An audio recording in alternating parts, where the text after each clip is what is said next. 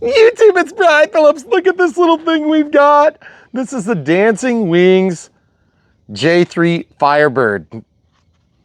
Okay, we're gonna build this thing after a little bit. Super short video. This thing comes, believe it or not, with a built-in multi-protocol receiver, which is pretty cool. And when I say built-in, I mean you put it in there. And that is if you decide you want it. Throttle cut, we have this set up on our NX8, which is really cool.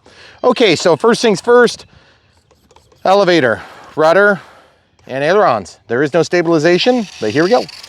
Little brushless motor. Oh, so far so good. We've got the anhedral in the wing. Hey, that thing is flying great, actually. I'm about 30% throttle.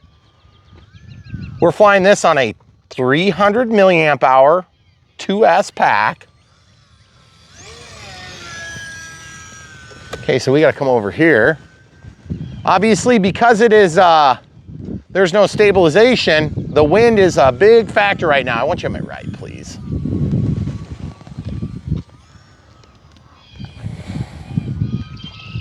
So it's about 50% throttle. You gotta fly it, you gotta coordinate your turns. It's not hard to fly. I ran a little bit extra expo. Lots of power, I mean lots and lots of power. Looks pretty nice. It is calm right now. And when I say calm, I mean it's relatively calm. It's a bit of a firecracker. That's about 50% throttle there. So this actually flies better than our last Dancing Wings plane, which is surprising given that it doesn't have a stabilizer and it's small, which is uncommon. It weighs 102 or 3 grams. That's 50% throttle. There's 100% throttle. Why don't we go over the bowl here? Well, the camera crew needs to stay over close to me. There you go. Okay, perfect. So the wind is whipping around the building, and so I wanted to move us so I'm not going into the turbulent area between the changeovers where it's really getting us tonight. I don't do a lot of flying without stabilization, but I am surprised how well this thing is doing. I mean, legitimately surprised. It just feels solid. And for having a small plane with a not straight wing, because I didn't do a very good job building it, that's incredible. And it's really fun, real easy to fly. That was kind of wonky. You know why that happened? Because there's turbulent air and no stabilizer. So guys, if you are used to watching me fly, you're used to watching me fly with stabilization. So we're gonna go see if there's any damage here. I kind of doubt there is. Why don't we go out here and stay on the grass? It might be a little soft. We had rain the last few days, and then it's been actually pretty nice for a couple of days now.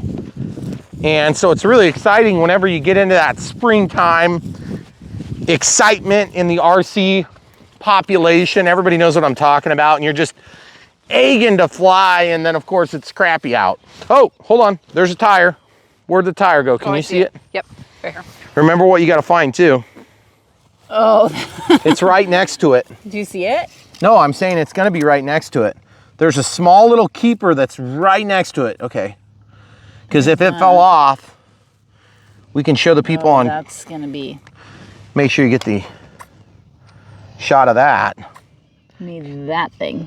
That thing, which is really small. Now we did keep it, so we're gonna pause and see if we can find it.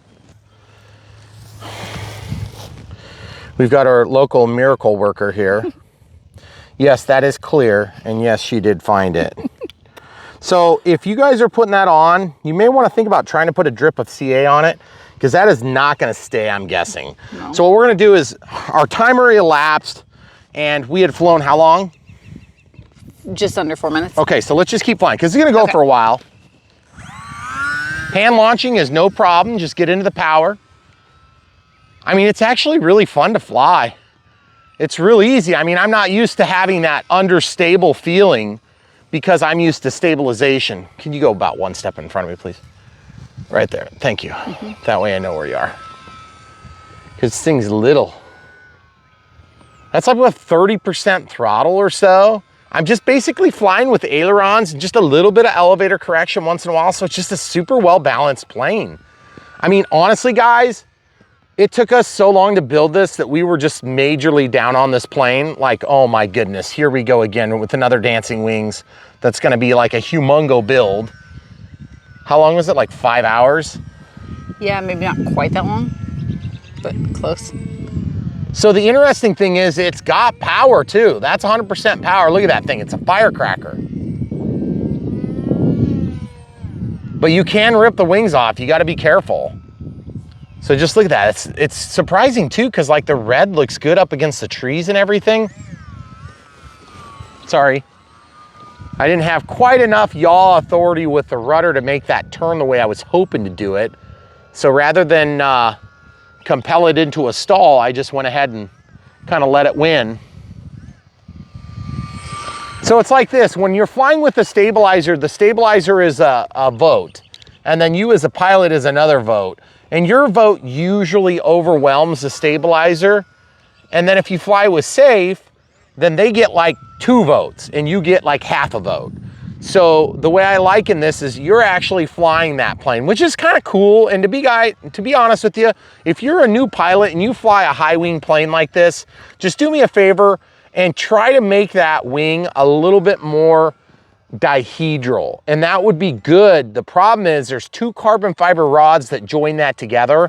So you're gonna have to build a little bit of dihedral in there somehow. And what I'd recommend is you get your dihedral by sticking it through the first set of holes, and you'll understand when you see the build. And then the second set of holes is right in on the bottom of the rib, because there's actually 2 ribs it's supposed to go into.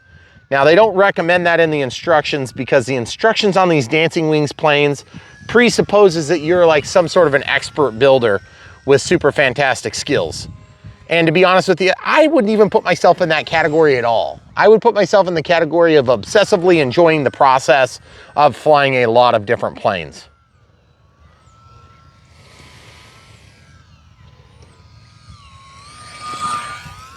Was that close enough? That's pretty good. It was about 1 inch from the camera. And so I'm really actually quite enjoying this flight. It's very fun. It's very simple. If you want to build this plane and you think it's going to be an enjoyable process, I can recommend another thing that we did that you won't see us repeat is I should have had some foam safe CA. It would have been a lot easier than using the foam to foam glue in this application, because foam to foam is great, but it does take a while to set up. And if I would have had a brand new bottle, you know, like one of those 1/2 ounce bottles of foam safe CA and kicker, I could have built this thing in half the time. And then I would have been able to glue all the joints and the balsa wood together with the same glue. So maybe a 1 ounce bottle. So yeah, if you figure on, I am actually amazed by how well this thing is flying. And there it is, I'm picking up the turbulence at the top of the hill. And guys, I gotta just remind you, without stabilization, you can still make a plane look good. But I'll tell you what, the best pilots just still don't overwhelm the wind, because you can't tell there's wind until you're responding to it.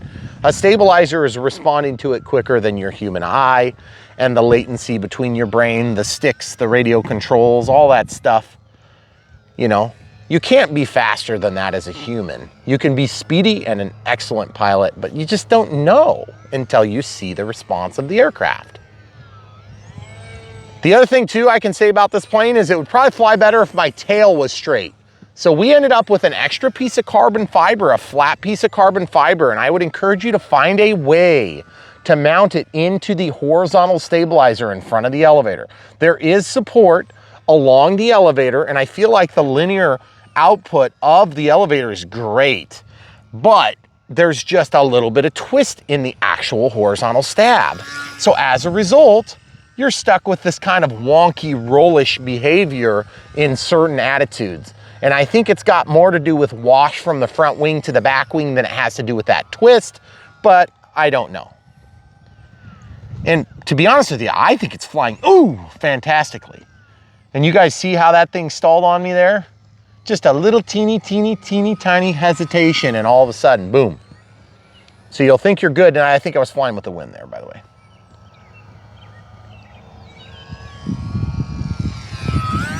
So for those of you at home that are thinking, hey, you know, I'm a new pilot, that plane Looks like it's pretty economical for me because I can get it from Banggood and I can have it shipped wherever I am in Europe, and it's not gonna be super expensive like some of the other models that you guys review on your channel, so it'd be a nice way to support you.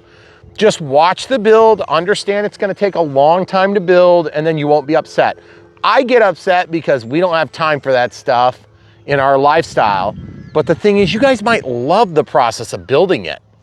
And to be perfectly frank, it's like I said about the PT-17, terrible build. Really, really long, really complicated. Not very fun in my opinion because it's so complicated. But then this thing was actually pretty fun. It just took a long time.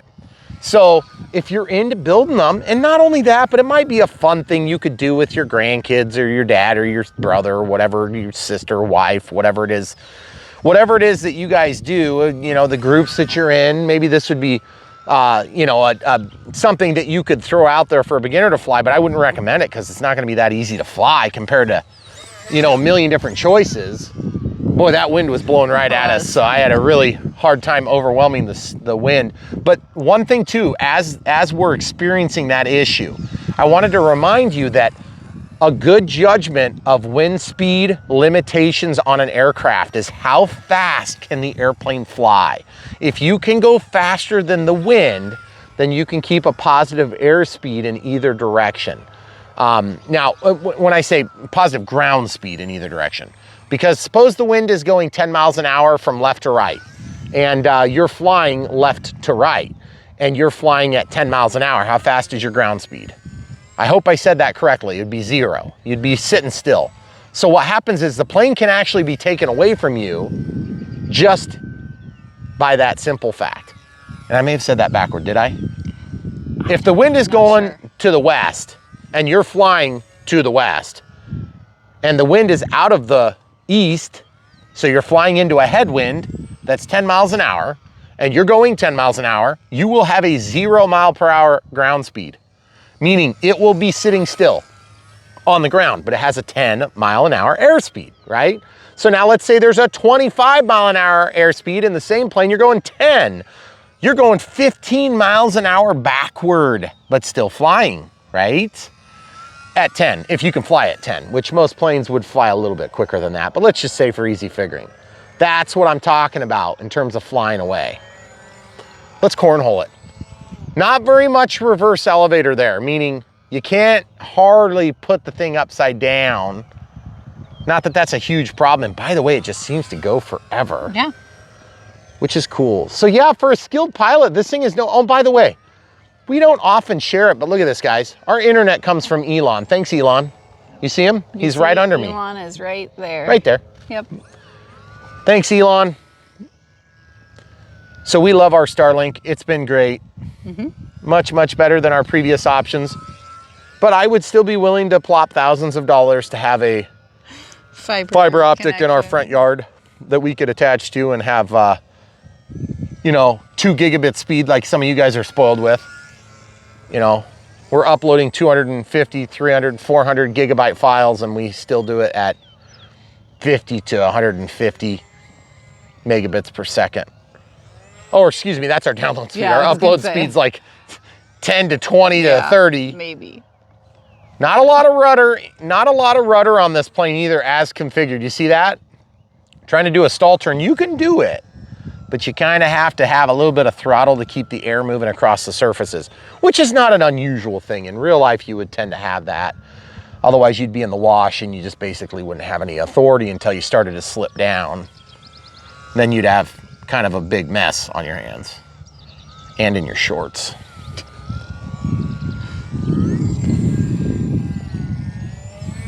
I did notice an anemic roll rate, but I think that again has to do with the way that I configured my ailerons, in that my wing is kind of twisted a little bit. So do your due diligence, see if you can figure out a way to get that twist down so it's not a twist. And I don't know if maybe you could curl the wing in, like on the edge of your counter, your table, your bench, as long as it's nice and smooth. It's pretty soft foam. But guys, impressed would be an understatement. I was very much expecting this thing to be terrible. And it's proven to actually not be terrible. Now, it's not a beginner plane. It looks like a beginner plane, but it's not a beginner plane because you actually have to know how to fly it the way I'm flying it now. And that's not to toot my own horn, guys. I'm just trying to tell you there's no auto leveling, there's no stabilization, and it is calm. If there was stabilization on this aircraft and auto leveling, and it was also a multi-protocol, like this will immediately bind to FR Sky, DSMX, and Futaba's s-fhss. I believe I'm saying that right. I always screw that one up because I don't use Futaba.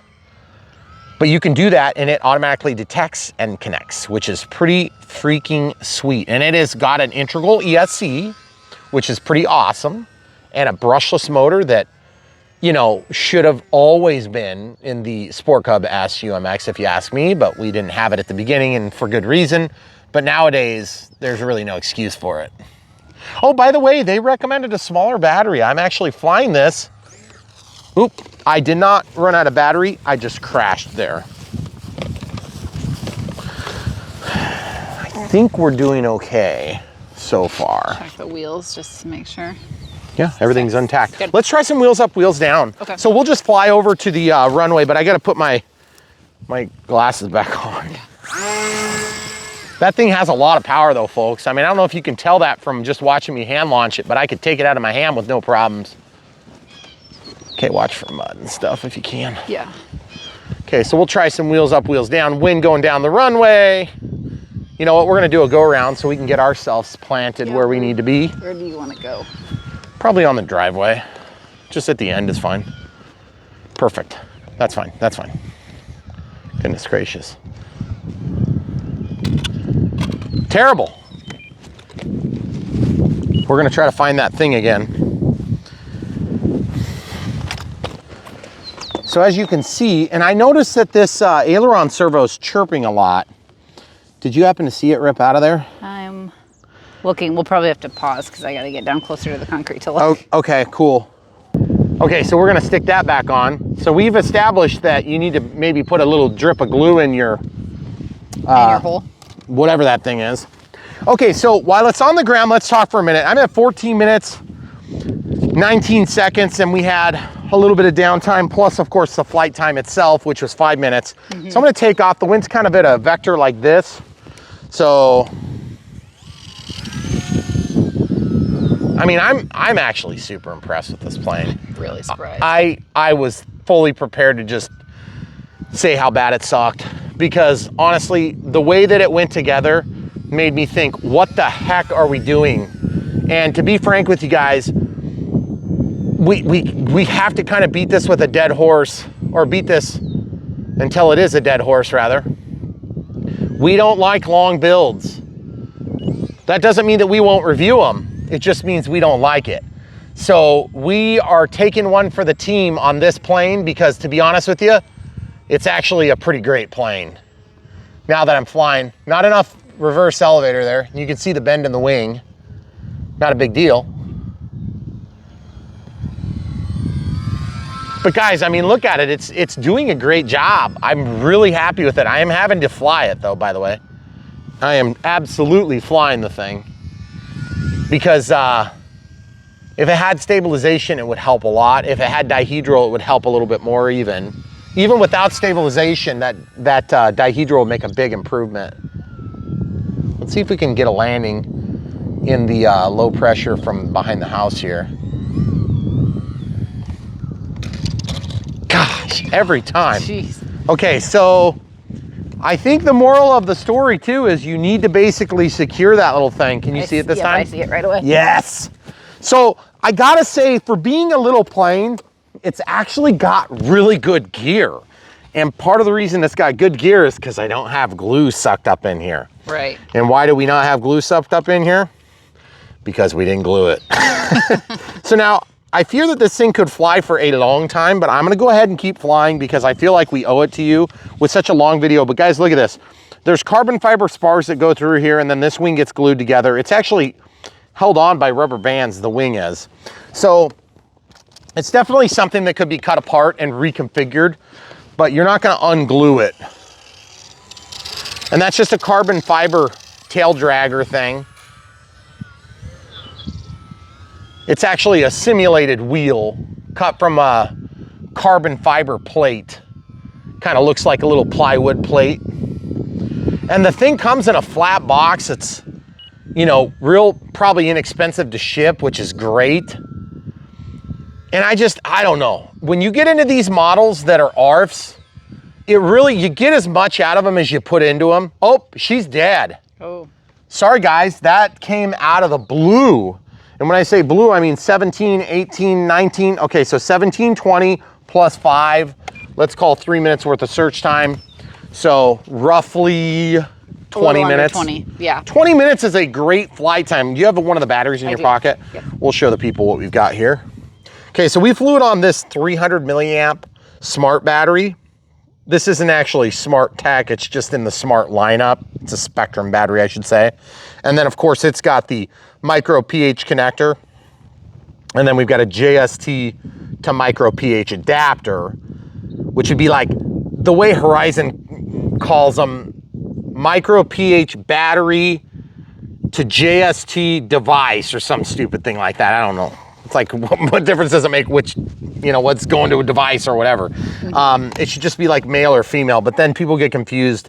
This is actually a male end and that's actually a female end, but the connectors confuse people, including me. Because you didn't have a JST ended 3S in the size that they recommended that was slightly smaller than what we wanted to have a 2S that was in a size class. We had some unique ones, but they wanted it to be like 200. Yeah. So it was just a weird size. So I was thinking of putting two of them in parallel, and the JST end is good because it's easy to find a JST ended battery. So I would say in general, the flight performance was really good on this plane, which, you know, I don't like being wishy-washy, and I don't think we are the problem in this case. I think it's, you know, I felt like the storage just left a lot to be desired, but for whatever reason, the video is doing really good, and I guess people like it too. And I hope that when you guys get these planes that we aren't big on, that you can outdo us and really make it into something. But I would say this, my big qualm with this plane is the build time. That is number one issue. Number two issues would be the build instructions are maybe not super great. They're not bad, they're full color. You can basically follow through and it's not a hard build. There's probably like 2 steps that are hard and it's just like real small. But, and also don't glue the windscreen hood piece in. You can wait till the end because it's a lot easier to get your receiver in there. But you'll see that in the unbox build and radio setup, which is coming immediately after this. We're not gonna fly second time because I feel like you guys got your fill. But I would definitely say, if you wanna help support our channel, one of the things you can do is buy the plane from the links. You don't have to like every plane. And we say this with all honesty. We are not here trying to sell this plane. Banggood wants us to sell that plane. I don't care. I want you to buy what you love. Now, we're here to show that that plane is a real physical object that you can get from here through the interweb to your front steps. We are here to prove that it works with some effort and a little bit of expertise, which you can follow and take all the expertise from our video and make it happen. But the reality is, you know, at the end of the day, we don't care which plane you pick. We love so many planes. There's so many planes. It's like, you know, I got hundreds of them and I still want more. I'm insatiable. It's like, you know, anyway, I can't make the David Duchovny joke again. But anyway, I love flying them and I don't necessarily love building them. Now, when my grandpa, who's passed away now, we used to share this hobby together, and it was really cool because he would build them from stick. And then before we would cover them, we would get together or maybe sometimes we would actually get together before you would build them or partway through the build, and we would sit down and figure out electronics, which was really hard for me because I don't know how to size electronics any better than you guys. I just go and find a plane that's a similar size and work it until it is ready to go. So sometimes we had to buy different props, like a whole range of props, in fact. And then what we would do is we get at the point where he had all the electronics and then he would build it and then we'd get together and we'd fly it. And so it was really cool. It was a fun experience to enjoy, but he loved building them. But oh my goodness. I mean, literally to his deathbed, he never really flew a radio controlled airplane. I wish he would have, but at the end of the day, I don't really care. He got what he wanted out of it, which was fun time building it, a great pastime, give him something to do, and he loved doing it. And then of course we got to spend that time together, which is really cool. So my hope for all of you guys as you embark in this hobby is that it's not all about, you know, flying as many planes as you can fly before you settle down with your favorite plane and have little planes. It's not like that, guys. It's not like that at all. Sometimes it's about the experience. You know, sometimes you just want to spend a lot of time with one plane you really like. I feel like I'm off topic here. But anyway, we like this plane. It surprises me. I wanted to hate it so bad, but the dang thing flies good. Yeah. And, you know, I'm like, no stabilization? Oh man, that sucks. Like, you gotta have stabilizer. Everything's got stabilizers now. Everything's got auto leveling now. And you make a beginner trainer without a stabilizer. I don't understand some of the decisions that they make. But at the end of the day, if you like this particular plane, you want to support us, you can buy it from the links in the video description below. Now, I'm not going to tell you to buy that instead of a 400mm Warbird from Eachine or a Sport Cub S UMX. I really don't care which one you pick. But the idea, the cool thing at Brian Phillips RC is you can sit here and watch this video, then you can go watch that video, and then you can say, you know what? He seemed more into that one than he was into this one. Or he seemed like, you know, this one kind of sucked and he liked this one a lot better. Or that one's great and this one pales in comparison. It's up to you guys. I mean. Or you have time and you want to build a plane. That's what I'm getting to. Totally different than where we are. Yeah, exactly. Where it's like, you know, like as soon as we hang up the camera, then we're gonna go catch some ditches on fire and hopefully the fire department doesn't come put us in jail. Yep. Because that's what we do in our free time for fun now that we're farmers. Yeah. We catch things on fire for fun. Mm-hmm. So anyway, on that note, we really like this plane now that we've flown it. We really didn't like it when we were unbox building it and setting it up. So that's our honest assessment. If you want to support us, we also have Patreon and PayPal. Patreon is a monthly thing. PayPal is a one-time thing.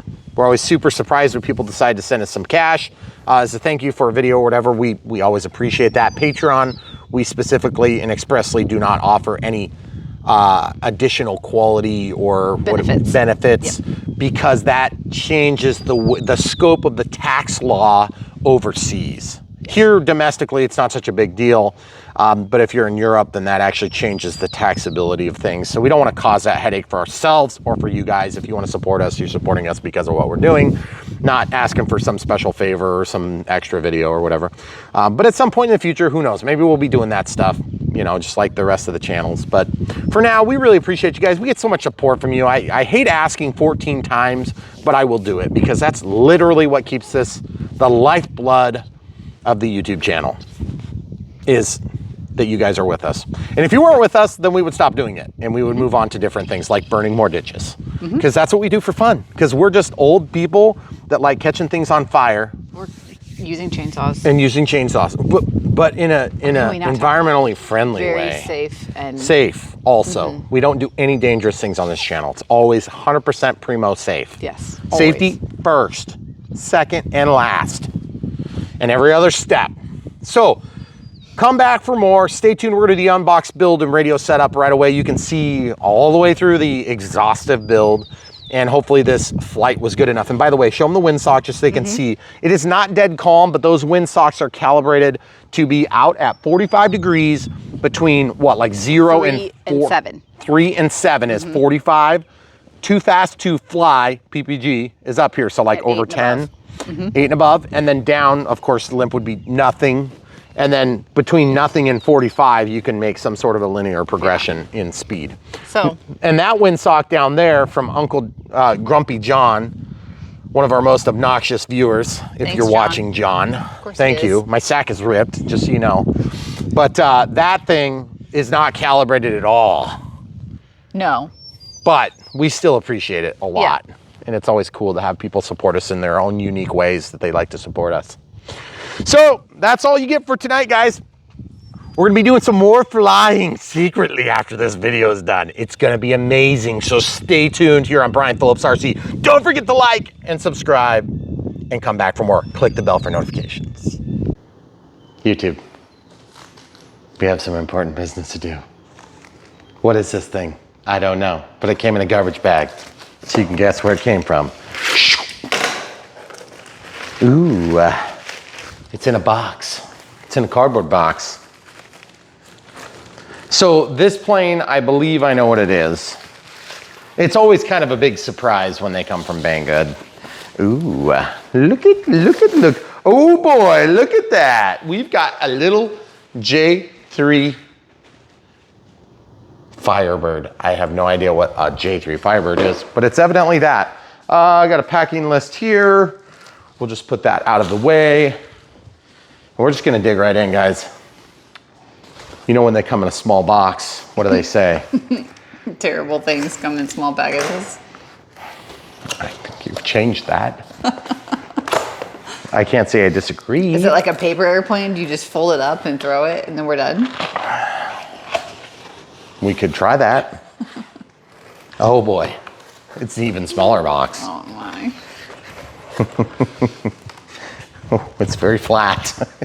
Okay, so this is from Dancing Wings.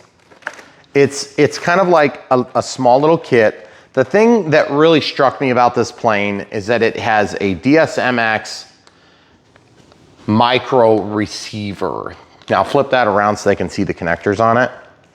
And so part of the reason I really kind of like this is because this isn't, I mean, literally everything is in this box with the exception of, I believe, a battery. So it's got all the servos and everything right there. And you want to talk about small package. This is a really small package.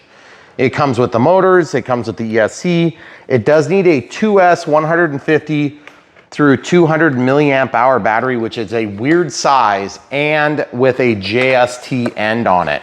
So probably what we're gonna do before we even start building is we are going to go search through our numerous, I'm just folding this up so we can look at it in the background, because we'll probably need to see pictures at some point. We are gonna see if we have one of these batteries. So, give me just a sec here. We cleared the counter. Look how beautiful it is. It will last that way for at least one build. Mm-hmm. And then I will find something else that needs to be here. Like say another charger, we don't have enough. Right, really should get a few more. I'm so glad that our roles are not reversed. Oh, actually, hold on. 300 milliamp 2S. Ooh, it's so tempting because it's like, okay, what did almost. you say? They said 150 to 200. That's actually probably just a bit too big. That's one of the newest ones we have though. Oh, this is hard to get out because it's like catches every time I try to pull it out of my drawers. Awkward. I'm sorry that my kitchen drawers are not the appropriate size for your battery collection. They obviously didn't design this kitchen cabinet around my batteries, which by the way, if you guys are wondering, there's probably safer ways to do this. How many potential fire hazards do we have here?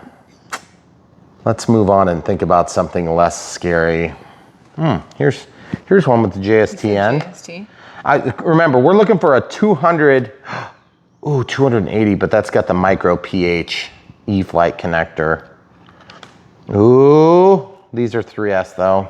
That's an Omp Hobby 300 milliamp hour with a JST. So these ones are probably 300, no 800, geez, way off. So what I'm trying to say is that before we even start this build, I want you guys to be thinking about the battery because it is a weird size. 2S with a JST is the unusual size. Okay, now I'm gonna teach you one other thing. Okay, so this is a 300 milliamp hour again. By the way, if you guys ever have a connector like this and you're like, I must stick that in another hole, like a JST hole, I just was gonna tell you, if you'll note that that polarity is the same, you can cut this off and it will almost always go in, just in case you were really in a pinch. I mean, the proper thing to do would be to not chop that off and try to force it in the hole, in the wrong hole, because that can leave you in trouble. So that smart battery, that one wasn't close enough? It's actually the closest one that we've seen so far because all of these in that size class are 1S. Mm-hmm. So because they're 1S, that's not necessarily going to work well. Now there are adapters that you can get to use two of these 1S packs and make them in series to something like a JST connector. And then of course one could build that as well. This has a JST. You tried that one? No, I checked out this one down here. Oh. But I mean, similar size. The other thing is like, we don't know how much room we're gonna have for a battery. I know, so I think at this point, the other thing you have to think about is when you're considering a battery for a plane, you have to think about the size, you have to think about the shape, and you have to think about the weight, and all of these things contribute to the capability of your aircraft, okay? So my take on this is probably gonna be, worst case scenario, we're gonna have to take and build a special connector, which I'm not looking forward to. We don't happen to have one up here, do we? And we have tons of adapters here and even more up here. But at the end of the day, the reason we're telling you this now is because if you're watching this build and you're kind of following along, we want you to be aware that that was our first problem. So let's just assume right now, these are by far the smallest ones we have, but they have this extraordinarily huge connector, and they do have the micro pH, which is not good. So we may be better off to use the E-Flight 300 milliamp hour 2S packs and then just use the JST adapter. But I'm not sure yet on that. It may be even easier because I do have female and male. I call them low-C connectors all the time, but they're actually called Molex connectors. And those Molex connectors like this, guys, that's a Molex connector, okay? So I could actually build 2 of those in series, and I could show you how to do it. Then we have tons of choices because we've just had a lot of different planes in that size class. All right, so what this plane has in it, it's got everything you need to put it together. It's kind of a combination of balsa wood and foam. And then there's just a few loose ends in here. Holy crap. Carbon fiber motors, little adapters, servos, okay, prop, and then of course the ESC. Now you can get this as an ARF, or you can get it with an ARF with all the little components. It is saying that we need some additional components, and they're suggesting that we have UHU, which is similar to foam to foam. You can use foam to foam to glue the foam to the balsa wood, but you can use a foam safe CA to glue that together too. I have no reason to believe that we wouldn't be able to use a 2S 300 milliamp hour battery in this plane, as big as it's gonna end up being. Should be no problem. Okay, so it looks like they did the Chinese and the English together. You just build it up like this. Just kind of looking at, oh, they've got little paper hinges there. They suggest using tape on that. Looks like some hinge work we have to do.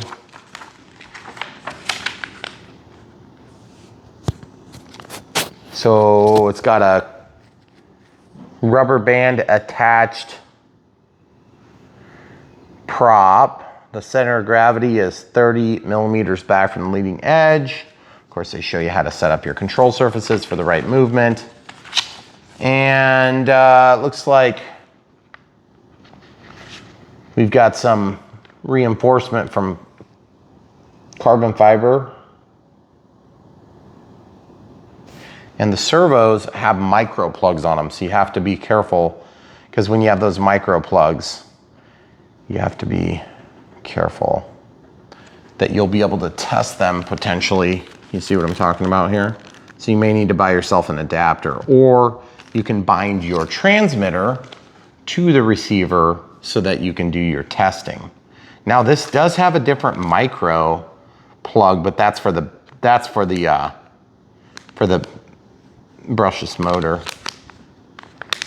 So I wonder what size that is. But you could also just solder on whatever end you need here, I suppose. Looks like there's redundant inputs for power on this. So anyway, I think the first step we're gonna do is we're just gonna get some glue and stuff put together, and then we're gonna come right back and start building this thing. Okay, so we're just kind of in the process of laying all these pieces out. I would recommend the easiest way is to just kind of identify what parts you're dealing with and then just like have them laid out. It's gonna help because some of these things is a little bit ambiguous, what's up and what's down. And so you'll wanna be a little bit careful to identify that early on so that you don't have a problem. Like for instance, the tail, they've got like a score in here, but it's not scored all the way through. We're gonna be using foam to foam safe, foam to foam glue. We're gonna be using some regular CA between the balsa wood. We're gonna use some kicker. There's some foam safe if you're ever curious what that looks like. These are just the redundant bottles of the same. This just happens to be, I don't know, my camera crew grabbed that for me while I was doing other things. And then this is gonna be the prop that's on there, and the size is 50-30. So it's 50-30 EP. Show them up close. So our first step in this endeavor, I'm gonna go ahead and open up those electronics too. So this is Aero Light Operations. This comes in the kit as we'll link to it. Let's show them how small this thing is. It's just incredibly small. It's really cool actually, that it's so dinky. Yet it's got quick disconnects for everything, it looks like. Crossover RX. Dang, that's so small. And then this is the connector I was talking about earlier. It's like a micro PH, but it's actually even smaller than the normal micro PH that we're used to seeing. So that's the receiver and like... ESC everything. Wow. Yeah, I know, incredible, right? So we'll just leave this stuff bagged up so it's not, gonna be in the way. But then it comes with the 4 servos and all that good jazz. So really my first step is to get the manual opened up and see, it does look like they laid it out kind of in a sort of sensical order. So we're just gonna kind of blow through steps as quick as we can on this plane, because there's a lot of them and they're small and easy steps, but there's just a lot of them. So we're gonna I feel like I've said that before recently. Yeah. What was that plane? Like 40 hours later. No, it wasn't 40, it was worse. It wasn't that bad on the last plane that we did for Dancing Wings. Later. It was like 20 some odd, but see, we didn't film 100% of it. We had one wing that I did off camera. Okay, so we got some masking tape there. I'm sure I probably need to use that, but I'm gonna throw it away anyway. And it's pretty obvious which parts are which, because these are laser cut. They're really easy to take out, so that's nice. You don't have to worry about that problem, at least. This stuff has got a lot of kind of roll to it. I don't like that at all. It's not very flat. See? Got a curl to it. Okay, so that's supposed to be here. And then this is where you start running into the first confusion. Apply foam glue evenly on the reverse side of 2 pieces of A1. Paste the wood C2. Okay, all right. So this is supposed to be tied up against the nose here, and then there's a line here, or there's holes we're gonna have to align to. So once you align those two, then that gives you your placement. So in that case, I'm just gonna do it the easiest way I know how, which is just pull off the lid. I'm gonna need paper towels, if you don't mind, just a couple of paper towels. I'm just spreading a glue along the edge of this, so you're not really missing anything too terribly exciting. It's just that when you first open this, it likes to goop out a little bit because of the aluminized type of tube. Okay, so we just, here recently, I don't know how long it's gonna take to upload this video, but we just did the storch, and the storch was like a really, really long build, like way, way too long for our videos. And so I'm actually, at this point in the build, I'm quite concerned that this is gonna take forever, to the point where it's prohibitive to our channel, because it's just a lot of steps. Okay, so that's glued down. So now I need to find a place I can set this down so I don't have glue going everywhere, because we're gonna need to glue a lot of stuff right away. And then I've got some Q-tips here. The Q-tips are really handy for picking up like where you drip glue on accident. Okay, so then the other side is this one right here. And I'm just gonna kind of jank that out as much as I can. They've got tape backing behind it. Oop, looks like it's broke. See, right there? Not uncommon and not really a big deal either because it's gonna be glued down anyway. That is annoying, but it's not uncommon. And yes, that's right, I just used foam to hold that glue together. You're darn right I did. Because I don't care, and it's not gonna be that critical anyway, because the foam is gonna be the strength in this case. So I just needed to figure out which way to have the glue attached. So I'm just gonna kind of do this. Now, one issue that we have historically had here on this channel is not necessarily an issue that you guys are gonna have or share, because you might be doing this because you're like, hey, I wanna build a plane and have the fun of building it. And for most of you guys out there, the fun of building it is part of the fun. And so many of you love that. For us, we really don't love that because it doesn't necessarily work great with our channel. And so when you hear us complain about how long it takes to build this plane, I just want to put it into context that it's something that we don't really like. So for you, it might be a good thing. For us, it's not a good thing. So we just want to acknowledge that right up front, and not everybody's going to be in the same boat. Maybe you're a retiree and you've got, nothing more important to do at the time, but I am not a retiree. And I do have more important things to be doing than spending 20 hours on a plane. So even though I love the experience, I don't necessarily want to spend that long on a particular plane. Okay, so F5, very clearly labeled. Okay, F5. F5, then F5-1. Let me get this prop out of the way too. Okay. This can be out of the way. One of the big problems I have when I'm doing these builds is that there's just like so many things sitting around, it stresses me out. Okay, so F5 is right here. Then we need F5-1, which is right here. Okay, and we need to obviously take out, look how flexible and wiggly that's is. F1, not F5-1. Does it matter? F5-1. Oh, it's up there in the middle of that. Okay. Yeah, F5-1. So yeah, so again, just want you guys to kind of hear some of the stuff in context. Then F5-1. Looks like F5-2. Do you see F5-2 Yeah, yet? it's up on the other. But just be real careful because this is roly-poly stuff. Look at this. It's just bends super easy. Okay. F5-2 is up there. Yep. Okay. All right, so this stuff is supposed to be glued in here. We have to CA this to this. Trying to see which way that's supposed to go. See how it doesn't align? I don't know if that's supposed to align or if it's not supposed to align. Oh, that's going to receive the landing gear, isn't it?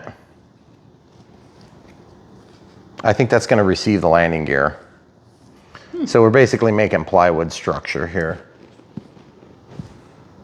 And you got to pay attention to what direction these things go together, because now there's a pocket here, which is what we want. But it looks like this goes upward. What? It's not totally clear to me. Oh, that's this one. That's this one right here. That's going to go like this, and I don't know which way it goes, forward or backward. It looks like this goes forward. So it's going to go like this. But I don't understand if that's correct or not because the instructions are ambiguous. I believe that is correct. But again, this is the sort of thing that you're going to regret not having right when it's like, 2 steps later you realize you got to unglue something. Yeah. Which, by the way, you're not going to unglue some of the stuff. It's going to be glued. So this is just CA. And I can see that we don't have our needle, so we got to get a needle. Turn my light. Okay. Good. Sorry. Okay, so we're going to just poke into the tube to get that going again. And then I'm just going to let this stuff, hopefully this comes out. Yeah, it's coming out okay.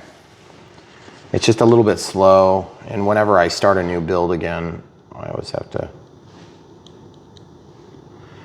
clear the tip of my glue, which is a pain. But it's kind of a practical reality of building with balsa. Now, if you guys haven't ever built a balsa wood plane, you know, as with anything else, there's a first time for everything.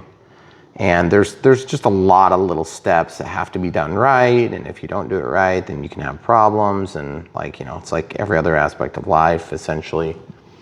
So that's F5-1. And the big important thing is to keep these little pieces here so they can protrude out.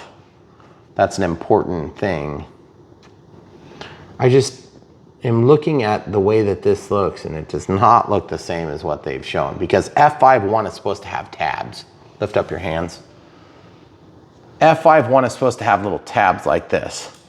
And this shows F5-1. That's F5-1. It doesn't have tabs. Mine doesn't have tabs. The one in the drawing does. Yeah, I see what you're saying. Dang it. Well, that didn't take long. It's the only thing. Whatever, I'm just gluing it together. It's fine. The rest of the piece looks the same. Yeah, I know, but that's the sort of crap that irks me on these models, because you sit there and you try to do it just so, and it's frustrating. So anyway, if you want to buy this plane, now that I just said all that, from the links in the video description below, you'll be supporting our channel. Small commissions come to us from the companies we work with, and you don't really pay any extra for the plane. You just get it. Now, that being said, we're going to give our honest assessment of this plane, even if it's bad.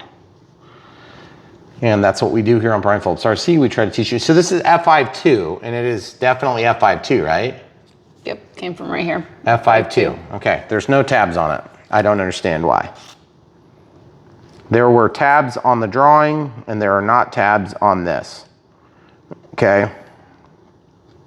Maybe they changed the design slightly. I don't know. Maybe they screwed up. Maybe this is an early version and they've added the tabs. I never really know, because it's like, you know, who knows what's going on over in China. Okay, so we'll drop that down in there. All right, so once we get that, we'll just push it. And with a lot of surface area like that, it will set up pretty easy without having to use kicker necessarily. You can use kicker if you want, which is this stuff here. It'll make it set really quick, insta-set in this case, what it's called. Now, since that's not foam safe, and you see what just happened there, that was cool. That was a cool trick. Trick of the day. Okay, so I'm just gonna hold this together a little teeny bit. Hey, why don't we pause and grab a couple clips? Okay, so I'm gonna put clips on this just to kind of hold that together for a minute or two. And then while that's happening, it looks like we need to do F1 times 2, and then F3 is alone. Where's F3? F3 is right here. Okay, so this one does have the tabs on it, which is good. So I'm just gonna knock these little chunks of wood out. This is gonna be alone, okay? So what this does is that just goes here. Okay, and then I've actually got a little bit of foam to foam in there, but that's fine. And all I'm gonna do is I'm just gonna go in here and just kind of glue along the seam. I'm just gonna kind of almost like sort of lift it up a little bit and just let that CA go into the seam. And since it's easy enough to do, and this is probably a pretty strong structural member, I'm gonna go ahead and go the other direction as well. And I'm just working along the seam edge there and just kind of letting it sit for a minute. But as soon as I get this kicker out, I'm gonna run it along the seam so it sets. Okay, so that sets it. And it'll be strong pretty much right away. Okay, so that's done. So now we can, if this isn't sticking together yet, yeah, see, I just don't think there's enough glue in there because it's wanting to pull apart, yeah. It just soaked up the glue like crazy. You'll get that sometimes on certain balsa wood. That's part of the reason why the balsa wood is such good building materials. It soaks up that CA, it just works really good with it.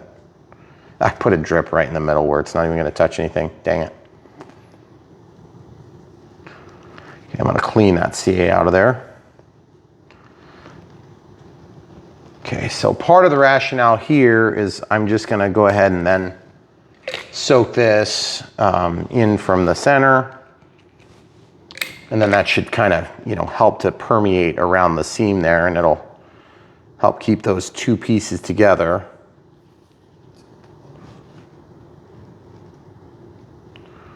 And you can see I didn't get that perfectly aligned. See what I'm talking about? Dang it. It's close. You're gonna have to let me know if you get it in focus in time or not. Okay, so now the next thing I gotta do is pull apart the next piece that's not staying together. And then I'm gonna reapply a little bit more glue, mostly around the edge. And then just a little bit like that. On this one, I'm gonna go ahead and do a little teeny bit, I mean, hardly any kicker. I don't feel like I'm getting any out of there. I may have to refill my kicker midstream on this one. Okay, now this one's gonna be kind of critical. You want it to drop in the right spot because it's gonna set like right away with that much surface area. Okay.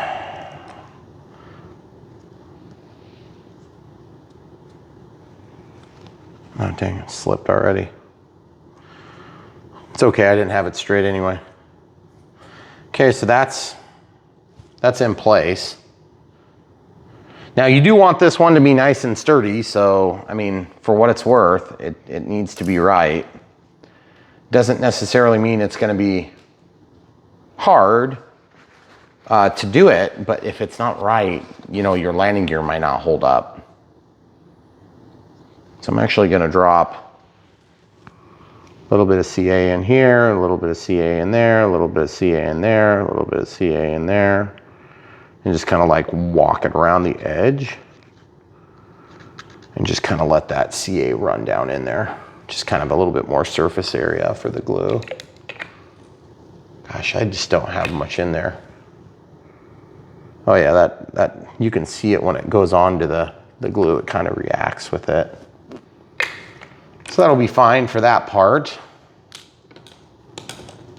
So now the next step is, while that's setting up, I'm gonna go ahead and see what F1 times 2. Here's F1, here's F1. Well, we are burning through the balsa wood quick at least, so that's a good sign. My camera crew and I were both kind of cringing when we saw the number of components here, so we have fresh memory of the storch. Some of you guys are still probably watching that video. Probably. And you started it when we uploaded it, and you still haven't finished. So this little one doesn't want to break out very good, so I'm going to be super careful because you can see how flexible that is. It's just amazing. It doesn't break. It will. See? That just broke down here. It's going to be plywood, so it's not like maybe a huge issue, but you can see what just happened there. That just broke. Okay, so that means that, you know, when you break something like this, you have to glue it back together. So like that, and then like this. Just a little bit of glue in there. And this is where it's kind of nice if you have your X-Acto knife. You can take and stab the edge of the balsa wood like this. Then you can come in here and try to get that situated. I think I have it situated. That should be like this, and that should be like that. See, and that ain't gonna hold up. So the easiest way to fix it, in this case, would be to put it on something that's got backing, and that would be the other piece. And then just glue it together and be done with it. But because like I have to just kind of, it's like almost like dealing with you know, like a firm sponge, this material. I'm just gonna actually hold that down with the tool.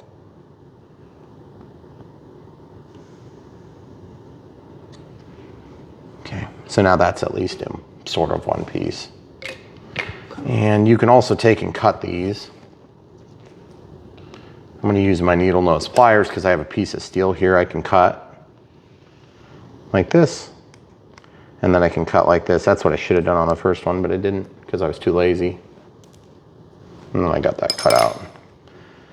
Our hand was sort of forced there because we had to do it that way. because of the way it broke. But it wouldn't have broke if I would have just been a little bit less lazy on that step. So same thing here, I'm gonna end up doing that same thing anyway, just to get that hole cut. And that's gonna give us a place to pass power wires through.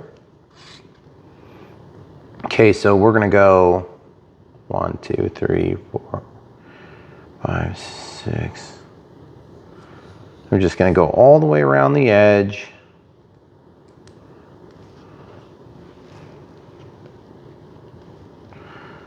And this is just basically going to soak in quite a lot. And as a result, I am going to take the other half of the equation, and I don't know if you guys probably can't see real great, but perfect. Just flip that over and make sure I don't have CA on the counter, which I don't sort of think I do. Just move this over a little bit. I don't know if that's CA or if that's kicker, but either way, builds character. So what I was gonna say is, I wanna put some of this kicker on here. See, got kicker on there now. And if you have kicker on there, it's gonna set up like whew, right now. Yeah, that's set up really fast.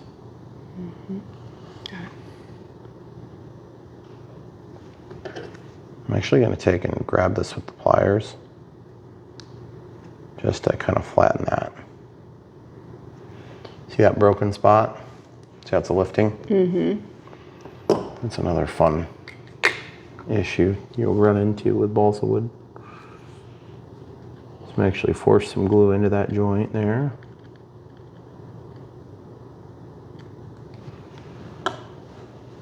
We're just going to let that sit. I'm going to take the pliers and squish it together just a little bit. See how it squishes out a lot of the glue. I don't know if you guys can see that very good. But it squishes out some of the glue, and I'll just rub that along the edge.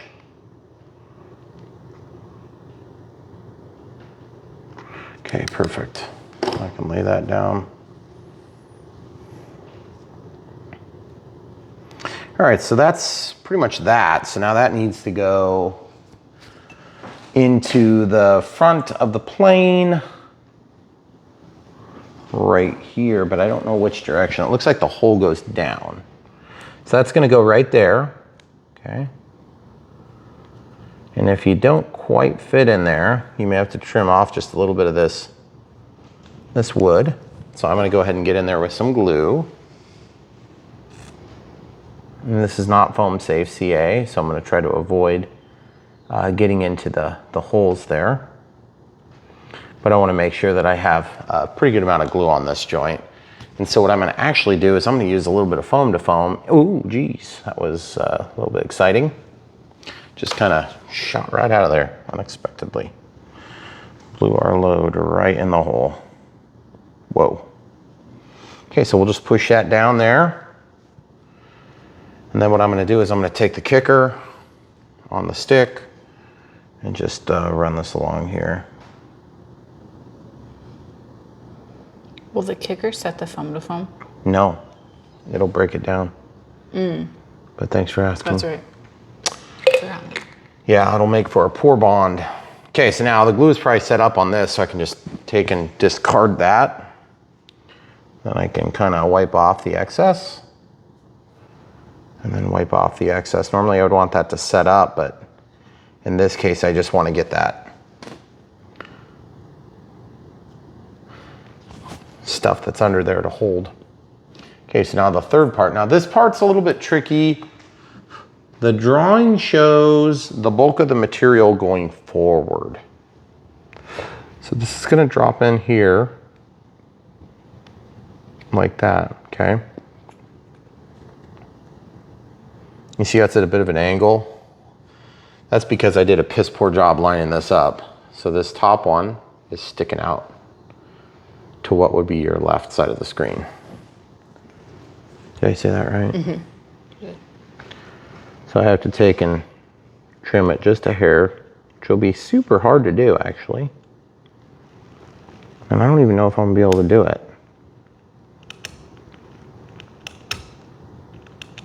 Just planing down the edge just a hair.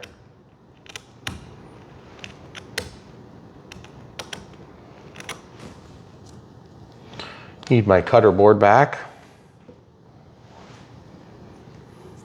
I don't know if you guys can tell from the noises of wind in the background, but it is incredibly windy. It's been kind of a bad spring for flying because it's just been so windy so much. But then again, I always think that, and I always think, oh, well, this is kind of part of spring, at least in the Midwest. I can't speak for the rest of the country. Okay, so that's trimmed down quite a bit. I think I need to go a little bit more though.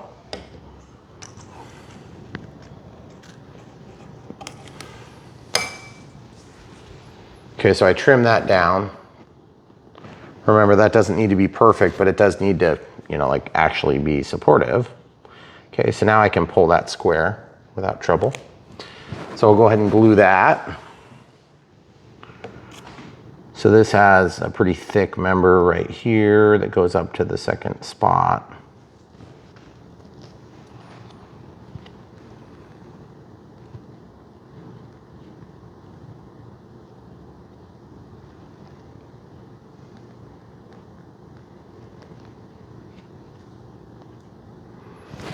Okay, now normally I wouldn't, but I'm going to do it this time. I'm going to glue this side too.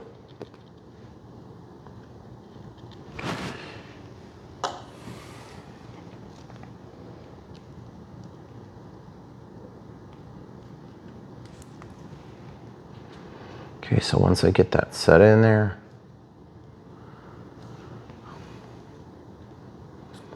I did not add any of that foam glue because, like the camera crew suggested, it's probably like not real effective.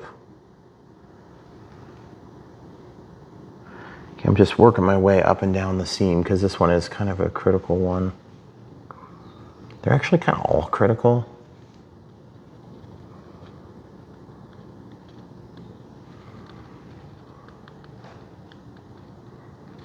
Okay, so that's there.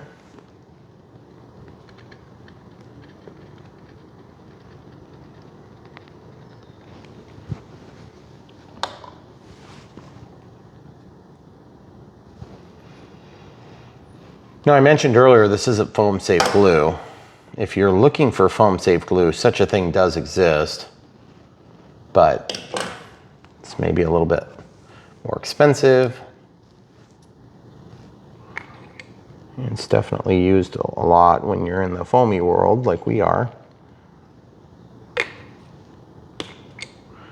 Kicker does work on foam safe glue, but it can actually make the reaction so fast that you end up heating up the chemical reaction to the point where it melts foam still. See, and it's still just garbage connection.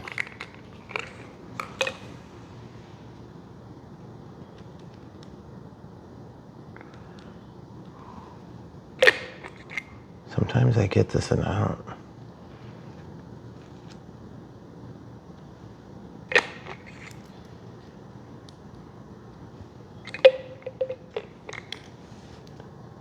We're getting closer now. Mm-hmm. It feels like it's holding better.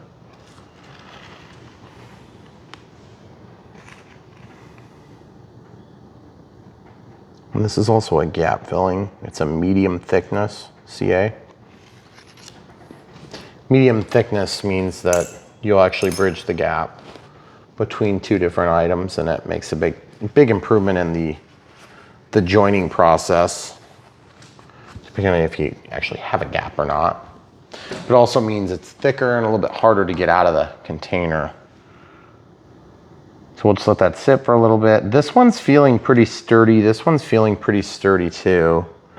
So I feel like I might go back and redo this a little bit more while we've got access to it, because it's gonna be a lot harder to add later. I don't know if you guys can tell how hard I'm having to squeeze to get this out and try to re-clean the nozzle a little bit. This is a common problem I've had for years working with CA.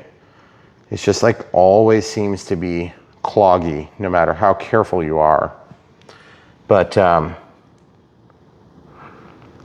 especially when you're not careful, it's really bad. But I've been pretty careful with this. Okay, so we'll just let that be for a minute, and then we'll come back in here.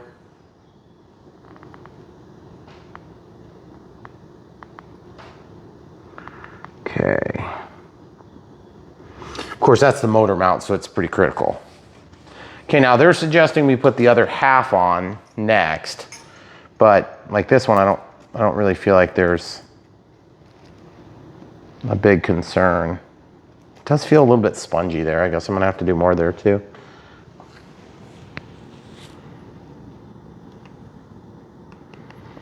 I don't know if you guys can tell, but I'm squeezing it on and letting it run down the side. And my glue is pretty much out, so we're gonna have to pause and go get more glue. Okay, so just so you guys know how I do this, I don't know if you do it the same way, but I keep kind of like a reusable spray bottle that isn't really used as a spray bottle. And I spill this about every time I fill it. So I always fill it like real low because this stuff is not free. In fact, it's pretty expensive. And I don't know if it's like coconut oil water or what it is, but it doesn't matter. The point is it works, and if you don't use it, you're crazy. This stuff makes balsa wood building a million times better. I remember as a kid, it didn't really exist at the time yet, and it was a lot harder. So then I have another bag over here, and what I try to do is yeah, like that's still good, and you can see how it runs. Keep it dry, keep it in a bag, keep it away from sunlight, all that stuff.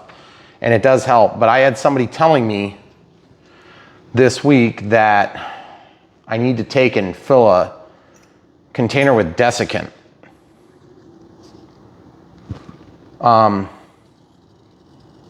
if I use desiccant, I could then put the glue into that desiccant container. Like the whole bottle?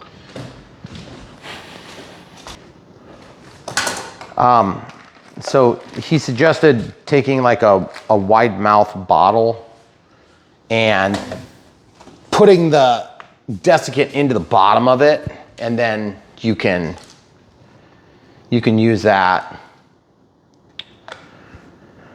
to help keep moisture away. So these are just pliers.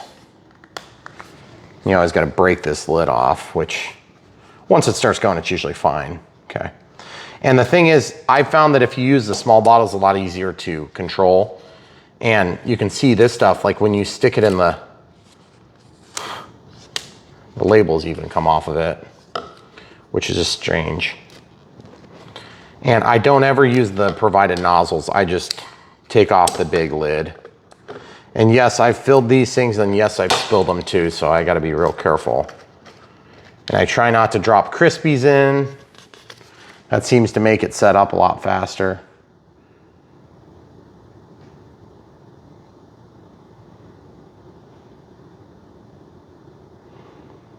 The viscosity is a good telltale sign if you're actually using good glue or not.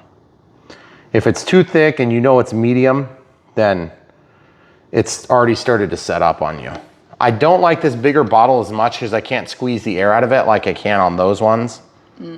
See, like I can try to squeeze the air, but it just doesn't work. But I found that this one does seal up nicely, which is good. Because if you seal it up nicely, then they tend to hold on for a little bit longer. This is an 8-ounce bottle of cytoacrylate CA. And that's medium, non-foam safe. Okay, so that'll just go down here after a bit. We have certain spots we store all the bulk materials, and then we kind of keep this stuff a little bit more readily accessible. But this is what happens when you don't use it for a while. I've had this bottle so long, it was only $6 when I bought it. That's probably, I don't know, probably $12 now, I'm guessing. And this is a smaller bottle, which probably costs like $1 less than that bigger bottle. So when you buy the CA, you buy it in bulk, you get a better value. And if you're like me, you're gonna use the glue, but you do have to care for it, so just weigh out your options. Sometimes it's nice to just open a new bottle and just know it's gonna work. It's very nice. Yeah. What's not nice is when you open an old bottle and it doesn't work, and that's what you have to work with. That's frustrating. Okay, so now that we have that done, I'm just gonna go ahead and come back in here and just show you how. See, I still have to squeeze really hard because the nozzle sucks. Okay, but it's getting the job done. Okay, so now I gotta come through here and glue all these joints. I'm just gonna go all the way around everywhere that I know that there's a piece, and then that goes toward the front, right? That middle one? Yes. Okay, so I'm just going. And sometimes like when you're really squishing hard on them like this, what'll happen is at some point you may actually blow out the clog and that will wake you up in a hurry if you're sleeping. You see, this one's gonna soak up the CA really fast, this piece of wood. I can just tell by the way it's responding. So, fortunately,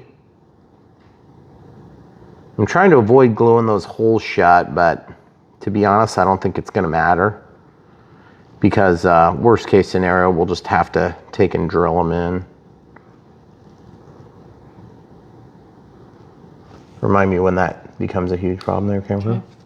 Okay, good. So that's all sticking down. It's just the foam to foam delaminated it a little bit. And it's not a big deal because that foam to foam actually responds a little better now. Okay, so we've got that glue on there. I'm actually gonna go ahead and glue this surface too. And I'm not gonna glue on the notch because that notch is going up against foam directly. So that can cause some problems because the foam to foam, or the foam is going to melt if you get this glue on it. I mean, not immediately, but it will eventually. And I always try to get the air pulled back through so it's easier to work with. Okay, so we just, we don't have to wait for that to set up. And just re-inspecting the instructions to make sure before I stick this together. It's gonna be very hard to work around if I make a mistake. Yep, we definitely want that glued together. Okay, definitely. Okay, so I'm gonna flip that. Yeah, this is gonna be super awkward. I'm gonna go from the middle first. I need you to be out of my light for this step though, because it's hard enough to see as it is. All those little keys are not wanting to penetrate very well, and I think it's because there's probably a little bit of glue in the holes. Where did it go? Can you see? There's one that went straight down. Okay. I'm gonna try to get the CA off the counter first. There was one that shot, or what was there? I don't. Oh, maybe it didn't shoot. Okay, well, I guess in that case, which way does this go? Down and forward, right? Yep. Forward, yes. Okay, so that's part of what you run into once in a while when you don't have a very good fit. And now all the rest of the CA is gonna wanna be setting up, so I have to kinda work quickly.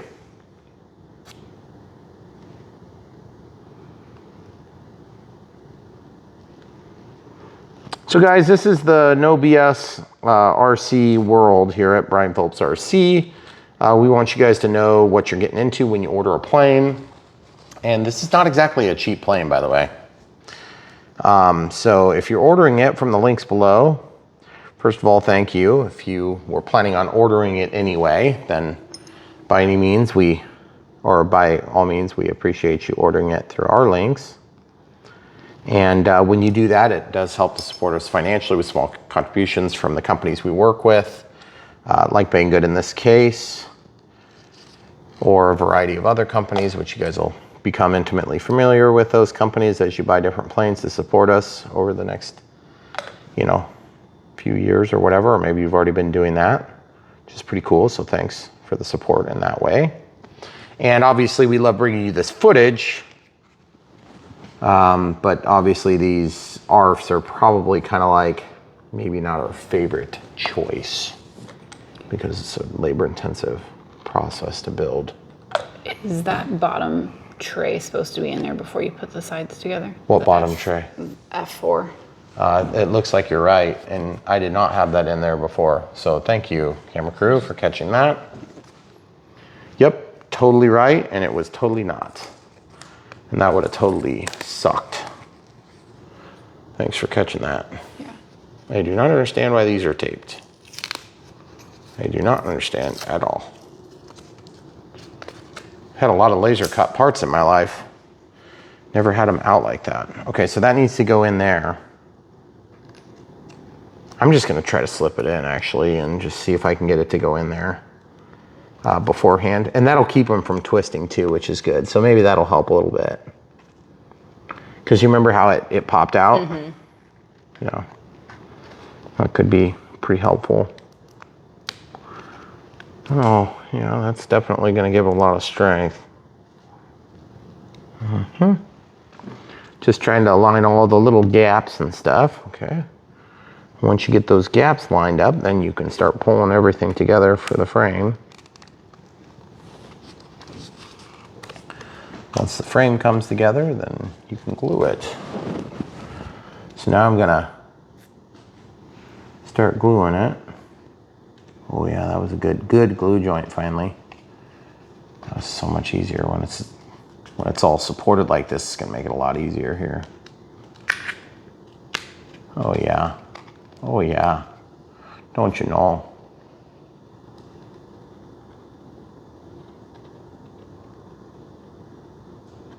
Okay. So now I'm gonna come back in here with the kicker and get the spot that's wanting to pull away first. Trying to somewhat avoid getting like too much kicker in the wrong spot at the wrong time so that it runs real bad, because the CA will run worse after you kicker it. See how I ran that big huge glob? That was on purpose. See, I just let it run down. I'm gonna just hold this for a second because it's gonna hit that CA and that kicker. Once it hits the kicker, it'll chase back a little bit chemically. You can also breathe on them like that and it'll help set them. Doesn't always work, but I just need it to stay put while I have my hands in 3 other spots.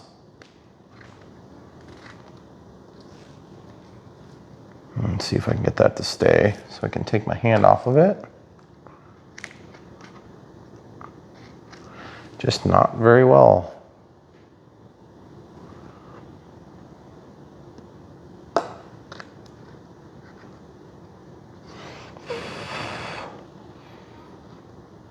I'm getting a big whiff of that stuff now, that's actually your best sign that it's working, is when it starts being stinky. It's usually working quicker. See, now it's staying, so I can let go of that. And then I need to come back in here and work the backside. See how it's allowed to make up those little indisparities, which is cool. Now it's flowing like crazy. Like the salmon of Capistrano. Not what he says in Dumb and Dumber. I don't know, I haven't watched that movie in like 20 years. Sorry. Okay, so we'll just kicker this and then kicker that. It is working a little bit easier now that I have more product here. I'm not having to work out of the scarcity. See how thick joint there. Should hold it nicely. Nice sturdy joint then. And you can feel the heat as you're working if it's doing it right. Now this one here, this was a break that we had before we put it together. So what I want to try to do is I want to try to do this, but be a little bit on the sparing side. See that area there is just not a great spot to have a lot of contact with CA that's not foam safe. I'm actually just gonna grab this. No, that's not gonna work. I'm try to grab it with these while it's still setting up, and I'm gonna get away from my bite.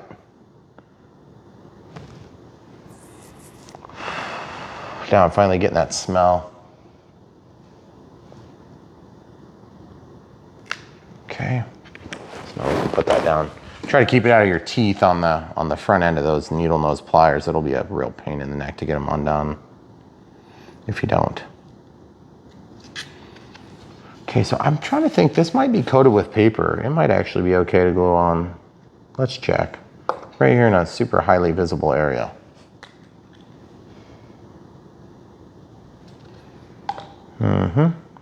It seems to be doing okay. So maybe that's okay. That'd be pretty sweet. Just letting that kicker work. All right, so that's done now. So now we can go back over to the other side and try to reattach it. Of course, now we got like CA all over this. And to be honest, I don't know if it's fresh enough to really work. So I'm actually just gonna go a little bit more CA in those same areas. I'm gonna try to bring this around in a organized fashion this way and just kind of work this stuff.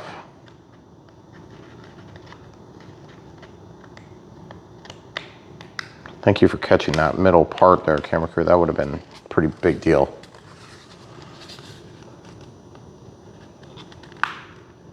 Gosh, I wish I could show you guys this and see it at the exact same time, but I'm just like kind of having to do it. Like sometimes there's steps it's just like I have to see so I can get it built. And it's too tight in here to have me and the camera crew. Maybe if you go over my shoulders, be able to show the people what's going on here. So I'm gonna try to glue this so that it sets up first. Am I out of your light okay? Yeah, you're fine there. Okay.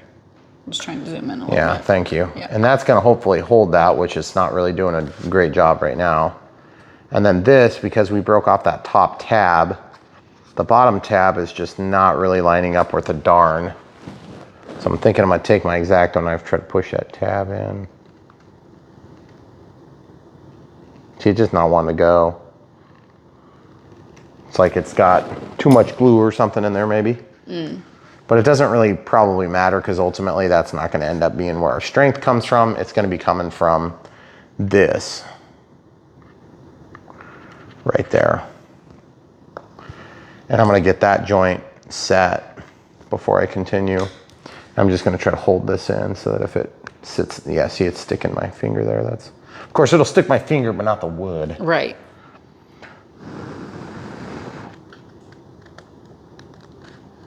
That is very thin, not very sturdy.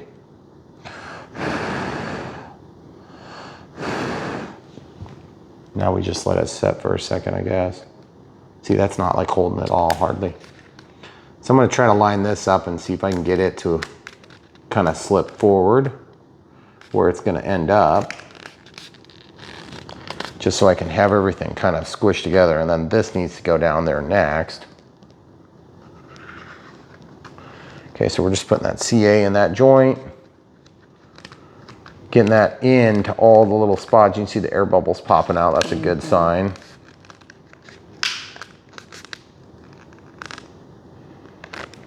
And if I just hold it straight up and down, it'll just run down to where it needs to go.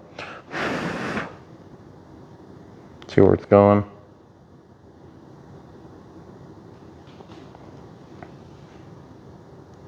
And if you're at this moment thinking, geez, that's pretty ballsy maneuver over your kitchen counter, you would be correct. One drip, let it run down there, let it do its thing. See how it runs faster ahead of the glue? Sometimes that's what'll happen. When it starts smelling really strong, that's when you know it's gonna work. But I can still see it running, so I can tell you it's not sticking. I don't understand that at all. I think my CA is getting weak with age.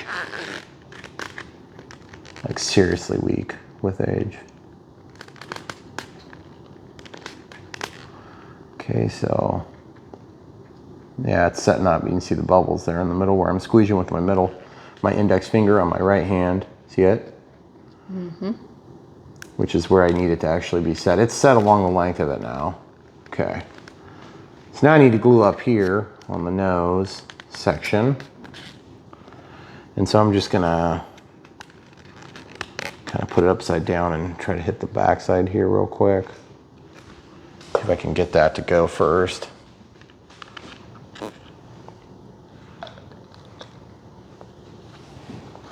It's always fun doing this when things go super smooth and the CA doesn't give you any problems and all your tools are laid out neatly, and we just don't seem to, it seems like no matter when we do this, there's always a little something that goes wrong. So for those of you guys that do the kits and ARFs a lot, you'll probably cringe at some of our techniques because you're like, oh, that's not the best way. I would probably agree with you. Okay, so now I need to glue here. Let that run down here, let that run down here, let that run down. And then here, run that down the length, and here, run that down the length. Another trick you can do to make CA set up quick is to use a cotton swab, and you can actually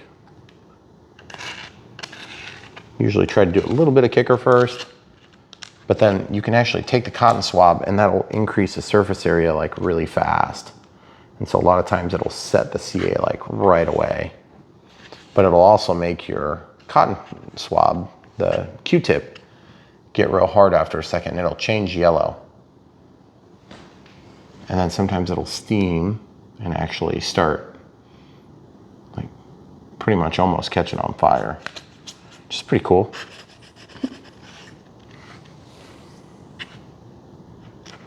You see what I'm talking about? I just feel like the chemical reactivity of this stuff is pretty weak right now because it's not really doing much. I mean, it's definitely holding stuff together. It just takes a while to set up, and that is not productive for what we're doing.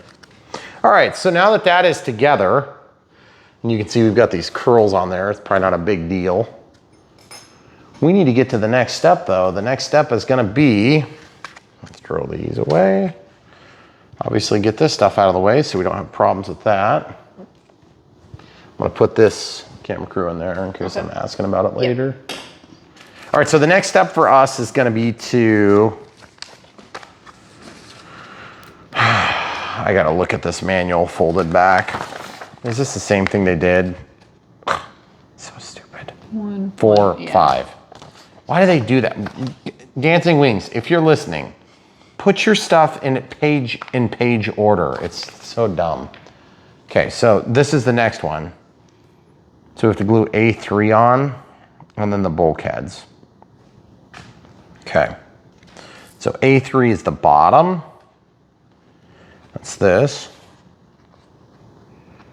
So it looks like it goes up against this edge here, and then it just like falls back all the way. A pretty simple process. Okay, so now the cool thing about this is it should be relatively easy. I'm actually gonna go ahead and cap off my CA because I don't know like when we're gonna need it again. And that'll just kind of preserve it a little bit. So what I wanna do is I wanna glue on the inside joint here. Oop, there it goes. Pretty thick bead actually. I'm gonna go across here too, and here, and here. And then, like I said, pretty thick bead here. Okay, then I'm gonna stop with that. I'm gonna grab a Q-tip and just kind of spread this to all the different surfaces. And then I'm just gonna walk it back, just like this. Am I supposed to put those bulkheads in from the other end? Yeah, from the, yeah, from the top side? Yeah, that's what I meant. Looks I'm like sorry. Sorry, that was not the most articulate way of asking that question. I know what you meant. Okay, so I'm gonna spread this out, and then I'm gonna just kind of spread it on the other side too. And all I'm doing is just kind of anticipating where it's gonna stick, and then what I'll do is I'll actually glue the other side, meaning the other side of the joint. Okay, so we're gonna let that set up too. So I actually am gonna just lay that down and see if I can do this by hand like this.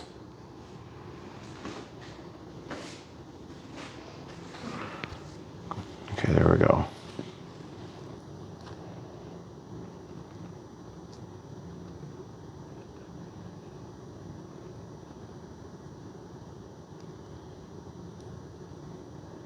Okay, nice bead. Yep. Pretty simple. We'll do the exact same thing here. Oop. I'll show you what I did wrong here in a sec. Okay, so what I did wrong was I gooped a little bit extra over here, so the clean side of the Q-tip, we'll just roll that around and steal that and put it back here somewhere. Okay, so now as you guys know from watching my previous videos, or maybe you don't from not watching my previous videos, this stuff, the best way you can do is just let it kick for a minute, meaning let it just kind of like chemically react in the air, and wait a few minutes, and then you can stick it in there, okay? So that's what we're gonna try to do while we get the next one ready, but I'm just trying to think of a place I can lay this. I'm afraid this might dent the foam, but let's try. It seems like it's okay. And then since this will bridge around the seams and stuff, I can probably, I could probably do it that way. Just kind of set that down so it can cook off. Okay, so what's the next one? Bulkheads? Mm-hmm. So I can't even really do bulkheads, can I? Can you glue around the edges of them at least? Are they these little square pieces? Yeah, but I don't know where they're gonna hit. I can figure out where stuff goes though, because like these little holes seem to go in the bottom. And then those go, yeah, they don't really clarify exactly. It doesn't take all that terribly long for this glue to work. I mean, it takes a little bit of time compared to our CA that's crappy. This is a fairly new tube of glue. So we'll see if it's good enough. It still doesn't feel like super tacky. But I think we'll be able to use this. Do this just fine. I just wonder if we need to tape it. There's a lot of glue in there. Probably too much actually. Like a lot too much. See what I'm talking about? There's tons of it in there. Do you have any thoughts on the, like if we should tape it? Camera crew? I have a hard time believing it's just gonna kind of magically stick together there at the end. Oh. What, this? Yeah. No, there's glue all the way up and down. Yeah, but without any tape or anything?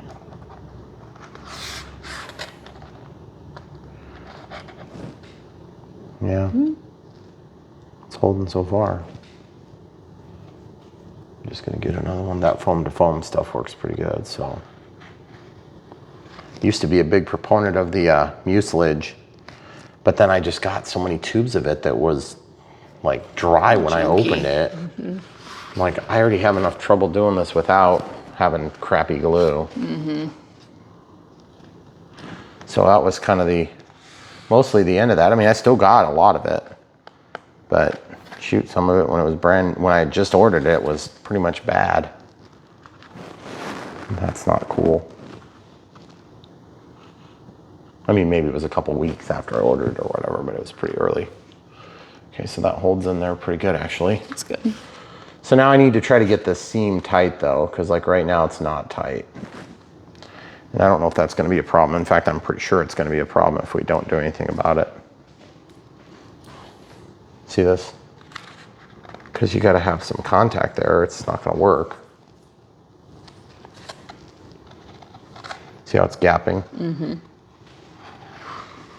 I mean, if it doesn't touch, then it'll just, eventually that stuff will tack up to the point where the next time you touch together, it's gonna stay touching. See what I'm saying? Mm-hmm. That makes sense.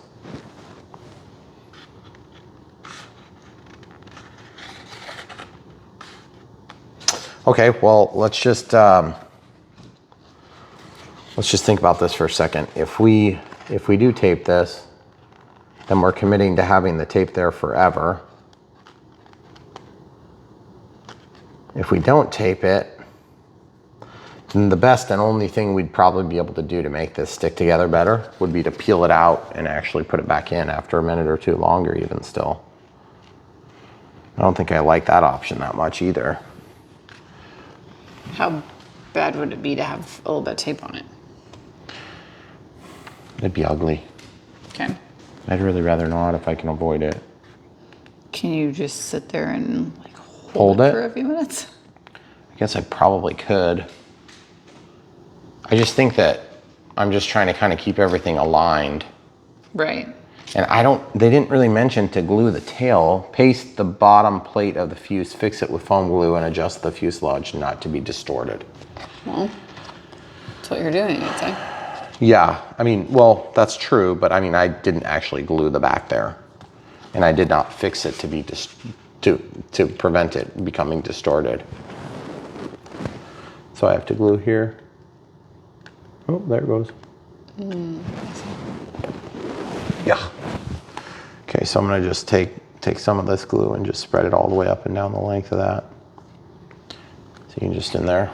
And I just set it down, I know, but what difference is it going to make?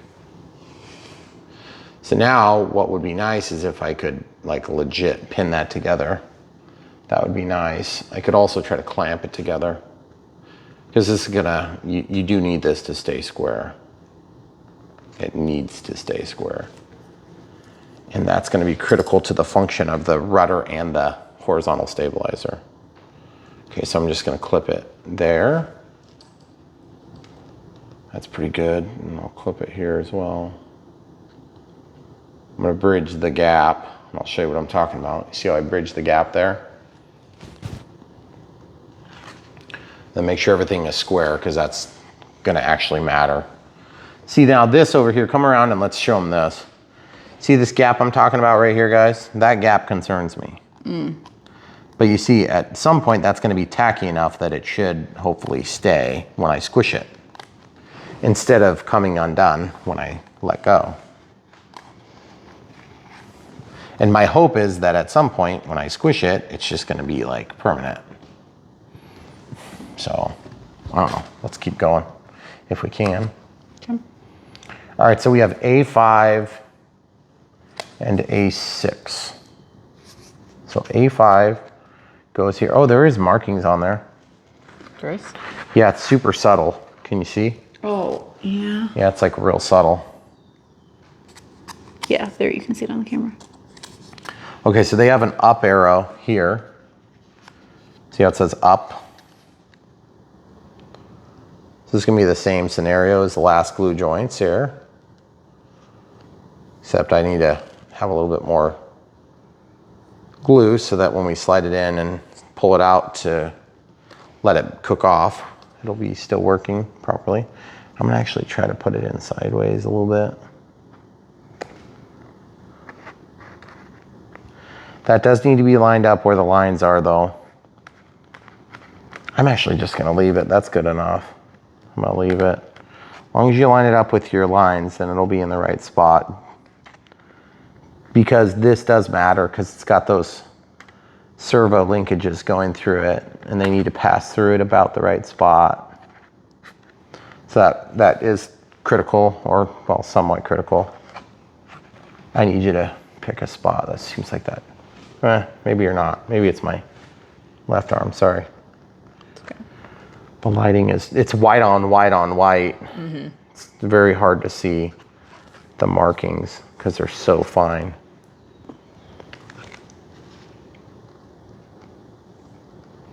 I got it lined up pretty good there.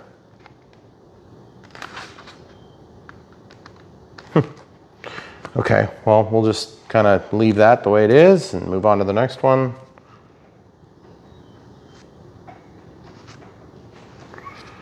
Okay, so that's F7.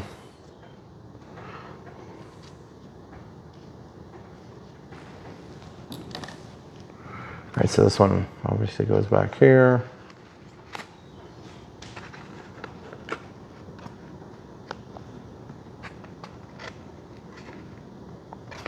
And that one wants to wants to open up the framework from the previous one.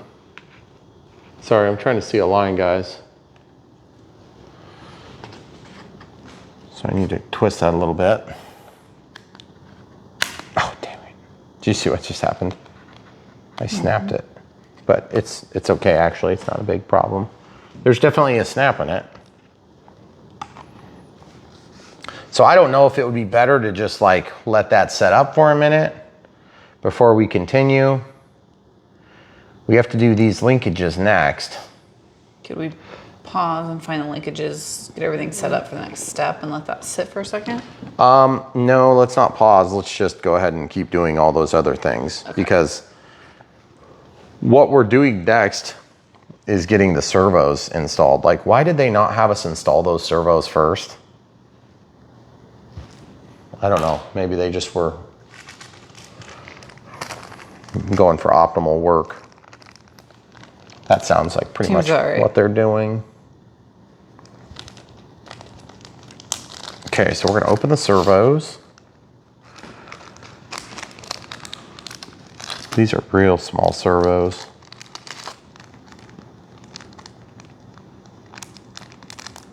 Supply power to the servos and return it to center.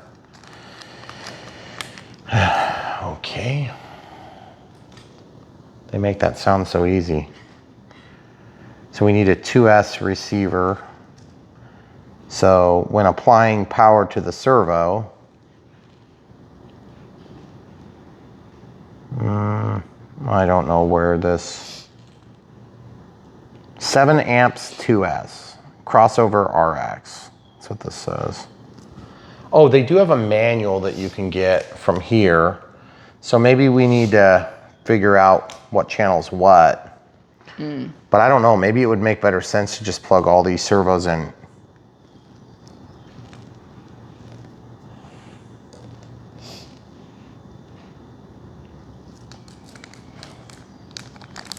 And just center them all anyway, no matter what.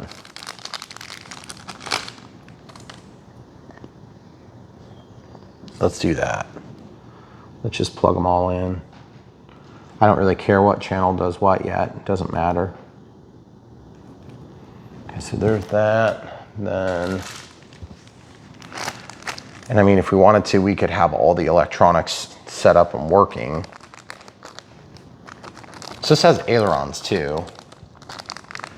So I'm assuming that they believe we're going to be able to reach, which I hope they're right, because these are not very long cables. And they all appear to be the same length. These are keyed. They definitely fit, which is good. I would say these are probably a 1.3 gram servo. Might be a 2 gram servo. Certain sizes on these servos, if you guys weren't aware.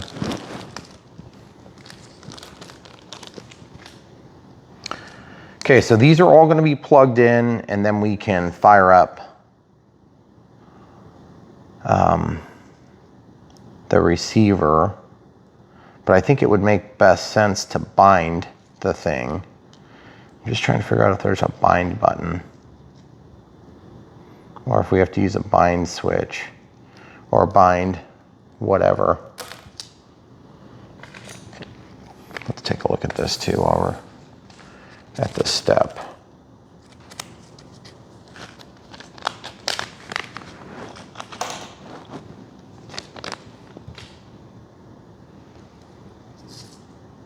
Okay, so one direction is going to work, one direction is going to be wrong. So that's PowerX brushless motor. MC 1108 4000 kV. Cool. Really small motor. Really cool, actually. All right, so the next step for me is to get my transmitter and an appropriate 2S battery. An appropriate 2S battery, as we discussed earlier, is still in some question. So I still don't really see how this battery size would be a problem on this plane. It's pretty small.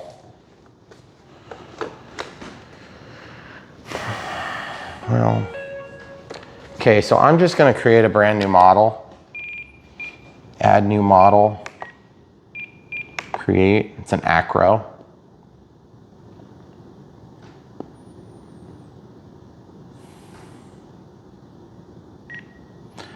Okay, then we can go to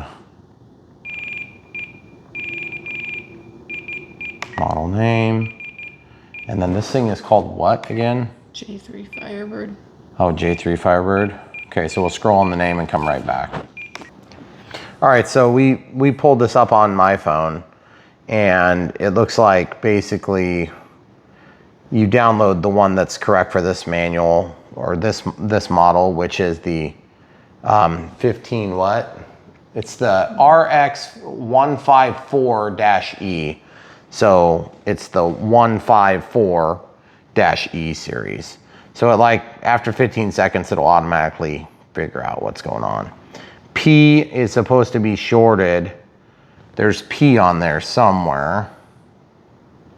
P is right there, okay? So this might need to be soldered together right there at some point. Right there, that's P. If that's true, then that will set the ailerons to work, but I'm not sure exactly how that's all gonna happen. So anyway, we typed in the J3 Firebird into the name. We're just gonna leave everything exactly the same, except we're gonna set up throttle cut, set it to switch H. Okay, see how it's working.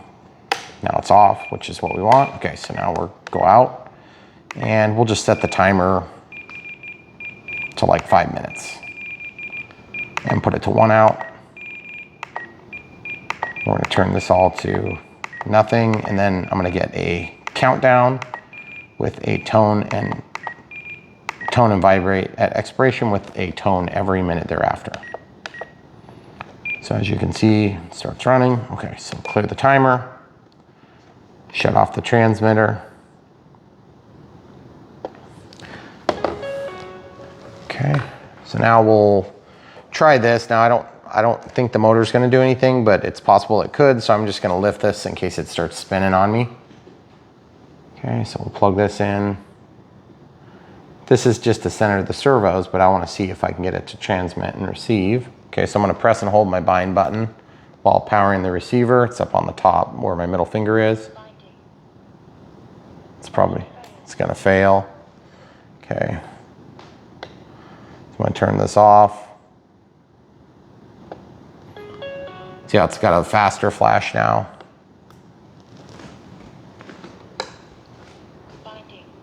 Got it. Oh, that's so cool. Okay, so checking the throttle cut. It's working. Throttle cut's off.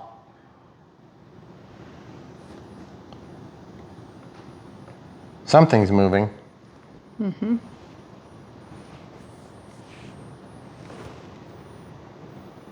Oh, it's just armed.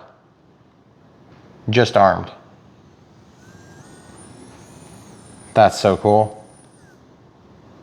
Okay, so throttle cut's on and working. Go real close. I don't know why you're going away. Which one's moving? One towards you? Okay. That one's moving. Hold on. Is this one also moving? I've only got so many hands. Good. Both. Yep, that one's moving. Okay. Yep. Then this one's moving over here, so they're all centered. Oh, cool. Yep, so that's cool. So now that we have that centered, we can leave this on if we want to control things while we put everything together. And this is an important step because you want to make sure that your servos are centered before you mount them into the cabin of the airplane. It's going to be a pain if you don't, because you have to take these things out. Okay, so this is the elevator. E for elevator. So I think what I want to do is I'm going to mark what the servos are, but I'm going to do it in a different way than what I would normally do with letters and numbers. I'm going to use 4 different color markers because then I can see the color real obviously, and then we'll just know which one's which based on the color code. Okay. So the elevator, well, I don't know which one is which yet, is a problem. It doesn't really matter because I'm just going to basically color on it. Orange.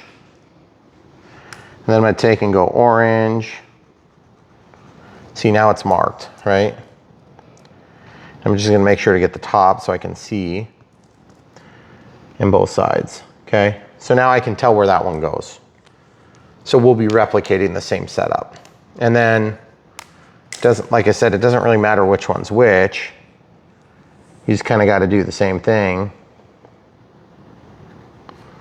So you can tell what's going on.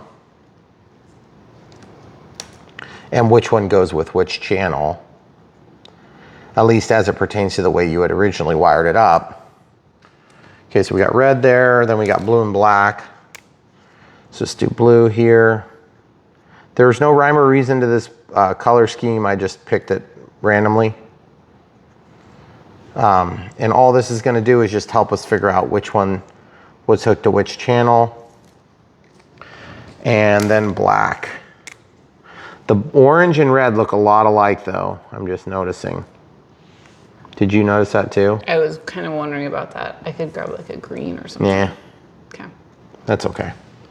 We'll figure it out. Okay. It's kind of close enough for what we're doing. I'll be able to figure it out because then, so that's the elevator and that's the ailerons. So the ailerons are going to be black and red. So let's just do this real quick. Aileron 1, aileron 2, elevator or rudder. So let's just say elevator and let's just say rudder. Oops, rudder. And we're not just saying that, that's the way it is. Okay, so now we know what's what here on our little drawing. Okay, that's was really incredibly simple. And by the way, that supposedly will work with Futaba or what was the other ones? It said DSMX and one other style.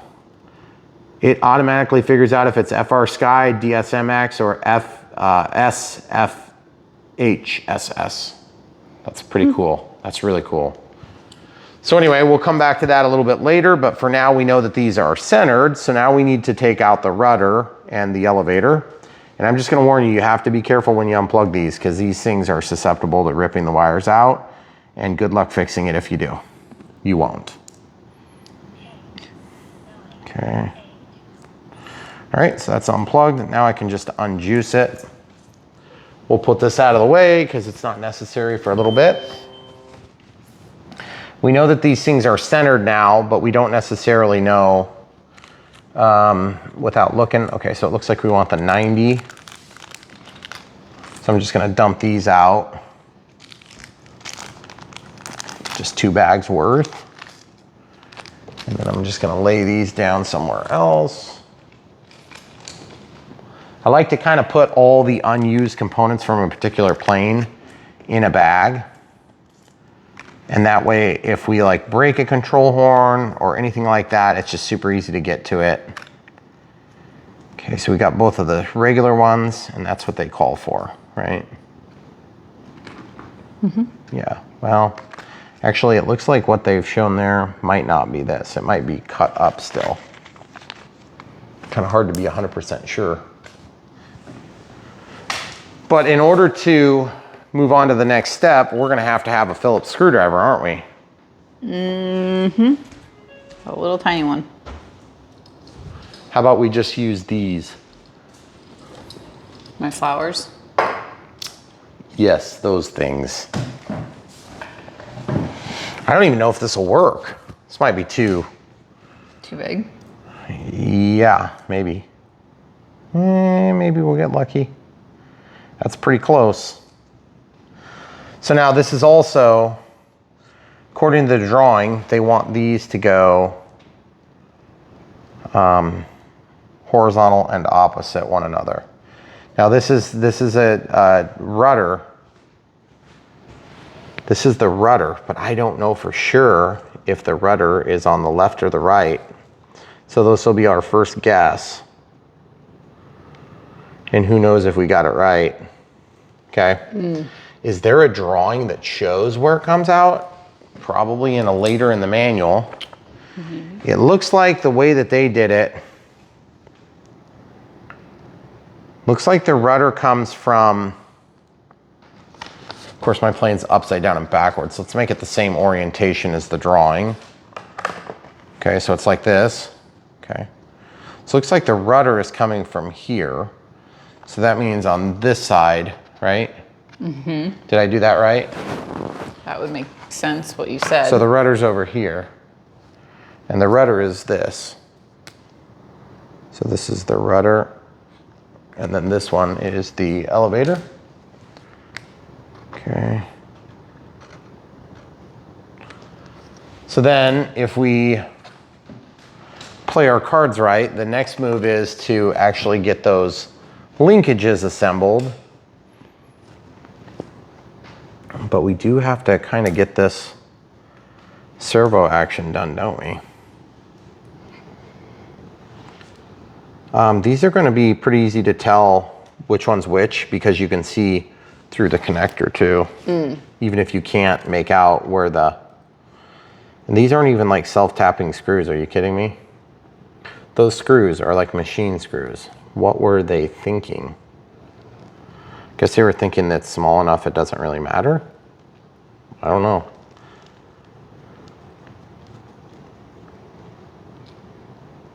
Okay, so that's tight.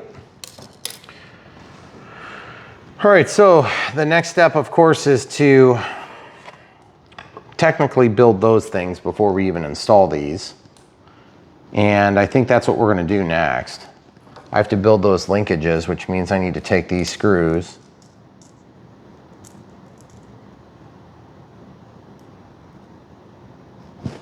and lay those right there to be lost forever shortly. Okay. Okay, so we have to build these little doohickeys. So we have a bag with a bunch of crap in it, which is scary, just how much stuff is in there.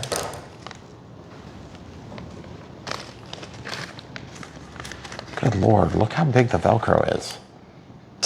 They thought What you do were they think, it's a Velcro the 6S whole battery? plane together.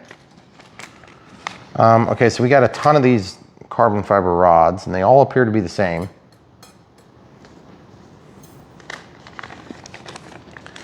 And we have like lots of heat shrink and rubber bands and stuff. Okay, that's interesting. Another carbon fiber rod that's big.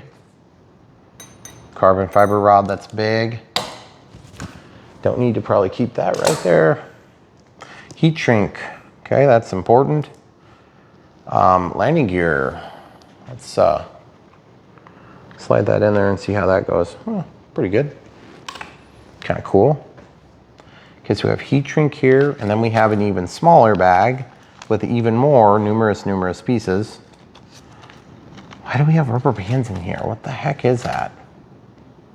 The wings go on with rubber bands, I think. Oh, is that what it is? Mm-hmm. Okay, so here's the tail dragger assembly. And then this is the wheels for the mains. Kind of tempted to just build the mains to get them out of the way because they're like I'm gonna be tripping over them for the next something like 200 steps. Carbon fiber rod, heat shrink tubing, and Z-bend, or except, yeah, CZ bend.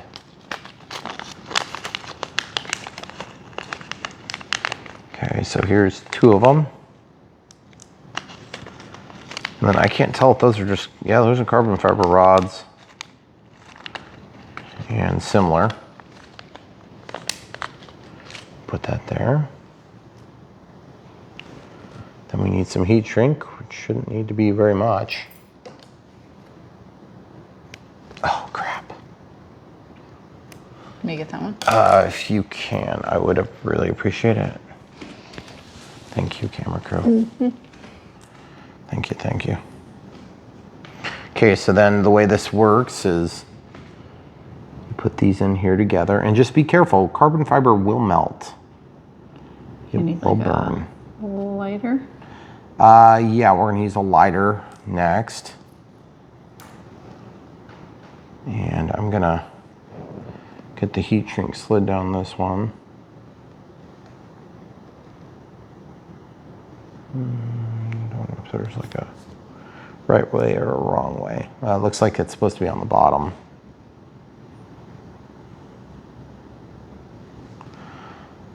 So that's the way that assembly is gonna go, like this.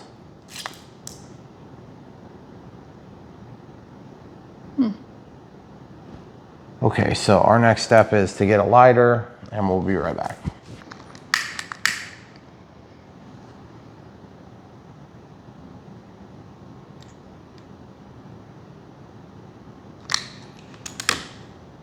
Okay, so that's amply hot. Just leave that down to cool.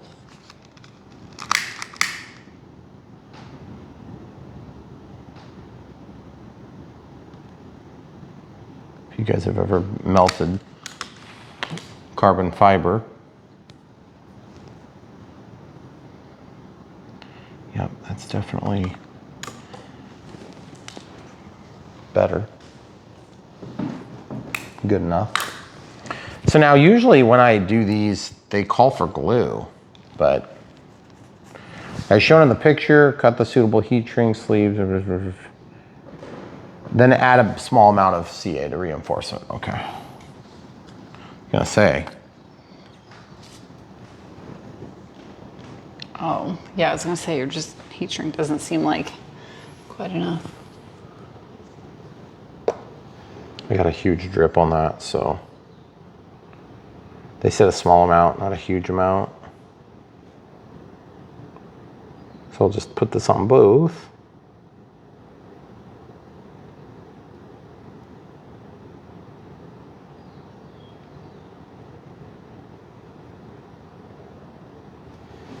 Okay, so once you get that done, then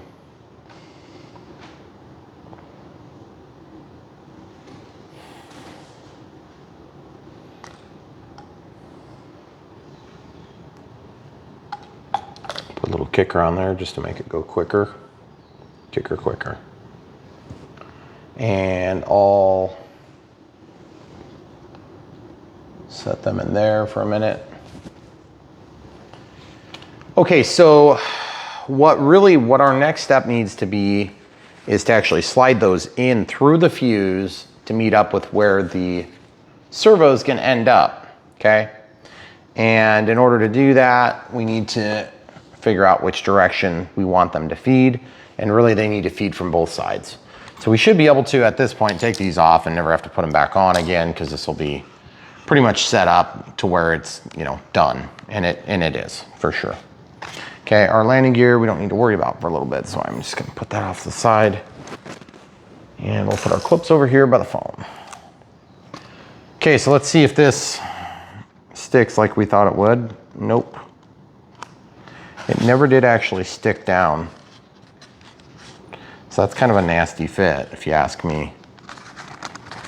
Then I think these are the wing joiners right here. That's what we're gonna have to work with at some point, right? To put the wings on. Mm. Is that what you were seeing earlier? I don't know if I've even seen that step. I mean, it looks correct. Looks like there's actually enough to do like 4 of them. So I don't know, but I remember I was concerned about that hole being closed up. It wasn't, so we're good there. All right, so we'll take these. They've been sitting long enough. I'm sure they won't be a huge gluey mess. Now, in order to feed these through, you're supposed to be feeding them at an opposite angle from one another. So now I'm just trying to think of the easiest way to guide this, and yep, that CA was still wet, of course. Why would it be set up like it should be? Okay, so we're just gonna go through. And I do find it strange that those lines don't fully line up. That's weird to me. They're not centered.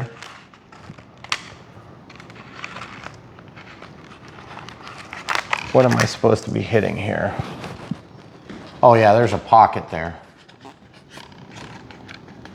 Okay, so that pocket is all the way through. All right, so now you can see how that is gonna line up.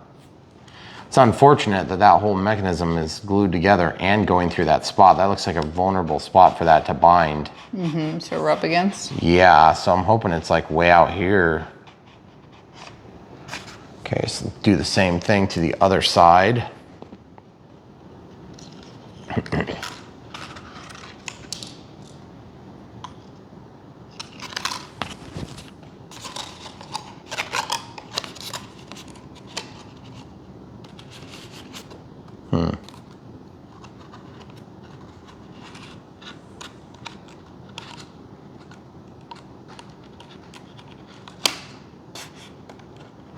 Get through, get through.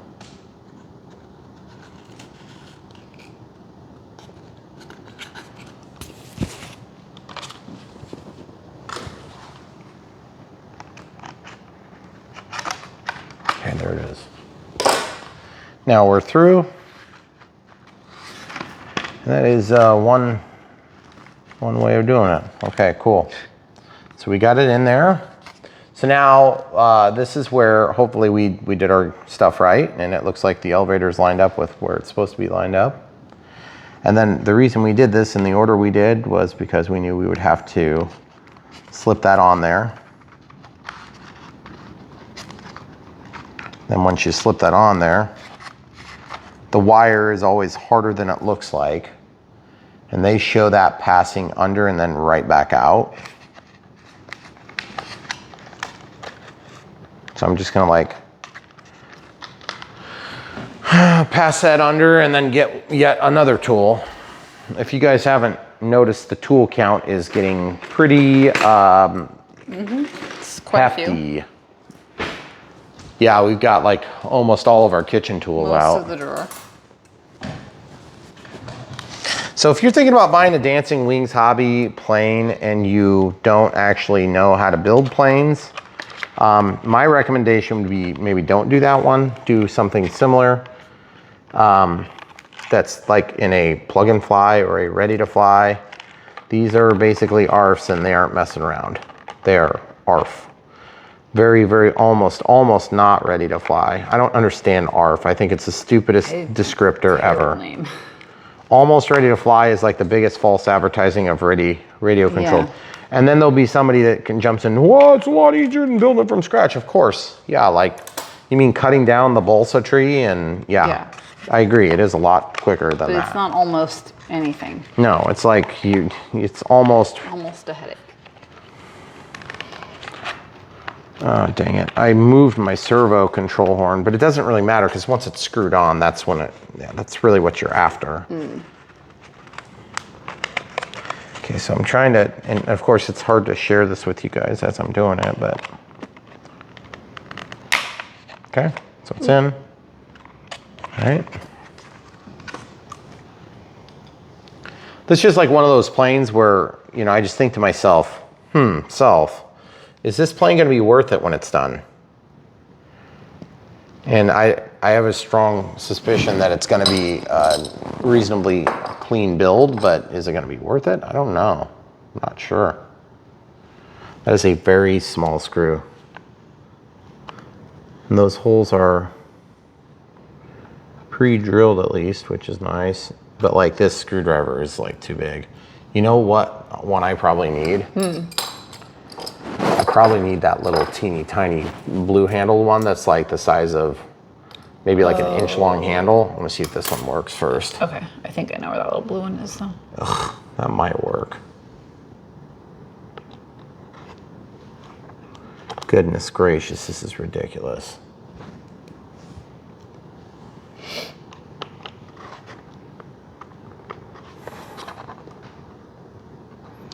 Yeah, so like if you, okay, we'll pause and get that. Okay, so this one has like the same size tip or bigger than this one. It is bigger. Bigger. God, how useless. This one's smaller, but then the tip is so blunt, I don't even know if it's gonna work. No, that one feels like it's gonna work. Maybe.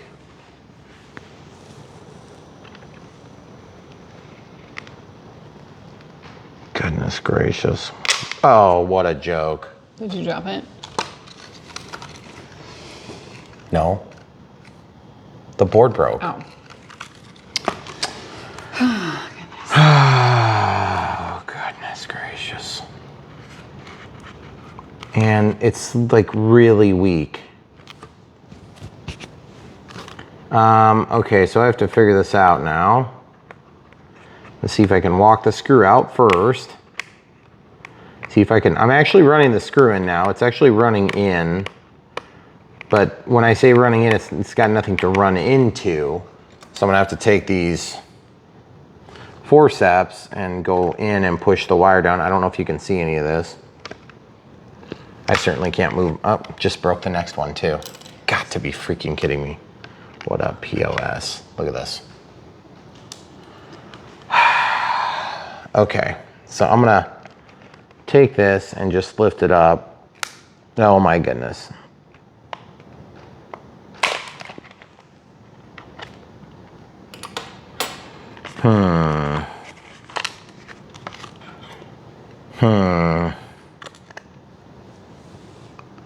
Okay, well, that worked really nicely. I'm not sure the best way to resolve that, especially now that it's all glued together. This is frustrating. Okay, so I'm gonna do a little something. I gotta straighten the tip on my X-Acto knife too. It's just, I'm noticing right now that it's a little bit cattywampus.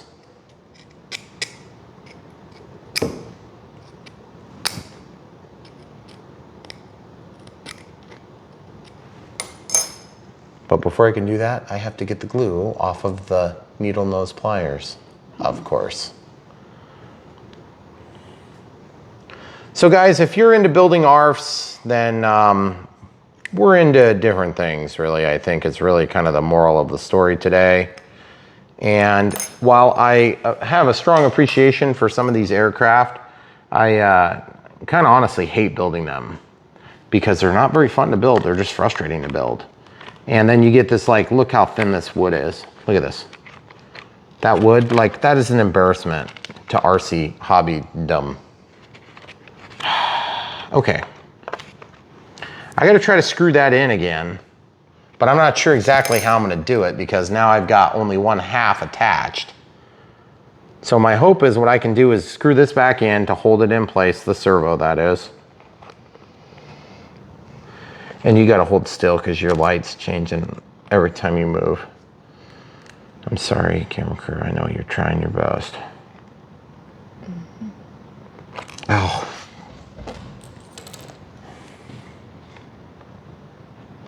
And if you guys have never built one of these ARFs, then you won't understand until you do it. Take my word for it. It's a pain.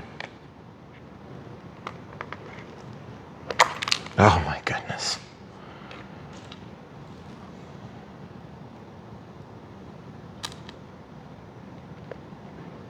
And I would say that I have a lot of patience for things like this. Mm-hmm. Yeah. Like an unusual high tolerance. Mm-hmm. And I'm about ready to throw this thing in the garbage can.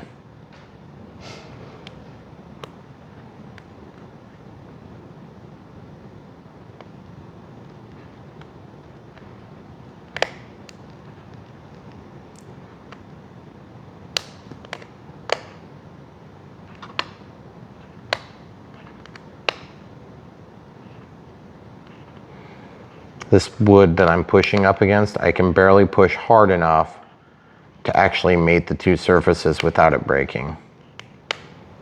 And so I'm gonna have to exercise extreme caution to not push through. Ridiculous, that was unheard of, annoying. Okay, so now I have to do the same thing again with the exception that now I need to also, did you happen to see where that wood fell out or did it fall out? I don't know if it, yes. Okay, good, I got both now. So these are the two pieces that came out. So now I need to figure out what the heck we're gonna do about that. And I'm thinking to myself, why don't you try to glue these two pieces together? At least they'll be more manageable. You know, then you can try to put the whole dang thing back in as an assembly like this, okay? Just glue those two like that. Okay. Then I can try to glue it back in there all together. But then I'm like, that's gonna be super weak, even if you do it right, Brian.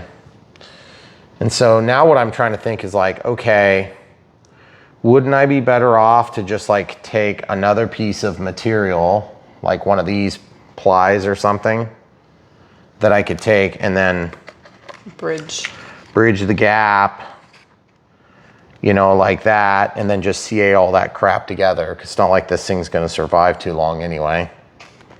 I think that's probably the smarter move. See this? That's actually got some strength to it. Okay. That thing, if I fart wrong, it'll catch on fire and disappear into the oblivion. Probably don't have to do it wrong. You would just fart right? Mm-hmm. Okay. Good. So, yeah. So there's that, guys. So that was fun. Okay. If you're into that sort of fun, then you might want to go ahead and sign up for your Torturing Anonymous. Because I didn't really think it was that fun myself. We're probably gonna have to charge here pretty soon. Oh, yay.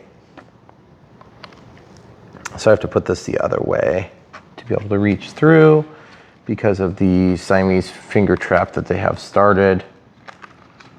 So this is where you want to double check and make sure your servos are going the right direction while you're kind of in the middle. Now you can move your servos out of the position that they're in right now, okay?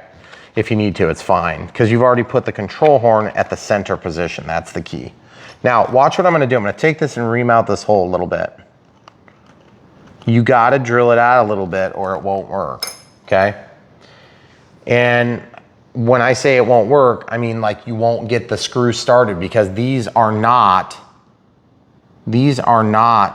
tapered at all in any way, which is ridiculous. Because they should be self-tapping screws. RTLfasteners.com. No kidding. Use the coupon code that's in the video description below. Oh, for God's sake, it fell all the way through. Oh my goodness. The fuse, hon. It's wearing thin. Your fuse is way longer than mine for stuff like this, which is ridiculous. This is try number 4. Okay.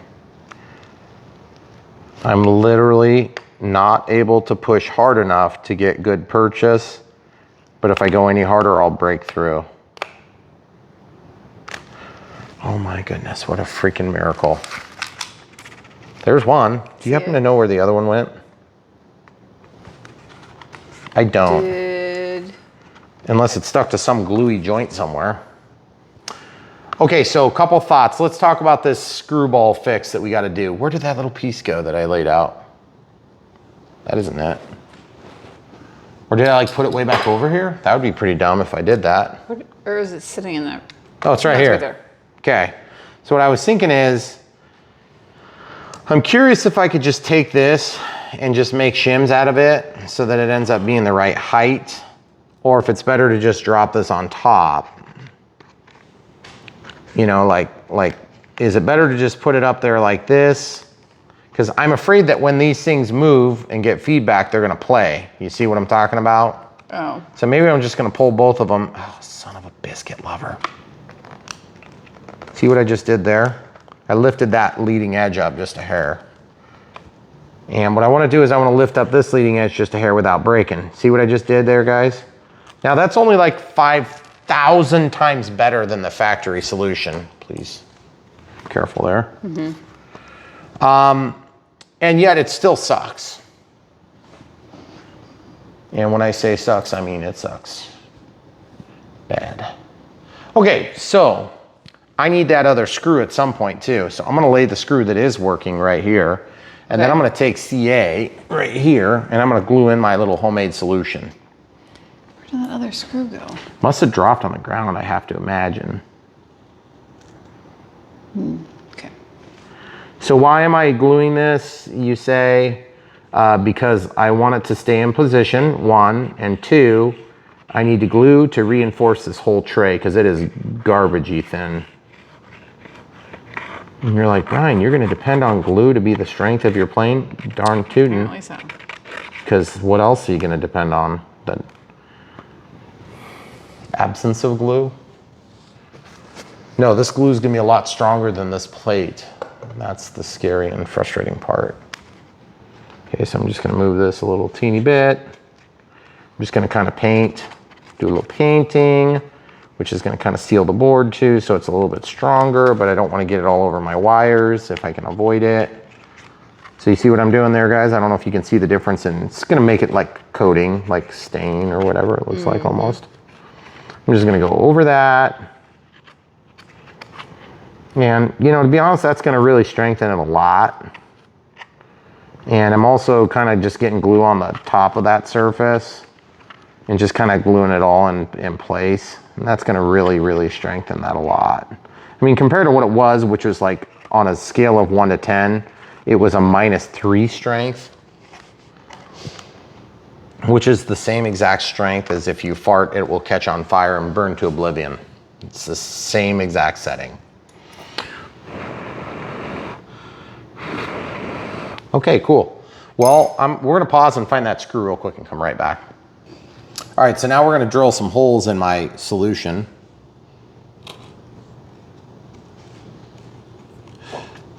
Now, the only problem with this solution is that I have to drill pilots, which, to be honest with you, it's going pretty smooth just with the X-Acto knife.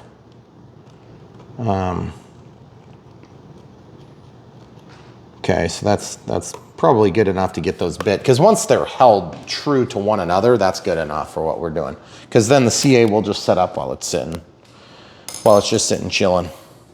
And the screw was sitting over here, by the way, guys, in case you were wondering, just for curiosity's sake. I'm gonna try to do this with less swearing.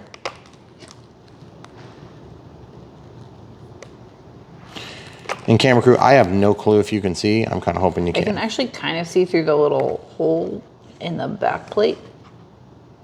Just trying to not be in your way. Well, I don't know how you could see every step. So guys, we do a lot of footage here on Brian Phillips RC. If you want to help support the channel, buy the stuff from the links in the video description below. That is the best, most equitable way for us to be supported by you. If you don't like that, but you'd still like to support us, we have Patreon and PayPal. Patreon and PayPal, of course, are different. PayPal would be like a one-time thing, and then Patreon is a monthly support, which is really greatly appreciated for creators, because creators are always depending on monthly support, just like you, to pay the mortgage and all the different recurring monthly bills that families have. And in our case, basically, I still work my full-time job, and at some point it would be nice to be able to do this full-time, and then jobs like this or projects like this might not be such a big deal. But at the same time, even when we are doing this full-time, and when I say full-time, I mean doing this in full-time and not doing that also full-time, because we basically, Megan and I pretty much both work full-time on this too. It's going to be just a different lifestyle. We're going to be able to actually maybe enjoy it a little bit more. So anyway, that's part of the reason why we started asking for Patreon support. For years, I bucked the idea of it, but we have, what, like 24 wonderful folks that have partnered up with us and are providing monthly support. It's just incredible to have that level of support from people that just barely know you, and you know, maybe they just have seen a few of your videos and they just think, you know, hey, what you're doing is worth it. It's good for the hobby. It's good for me, and I really need some help. I'm not getting good help from my buddies that also are in the hobby, because maybe they're not as experienced as I am, or maybe they're more experienced such that they don't want to have the time to help me through the beginning stages. Or you're just getting back into the hobby and you just don't know anybody around that can help you. We've been really fortunate in that regard. Okay, cool. So as you can see, that's in there now. Amazing. I know. Still smells really strong because there's so much CA. That solution, that fix will make it better than stock, because it was weak. And I wish I would have known it. I would have reinforced it for sure, because it was like, that broke so easy. I mean, the screw was like falling off the tip of the magnetic screwdriver holder when I broke it. So that's how little pressure there was. Okay, so now the next step is supposedly to glue the canopy part on. Now, I'm not sure I agree with that step, because, could you just read those precautions quick? Yeah, here. Take a lunch. Just in case. The reason I don't agree with that step is because one, we don't need that thing done right now. And two, You can put it on at any time. Those are redundant steps.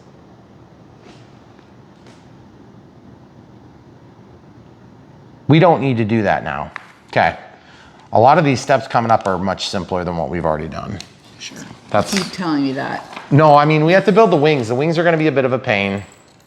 But then I think really the next step is going to be, let's go ahead and, I mean, we could try to like finish the fuse, but I'm just thinking along the lines of, I don't want to be putting the radio in there, the receiver, with the canopy with the thing on there, because like it doesn't gain us anything at all to have the canopy on right now, because you can fit that on. Let's actually verify my theory. So we have to cut this or fold it or something, right? Do they even say? Wait, go back to your other page. Yeah, they show here. This one? Yeah. Okay, so we just have to kind of cut this open for an outside bend, which I'm trying to think, where the heck is my X-Acto? Here it is.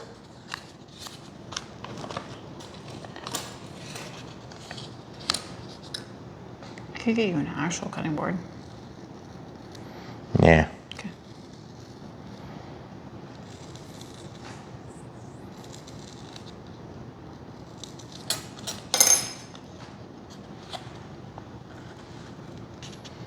Okay, so you're supposed to reinforce that with tape, I think, later, but we'll do that at some point.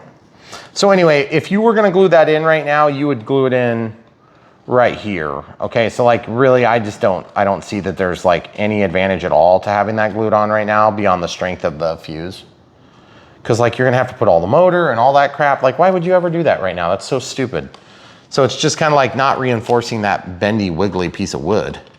That's also stupid. So we'll just not do that. We'll just put this aside for now. Okay, so sometimes when you're doing a tedious build, it really does help your demeanor if you're in our boat where you just kind of want to fly the plane, to get something small done that helps you feel like you've made progress. And so if you're frustrated at this stage, one thing you could do is you could build your landing gear, which I think I'm going to do right now because I want all those little pieces out of the way. Except no. Yes, the mains I can do. You're supposed to glue the mains in? Well, that seems like a stupid thing. See, look, now we can get rid of all these pieces in one fell swoop, and then we're done. Look, we just took care of like all those pieces. 3 pieces. Hun, it's 3 big pieces, and they're 3 critical big pieces. It didn't make my demeanor feel better. My demeanor is so much happier. My demeanor needs peanut butter M&Ms. What? Or ice cream. Okay, see this? That's like, Is that for the whole thing? it's like the Magnum size. Don't embarrass it. It's so cute. It's so cute. Okay, so we're gonna trim that. Like, just there's so much waste. So much is not You're not used. gonna save that, are you? Well, No. she's telling me no. She's telling me no. The answer is no. The correct answer. That will accidentally fall in the garbage can, I guarantee it. No, it won't. I'm gonna keep all that crap. No, it's the small planes that are the hardest to get parts for. Serious law. That's all that holds those on? I know, I was thinking the same thing. Like as I was doing it, I'm like, really? That doesn't seem very smart. Chintzier than the servo board. The servo board? What you just broke. The mounting board. I was like, the servo, No, like the the actual the electronics is cool. Like super good, actually. Okay, so I know I said this wasn't foam safe, but I don't care. At this point, I don't care. Guys, there is a point in a build where it's like you just have determined whether or not you think a plane is going to be survivable. This plane better freaking fly awesome. Because the last time I built a dancing wings, it was a... It's a good thing we started with the PT-17. I know, because the PT-17 is awesome and it's a dancing wings. But it took over 40 hours of build time, guys. That's incredible. Like even for Brian Phillips RC, that's long. Yeah. Like people were calling like, are you guys dead? They weren't. It's just a total lie. If you get a dancing wings, don't try and sell it as like a 1 hour build time. spousal 1 hour build enjoyment. time. Do you remember that? Yeah. Oh, is that what I told you? I don't think so. I'm just saying, don't. I'm gonna say I'm not. Jeez. I'm telling the people, don't try and. Well, it depends on if your spouse loves building planes. I mean, some people love the process of building these, and I get it. Just not at this stage of our lives. Right. I mean, if you've got 4 little kids, or well, not little kids. If you have 4 aging, middle-aged children, humans that belong to you. Middle-aged children. Middle-aged humans. Then, you know, you've got other things going on in life, and you just kind of want to open up the box and just go, Vrr. That was the noise of a motor running. Just for added clarity, I figured. I mean, we can put in like 4 or 5 screws. It's okay. We kind of like screwing. Well, not with dancing wings. I don't know. It just depends. I mean, seriously, this is not sticking. Stay, please. Yay, stay. Make yourself at home. That's your new home. You're gonna be there forever. When you're not there anymore, you don't have a lot of use to the world. Okay, well, the landing gear looked nice. I mean, I don't know. I just need to have a victory here. A victory. I need a victory. I'm gonna make this little tail dragger mechanism because that's a victory I've been needing. So the way this works is you take this little thingy, mabobber doohickey, and you break it out of the thingy mabobber doohickey. That's the. Listen, just think positive. Think positive, just like your husband. He's always 100% positive. Isn't that what you want? Oh. Tornado warning in this area until 6:45. Take shelter now! Oh, good. Thank goodness we can pause and come back to this. Where's the tornado? I don't know. Do we need to go get some planes and fly? We're in the Midwest. This is the thing we do. I wonder what your phone's gonna do. I don't know. I'm in airplane mode. They obviously meant that. They're like, if you're filming a dancing wings I called the airplane. National Weather Service. If you haven't heard from me by 6:30, please issue a tornado warning. Is it an actual warning? Yeah, but that doesn't mean anything anymore. They changed the nomenclature. It used to be pretty clear, like if there's a warning, bend over and kiss your butt goodbye. Now it's like warning means like, hey, you know, like if you smoke cigarettes, you could die in 20 years. Can I turn the TV on behind you and film this way? Yeah, that's fine. Oh, look, here, that does twist out nicely. Oh, See, I nothing? just made my little Nice. doohickey adapter there. Okay, we'll just lay that over here. You guys know we're diehards because we film in the tornadoes, not just in the tornado warnings. Okay, so now I need to like stick this in the doohickey receiver. Ooh.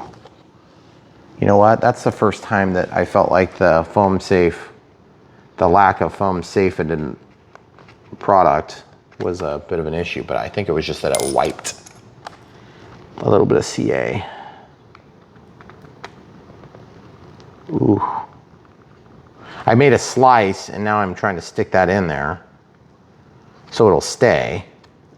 It's just like really not doing a great job. Oh wait, I need foam to foam. I think I'm gonna foam to foam this on. Jeez. Looks like there was a murder scene behind our meteorologist. Is it fair use if you film the weatherman telling you to bend over and kiss your butt goodbye? Only if it's less than 30 seconds or whatever the thing is. It's like, we regret to inform you Elkhart. the estate of Brian Phillips, RC, you're being sued by YouTube for copyright infringement of, who is this? Whoever that guy is on the TV. I don't know who that guy is. I don't either. Whoever the meteorologist. It's been so windy all day. It's been nutty. The problem is when it's windy and it's just windy, then you don't think a thing of it. But then when it's windy and then there's like tornadoes outside, you're like, it's maybe a little bit strong.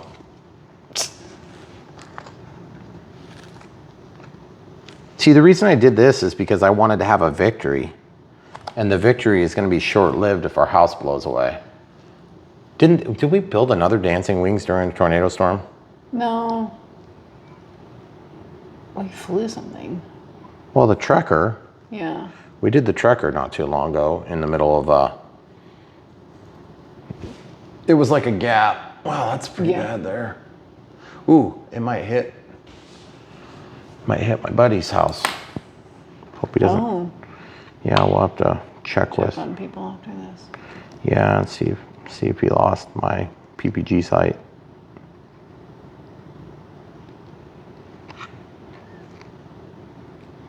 See, I'm just letting that stuff cook. Okay. That worked exactly as expected. 10 more minutes before we really need to pay attention. Oh, really? Yeah. You mean to the battery dying? Okay, so now that that's stuck on there miraculously, perfectly,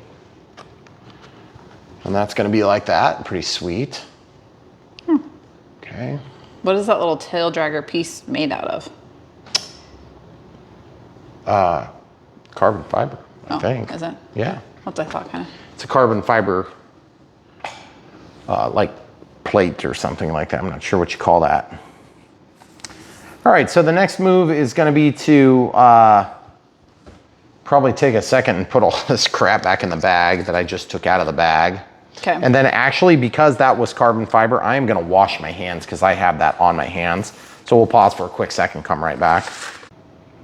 All right, so we're back. We had a little interruption with some severe weather there for a minute.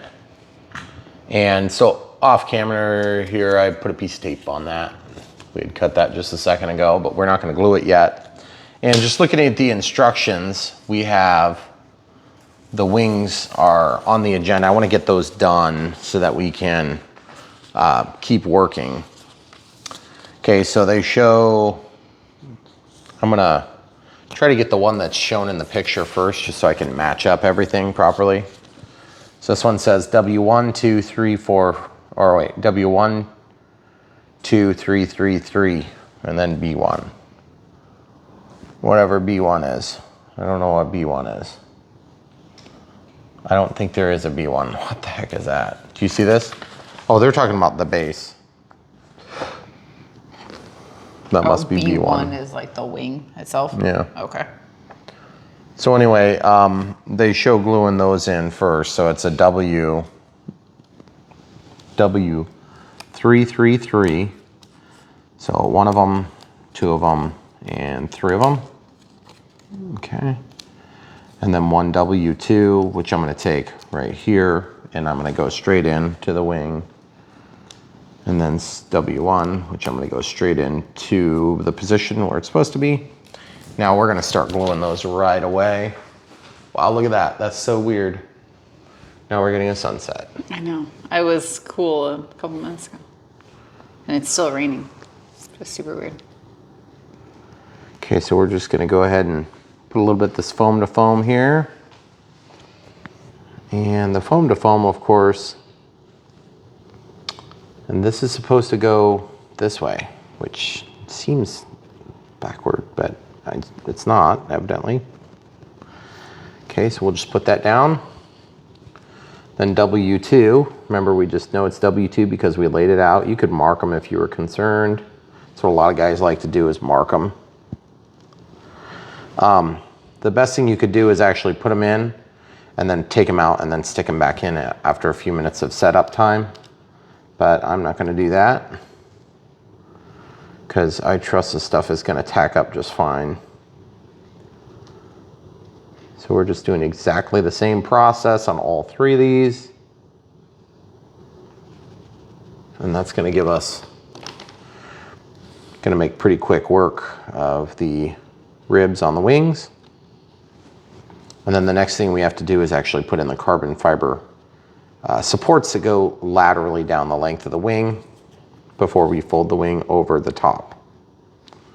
Okay, so we'll just stick that down.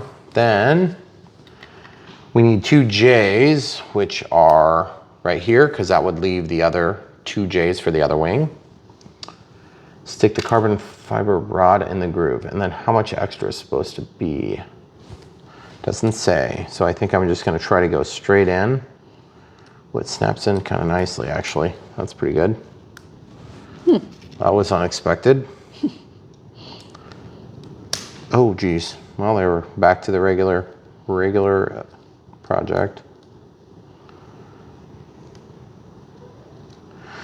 So yeah, so we had some tornado warnings and stuff that were going off for a little bit, so we took a break and I had to run out and grab some wind socks and different things just to make sure they didn't get destroyed because they're fairly new. So that'll kind of screw up your day. I'm just trying to make sure because the wings are going to get joined together and the instructions are not clear, but we're just, okay, so we're just going to do it as close as we can to what the drawing shows. I'm just going to go over the top of each of these with a big blob.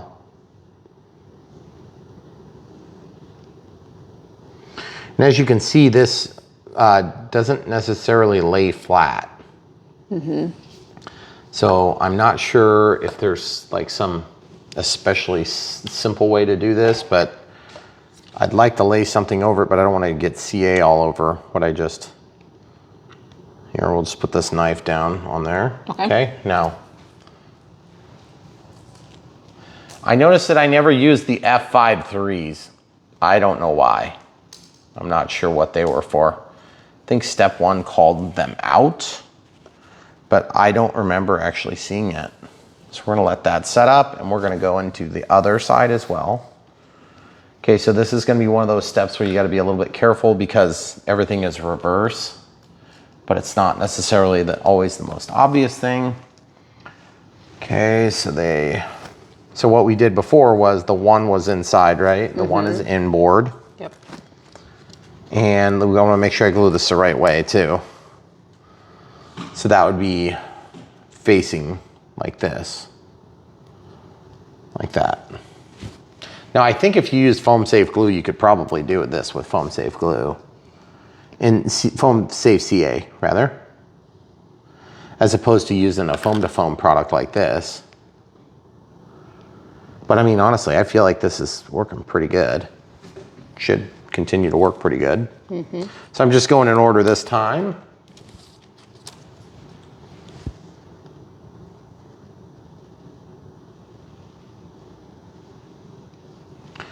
Camera crew has expressed some doubts about this plane working out in the off-camera moments.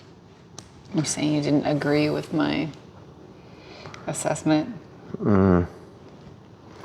She's concerned it's going to end up being not going to come together very good.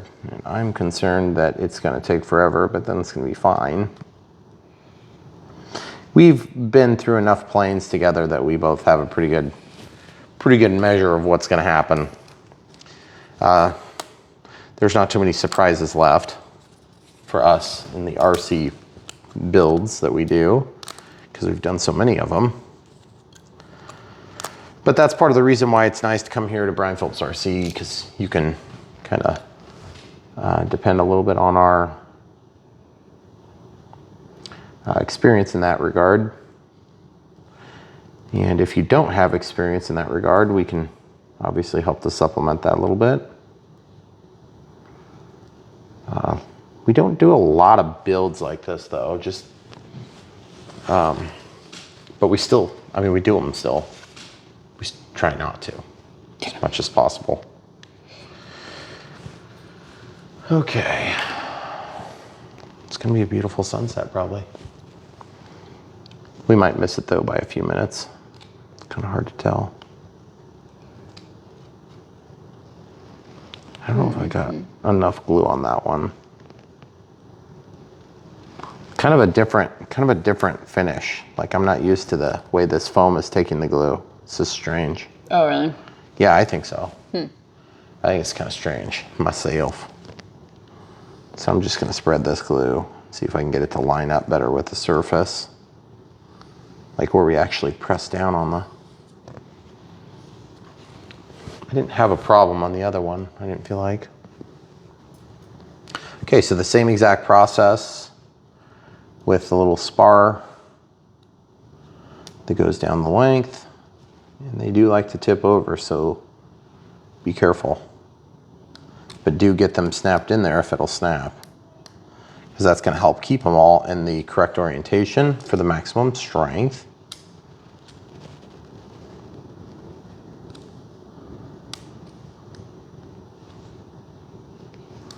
Let's see if we can snap that down, and then we just we'll just have to have another kind of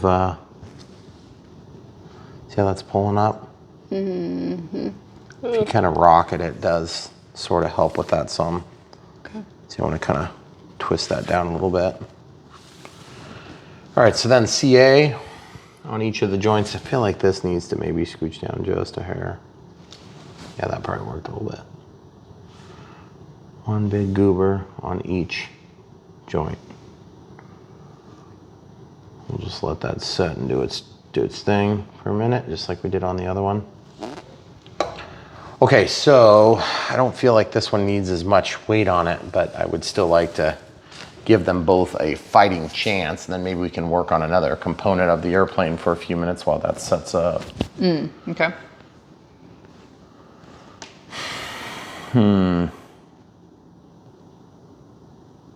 Yeah, that's fine. That'll keep that flat. All right, so the next thing we can do while we kind of wait, can you slide that stuff back? I'm gonna slide the glue. Yeah.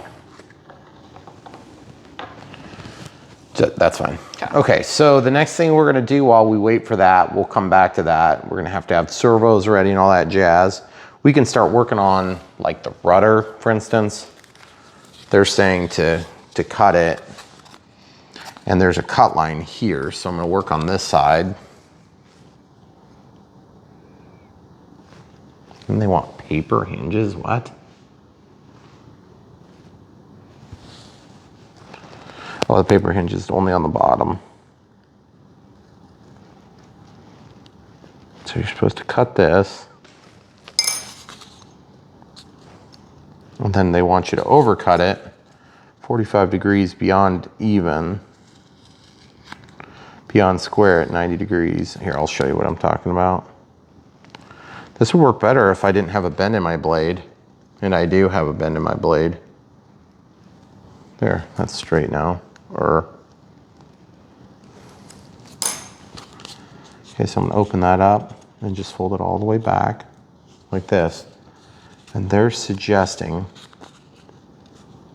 cutting that at 45-degree angle. Oh.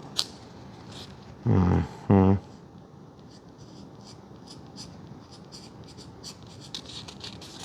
There's a lot of steps in this build that are like, I think you probably could have done that better than I could. Mm-hmm. You're in my light there. Okay.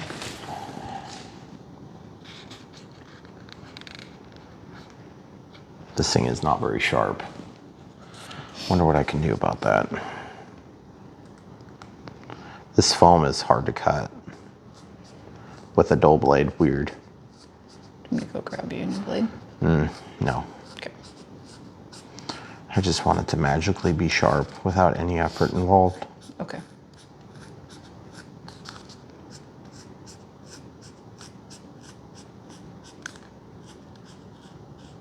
It always seems sharp when you stab yourself with it.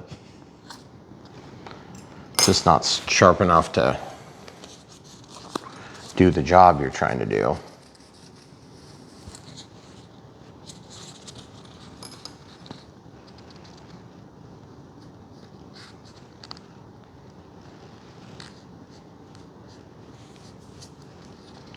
That is a really bad spot. I can't get it to cut. Let's see if I can cut it with this. Sounds pretty bad, I know, but I think it's a fresher blade. And I think I'm wrong. Doesn't seem to be real super interested in cutting for this thing either. Okay, good enough. Put it back down. All right, so that's cut. So that gives us a pretty good amount of play. And then we need to reinforce this joint. They talk about taping it before you do that, which I don't really understand if that's necessary. Oops. I think it's to stop that from damaging, because you can see my finish got damaged a little bit because I did that in reverse order. Mm.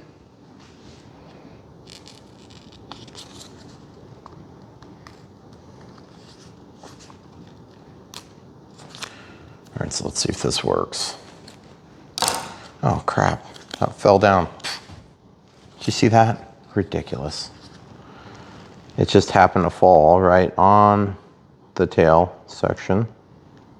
So I guess I'm gonna stick it down like that. That really ticks me off. What are the chances of it falling right there? Right there in that spot. What a joke. That takes me off. Okay, so we'll just cut this. And it was the part that was not cleaned up like usual. It was the other half. Okay.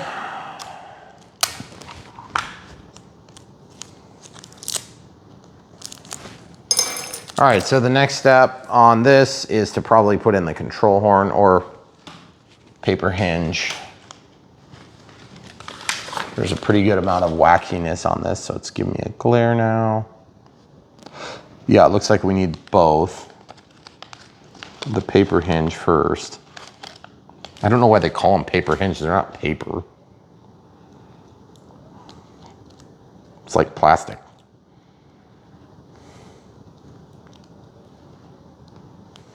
Okay. And then you're supposed to stick that in down at the bottom. Here.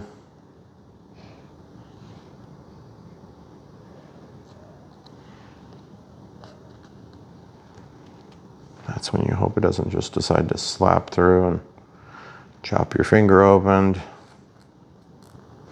slice through and hit you where you don't want to get hit. Okay, so that'll be pretty strong. Now I have thin CA, but I wasn't real impressed with its performance the last plane we built. So I'm probably just gonna put regular CA on this and throw caution to the wind. Okay, so just a little bit on both sides. Ideally, thin CA will wick into the opening. But in this case, I'm just gonna kind of bring it in and out a few times and just slather it around. Oh yeah, that's pretty good there. Got it. And then try to get that square as you can get it. All right, cool, so we can put that aside for now. Just let it sit there to dry. Oh no, we gotta do the control horn, which is also in here. Yes, there are rubber bands used to hold the wings down. And it looks like they gave us a total of 3. I don't understand why 3, but there's also control horns in here. Let's see if we can get those. Like pretty good quality ones. Break that off. Take the scissors and trim it. Take the scissors and trim this little bit here too.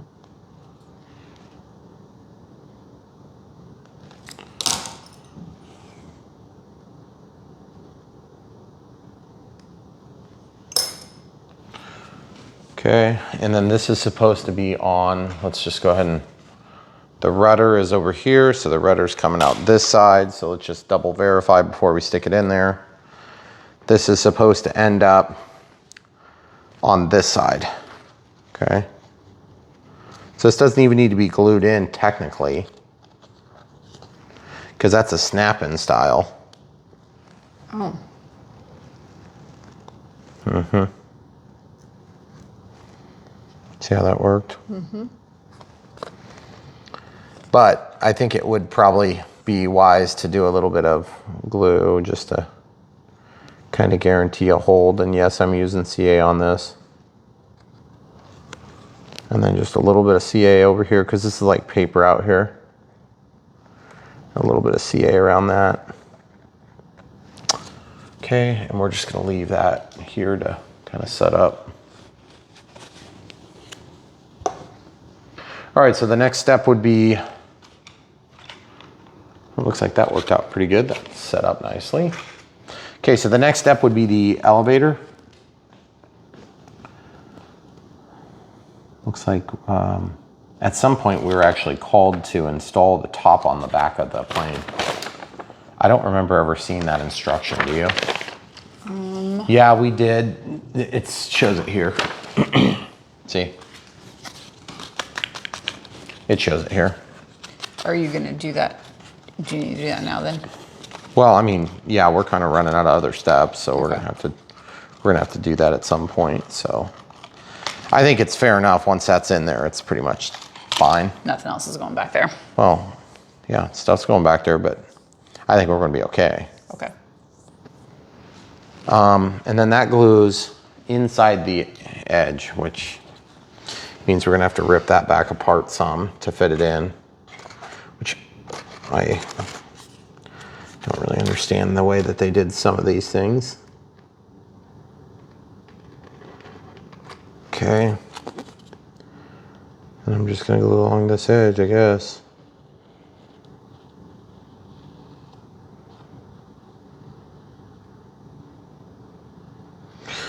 Okay, now I spilled some. So I'm gonna take a clean Q-tip and just kind of take the excess that we spilled and just kind of wipe it on the inside of this.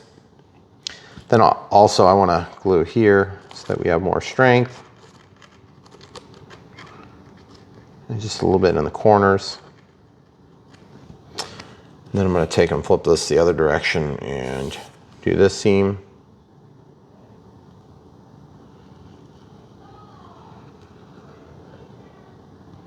Okay, so now that we have that seam, we can let this sit for a few minutes and tack up, or we can try to slide it in. And honestly, I don't know what's better, so we're just gonna try to slide it in. Okay, so you see my problem so far? Mm-hmm. Which is actually an all right problem. I knew it was gonna be a bit difficult to get slid in. That's not all bad because it's getting glue along the seam right where it needs to be.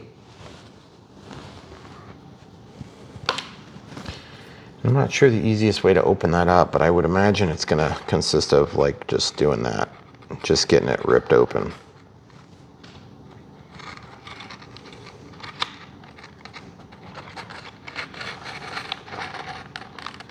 This is gonna have to go back to its home position because that's where our rudder mates up with everything. Boy, it doesn't look like it's gonna fit very good. Wish I would have realized that earlier.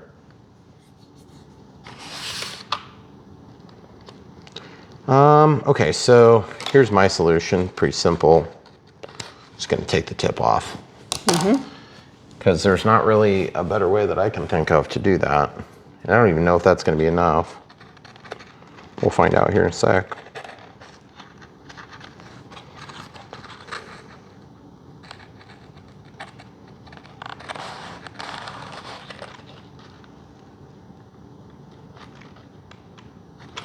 Well, it's in there now, sort of, but it's not lined up.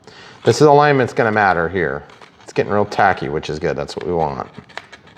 Because then it'll stay and it'll be easy.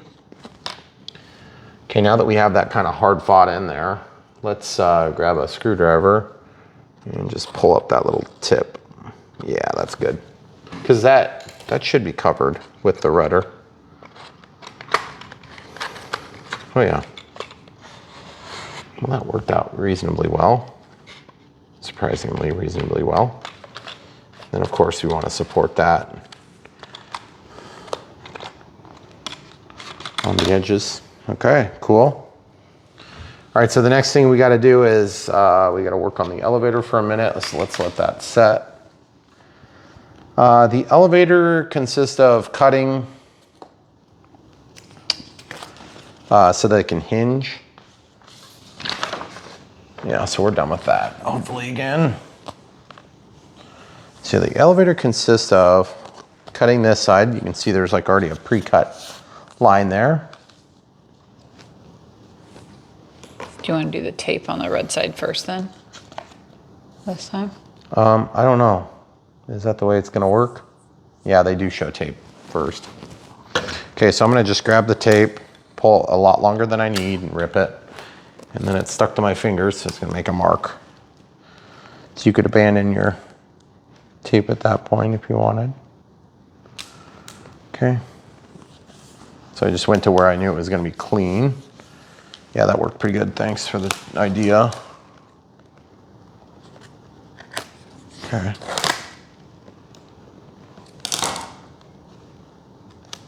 Whew.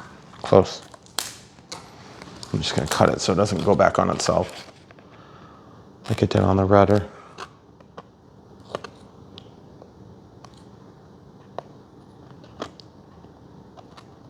Okay, so we got that mostly cleaned up. Now I just gotta get off my blades. Oh, dang it. You kidding me? You're gonna do this now or you're gonna do it when you need to next time? Okay, so that gets us the seam that's gonna act as the hinge. And then I need to also cut this right here.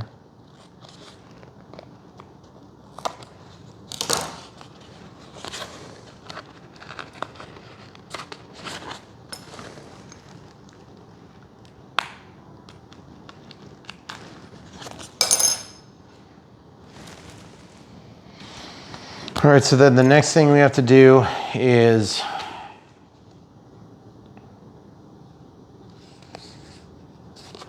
we need to cut this.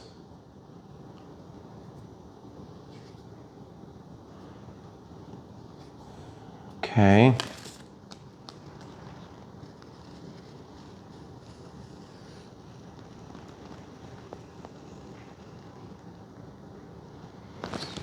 All right, so there's that.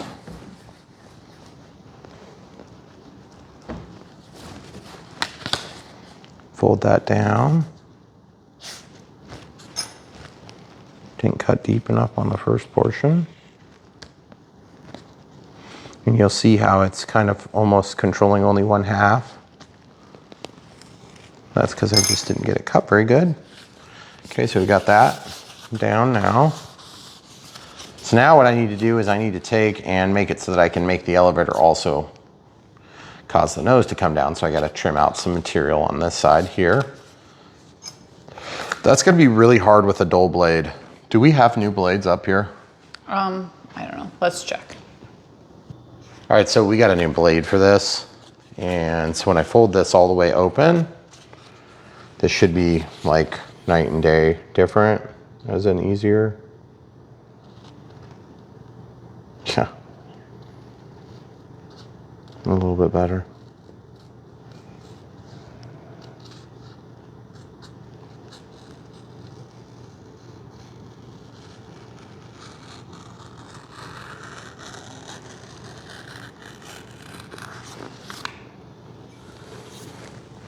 That was a little cleaner than the last one. A little bit easier.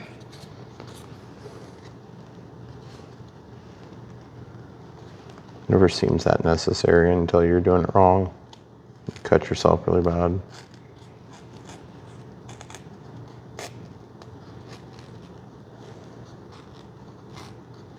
So they call for a 45-degree angle on this.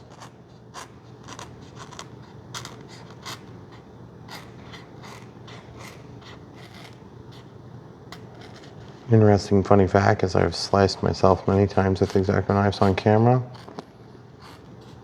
But I haven't done it for a while.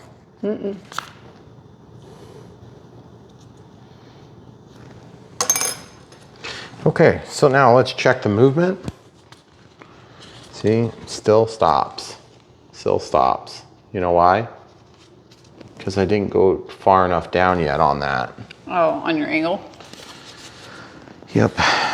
So I'm gonna see if I can press and just like get a little bit out of it from pressing, from pressure, just to flatten the foam. Because I really don't want to bend more, or I don't want to cut more. It's not gonna go. I gotta try to cut it. They showed doing it like this, which is, wait, am I supposed to cut both? No, just one. Just one.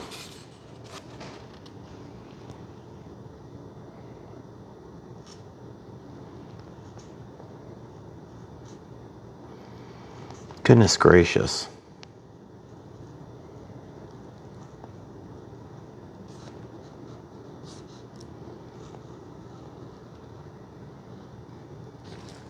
Gotta be like a freaking samurai to do this.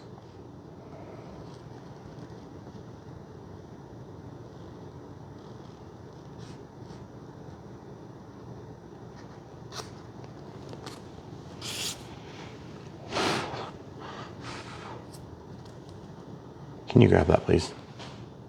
Thank you. Okay. Last thing you want to do is be distracted and slice and dice yourself. Ah, dang it.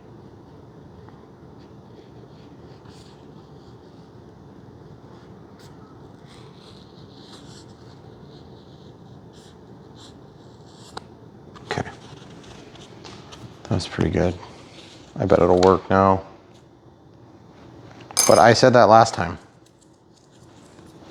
and it wasn't enough. I feel like there's just, ooh. There's just like one spot. Yeah, there's like one spot.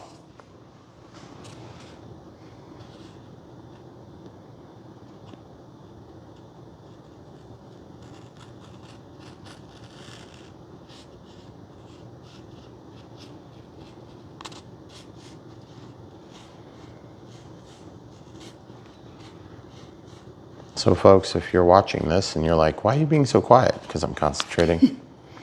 And also, if you want to help support the channel, you can buy this from the link in the video description below. And that's we think it's probably the most equitable way you can support us here on Brian Phillips RC.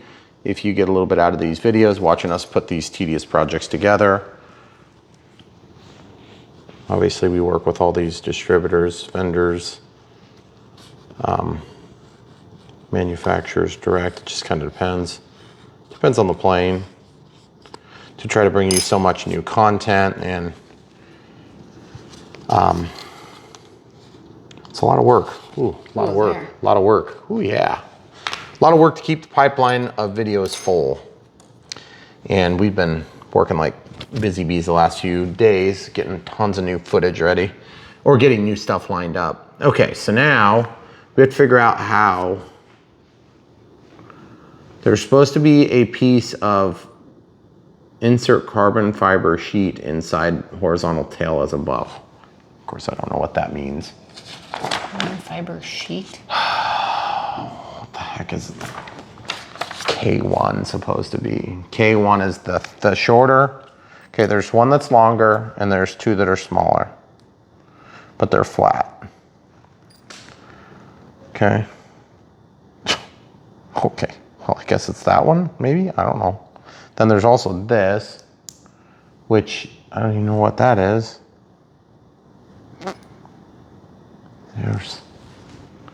Well, that sucks. I don't know what that is. Well, what's J2? Well, there's supposed to be two of them. Yeah. And this calls for what? What does this call for? K1.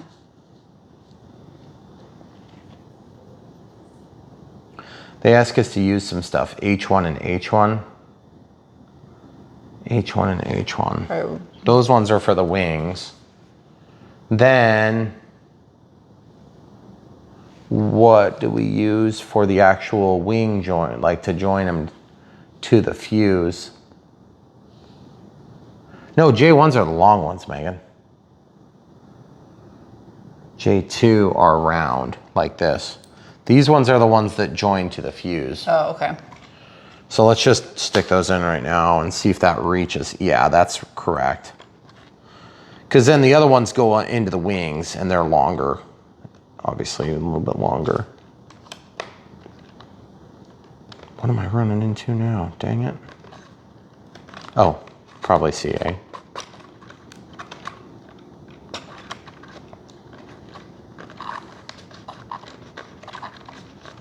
Okay, let's just do the front then. Oh, there it goes.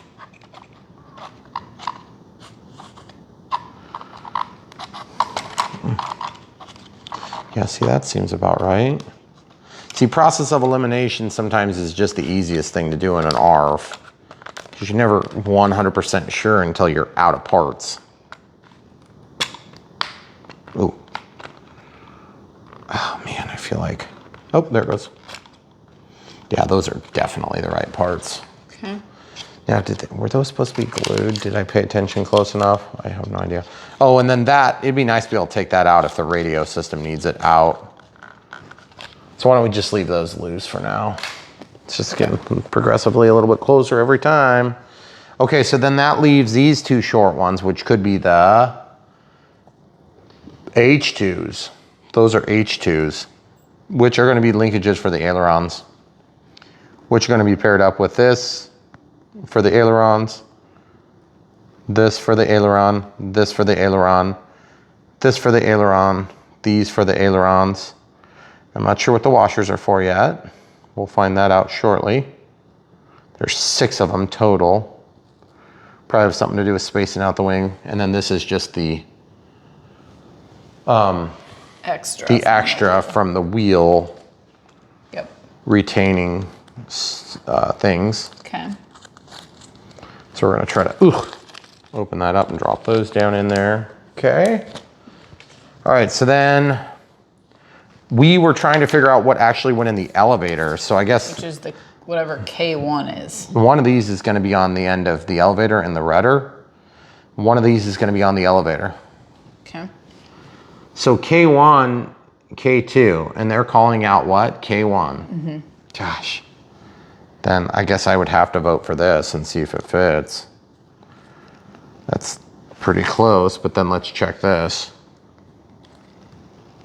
I mean, I don't know how you could argue that you want the thicker one there, because look, that's vertical. That fits, yeah. That does fit perfectly. So then this other one must go somewhere else. Okay. I don't know what else, how else you could argue that, right? That's a pretty dang good fit. Problem is, like, I don't really know how to glue that in without screwing it up, so I guess we'll just,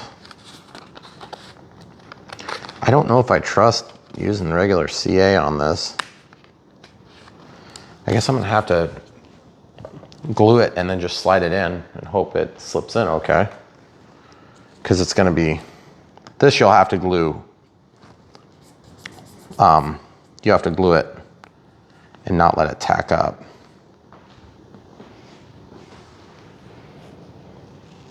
Okay, so I'm going pretty heavy on one side because then I can take and spread it to the other side then.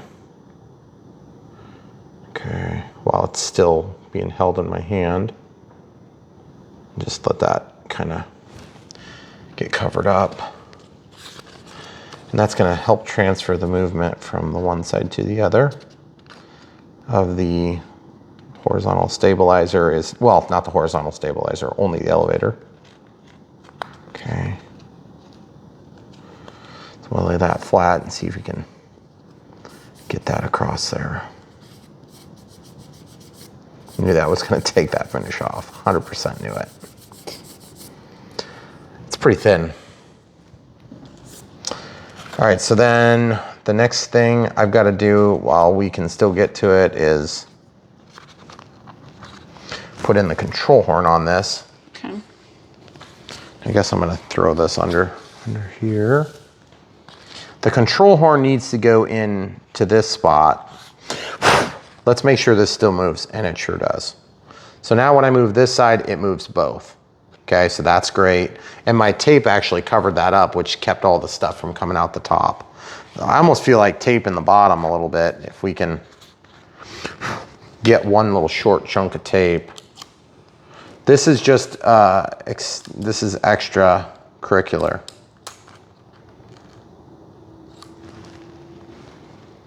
And I want about half of the width of a normal piece of tape.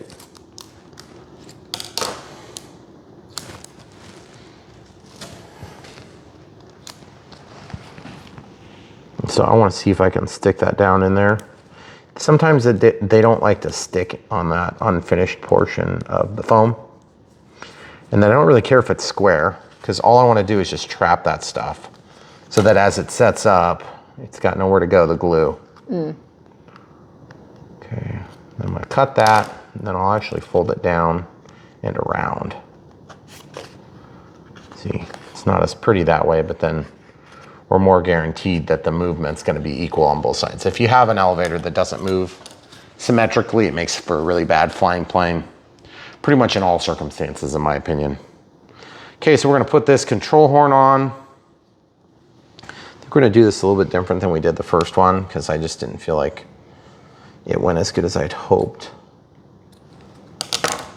First of all, I got to cut this tape that we're passing through. Okay, and then this tape that we're passing through, which is pretty easy.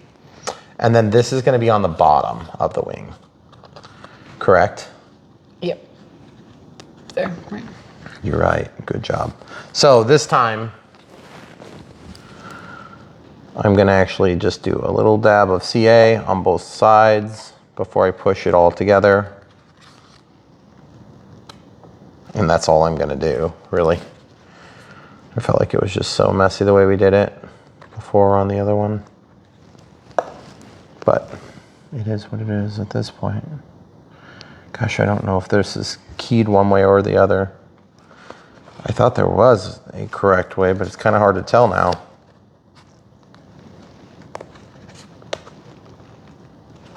Okay, so I squish that down. I'm just going to take off the excess CA so it doesn't make a mess. And then I can check for freedom of motion, which is really good, surprisingly good. So, why'd you move? Oh, because I was looking down. See, when you really get at it, it pulls one side and not the other. I guess I hope that isn't a problem that continues, because that would be a bummer. All right, so the next step is what? Suppose we probably have to either install these onto the fuse, which we could do. It's nothing really stopping us from doing that right now. And then we can get the wing assembled. What do you think? Finish up the tail while we're here, kind of, maybe? Okay, that's fine with me. Okay, so do we do this first? Yeah, we do this first. So this is gonna slip in, and I'm gonna just dry fit it. Even though it says to glue it, I'm gonna dry fit it, and then I'm gonna see if it fits properly before I do anything more. Okay, so that's pretty good fit, pretty good movement. I like that a lot. Okay, I'm just noticing that I didn't get this tape trim very good right there. All right, so there's that. And then that's an appropriate clearance there. That looks about right. Then the rudder, let's make sure the rudder is gonna fit. I did put a drip of kicker on there. I don't know if I mentioned that. Oh, I did that while the camera crew was downstairs. Oh. What do you mean, yeah, you weren't here? I thought you didn't do that on camera. I did? No, you didn't. I have a probably dumb question. How do the control rods adapt to the control horns? The same way that they adapted to the servos inside. Oh, those little like Z-bend pieces? Okay. Yeah.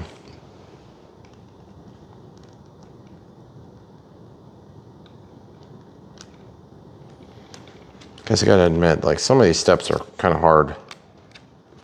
Some of them are not hard, others are kind of hard. And it's definitely hard to film.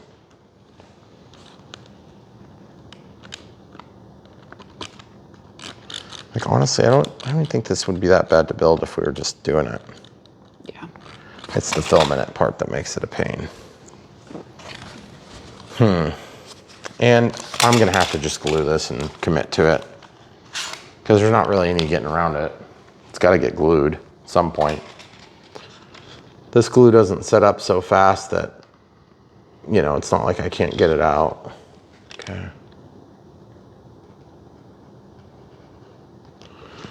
Okay, so I just got glue in there. I don't know if you guys can see that very good. Doing the top and the bottom. It's gonna be quite a bit of glue. And this is one of those situations where you just kind of got to go for it. Try not to move it around a bunch so you'll spread the glue in all the places that's going to be a pretty spot. And you just stick it in there and make sure everything moves free. Line everything up the best you can. Get in there quick with your Q-tips and just pull off the excess glue. The excess glue, believe me, is going to come out anyway. But if you can get the little bits and pieces, then you'll be even better off. Like this. There's some there. Some there. Just wipe that along. Okay, so now what I'm doing for squareness is I'm letting this on its nose, looking to see that the fuse is level, and then I'm folding this, and I'm just eyeballing it with something that's not being blocked by the camera. Like that. That's probably about right. I just feel like maybe it needs to come over just a hair. It is keyed on the front, so the print is somewhat deceiving on this. There's kind of like vertical lines on it, and it's deceiving because those lines are not even. It makes for a little bit of a challenging lineup session. Okay, so that's good enough for now. Now we need to get the rudder installed, and the rudder needs to be glued. So I'm gonna just go ahead and glue this seam from the top like this, all the way down. Because we have ready access to this right now, I am gonna go ahead and glue it. Oh, look what happened. That whole piece of tape. It's peeling. Oh, jeez. Yeah, is what it is. I think the camera crew and I both kind of have similar feelings about certain aspects of this plane. And one of those feelings is that, like, you know, it's a lot of work to put together a very, very light duty plane that you know is just not gonna be around for that long. Yeah. So we were kind of struggling with that earlier, to just kind of reconcile that in our time budget, you know? Like, how much time do we really want to spend on this thing? Because, like, not that it's not a fine plane, it's fine, but, like, is it that fine? That's one of the things we think about a lot when we're doing these planes. You gotta move a little bit. Maybe that was my hand. I'm sorry. That wasn't you. Sometimes when you're moving, it blocks the light. And Yeah. I'm trying to stay way back. I'm trying to find a screwdriver that can open this up because I cannot get that stupid slot opened that I made for the so-called paper hinge. Because, like, look, brand new. Really? Yeah. Like that would not be acceptable in normal circumstances.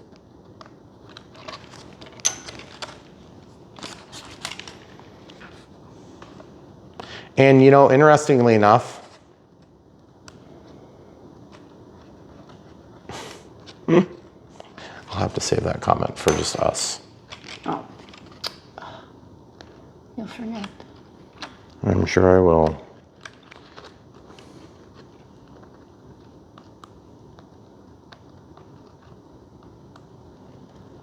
Oh my goodness, this paper hinge is pissing me off. This is the sort of stuff that when you're building these models, they just drive you up the wall. All I'm trying to do is get this stupid little thing in there, and it's just fighting me, tooth and nail. And so I'm trying to open this stupid foam spot so that I can get the stupid thing into the hole. And of course it doesn't want to stay open for more than 3 seconds. And then I've got the camera crew trying to keep a shot. Get in there, you son of a biscuit lover. Okay, I think I got it in there finally. That was ridiculous. Well, good thing I screwed it up before that, because I would have probably screwed it up putting it in. Anyway. Okay, so that's in there now. And now I need to check for freedom of movement, which ain't that free. So, watch this. Did you see lightning? Possible. I am cutting this now. I'm reluctant to do so because if I cut too much, that hinge will have nothing to hang on to. But I gotta have clearance. Clearance.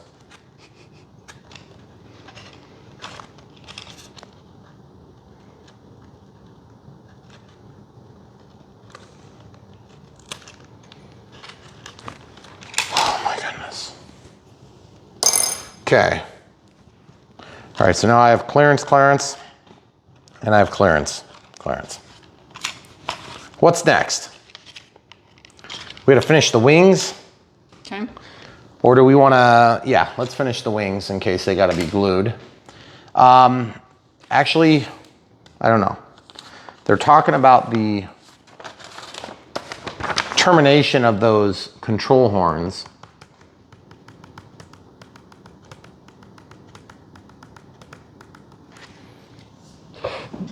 Let's just do that while I'm thinking about it. Okay. All right, so listen carefully to this theory. Do they say what hole to put it in? Oh my goodness, they don't, do they? They don't. Well, that'll be super almost impossible to fix later. What hole do you want to use? Probably honestly the outside hole, which is gonna give us the least amount of output. At least on the rudder, I guess, I don't know. So I'm gonna take this heat shrink and I'm gonna slip it down here. And I'm hopeful it won't go in the hole, but it could, totally. And then how in the heck am I going to heat shrink that in this position? It's next to a big foam body plane. Right. And then, That's what the frick? why I was concerned a minute ago.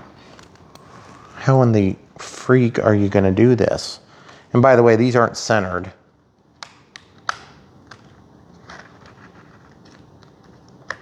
How are you gonna adjust them Exactly, at all?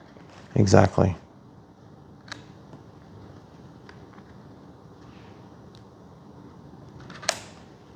Thank you for knowing my plight.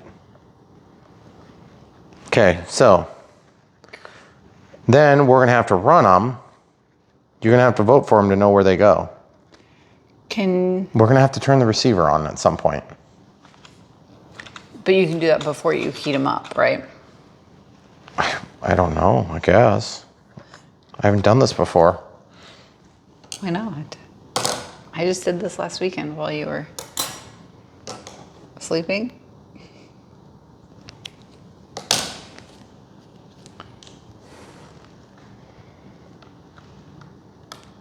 Okay, so we'll slip that on there. We have to do the exact same process. I hope the outside hole is where it's supposed to be. Gosh, even that's gonna be hard to do.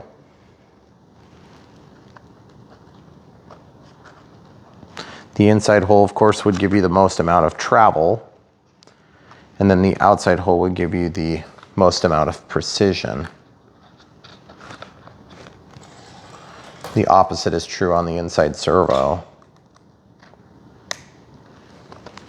Okay, so we got that. I can swivel that. This is where you need to be a surgeon, and the camera crew needs to be on the right side, or you won't be able to see anything.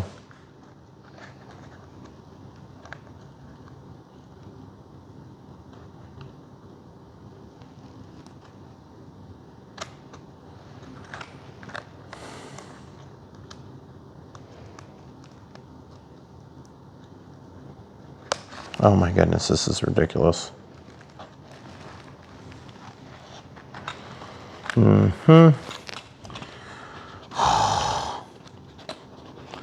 If you guys have never filmed yourself doing something like this, just take frustration levels and take it times 7. That's pretty much how it goes. Because if you weren't filming, you would just throw something across the room and you wouldn't have any explaining to do. Okay, so now that's on there, but it's not obviously correct yet. It will be, but not right at the moment. It's like, okay. So now we just need to actually run the servos to get them where they need to be. I mean, you could make an assumption here, but I think that'd be a very expensive assumption if you get it wrong. And therefore we want to try to, I mean, we could sort of like center them tentatively like this and like that, and then center them there. And you might get right, you might get it right, but I'm not willing to gamble that, not with the amount of work that's gone into this so far amazing plane.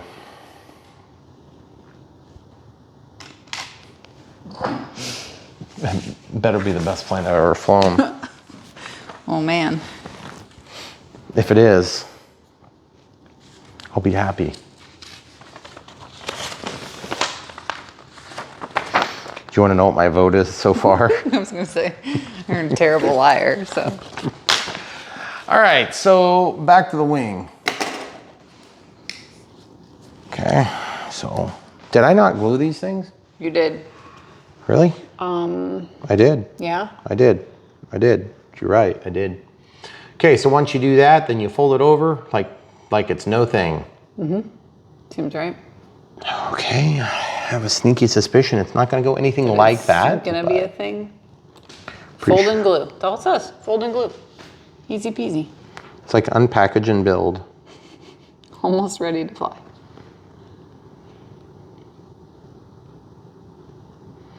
That's like saying almost a parent, like when you're dating in kindergarten.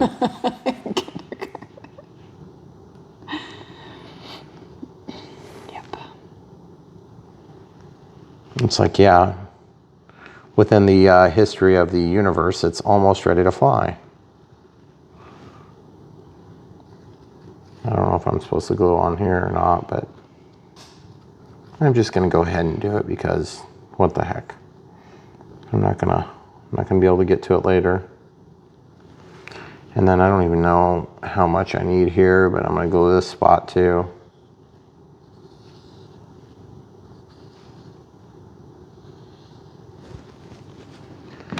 Okay, now this better work perfect.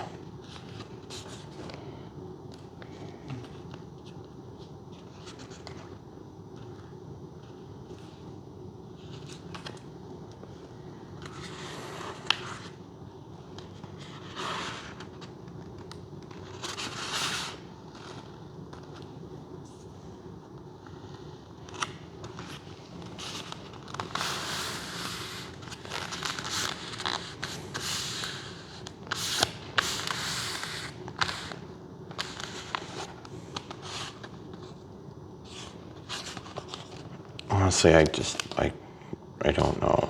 Like, is this working? Oh, we gotta glue this whole section down. Would have been nice if they would have mentioned that. Like, hey, don't forget, you need to glue the entire back of the wing. Like, where you put glue. Yeah.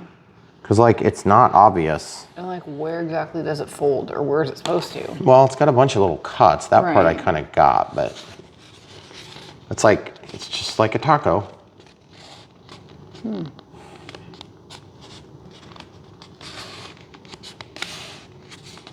I'm just not sure how to get it to stay. I mean, we could pin it together. Clip it, chip clip it. Chip clip it, maybe? You know, those aren't actually chip clips, right? I know. Okay. I didn't know if you were remembering. Yeah, they're like actual little hardware. They're wood clips. Clips, yeah. Woodworking clips or something like that. So we could probably put weight on this again, and then, you know what I'm saying, then we could go work on the receiver. You know what we need? We need like 2 s-fhss batteries. You want me to get that?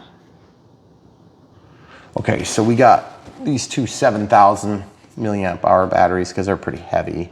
I always see guys using batteries to counterweight or to just weigh stuff down, and so I said, you know what, I'm gonna try that tonight. So I'm gonna slide this over. I'm trying to kind of keep the weight over the ribs because there's a rib here and here, so I've got the weight over it, and then there's a gap, and then weight. So then when we're done with the second wing, we'll do it exactly the same way with the same type of weight, so that hypothetically we'll get the same outcome. Because it's, I want to say that was hard, but actually that was pretty easy. Yeah, that was pretty straightforward. I just didn't really expect it to go well, but it did. I'm gonna grab 2 more batteries while you're gluing. Yeah, because I'm just going along the ribs, not anything too rocket sciencey. Okay. So yeah, I'm just gluing along the carbon fiber, just like before. And of course it's, you know, this glue should coat the surfaces you want to touch, but it doesn't have to be like super thick. I mean, you are using a lot of glue on this build. Yeah. Like a lot of glue.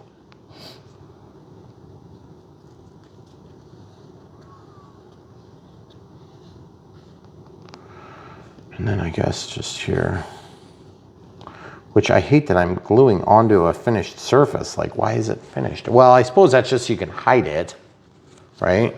If it doesn't line up exactly right, you don't have white underneath then. Yeah, but if it doesn't line up exactly right, it's gonna work like crap. Oh, I gotta do this too. Ooh, that was a lot.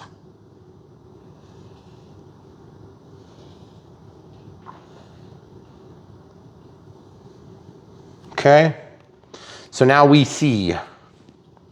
So the moral of the story is, if you guys are looking for a slap together and fly kind of plane, this is absolutely not it. Because how many hours have we filmed? 3. I don't know. Plus a little bit, probably. Sometimes you gotta have that extra fun project before you can make a decision.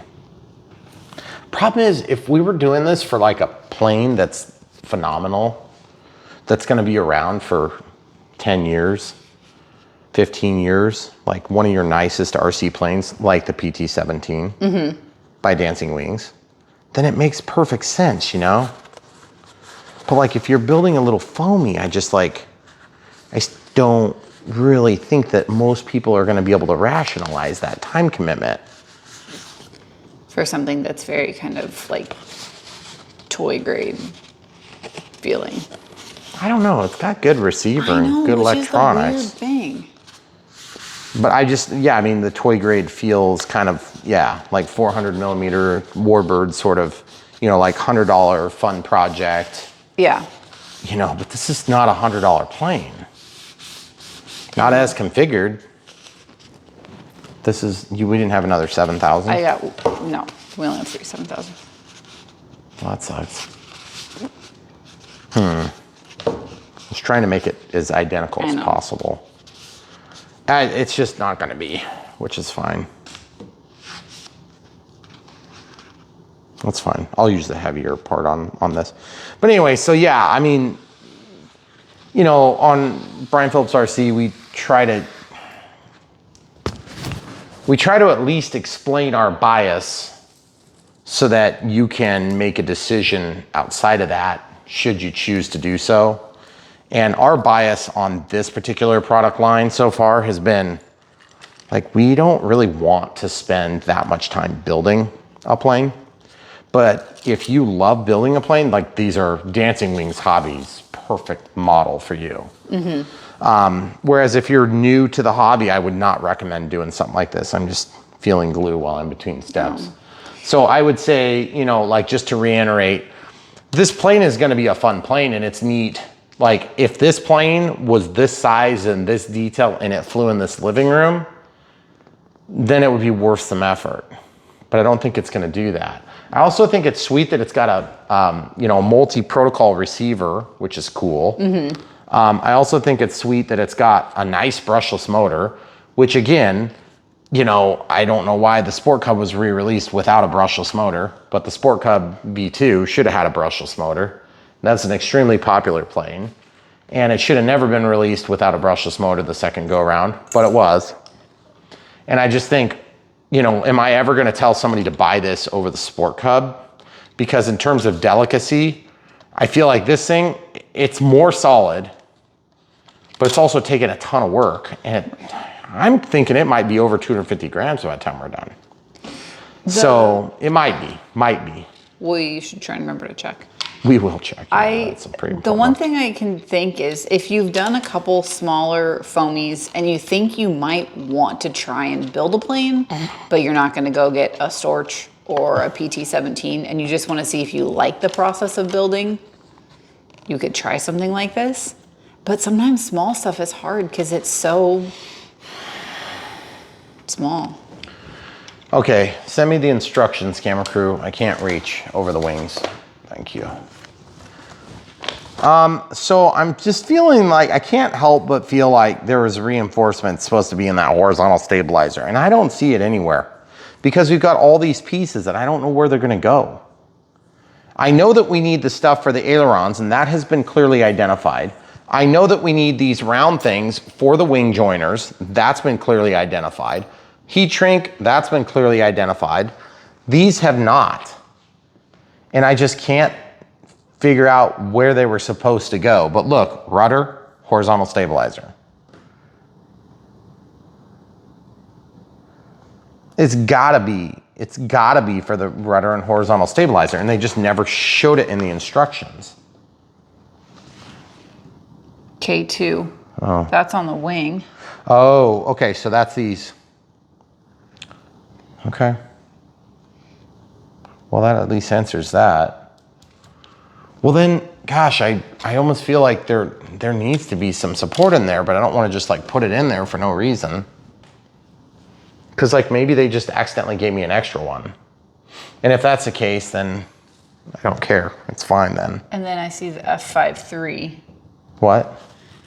Here it says F53. Isn't that the little square piece you said that we hadn't used yet? Huh. Does that hold the gear in? Yeah.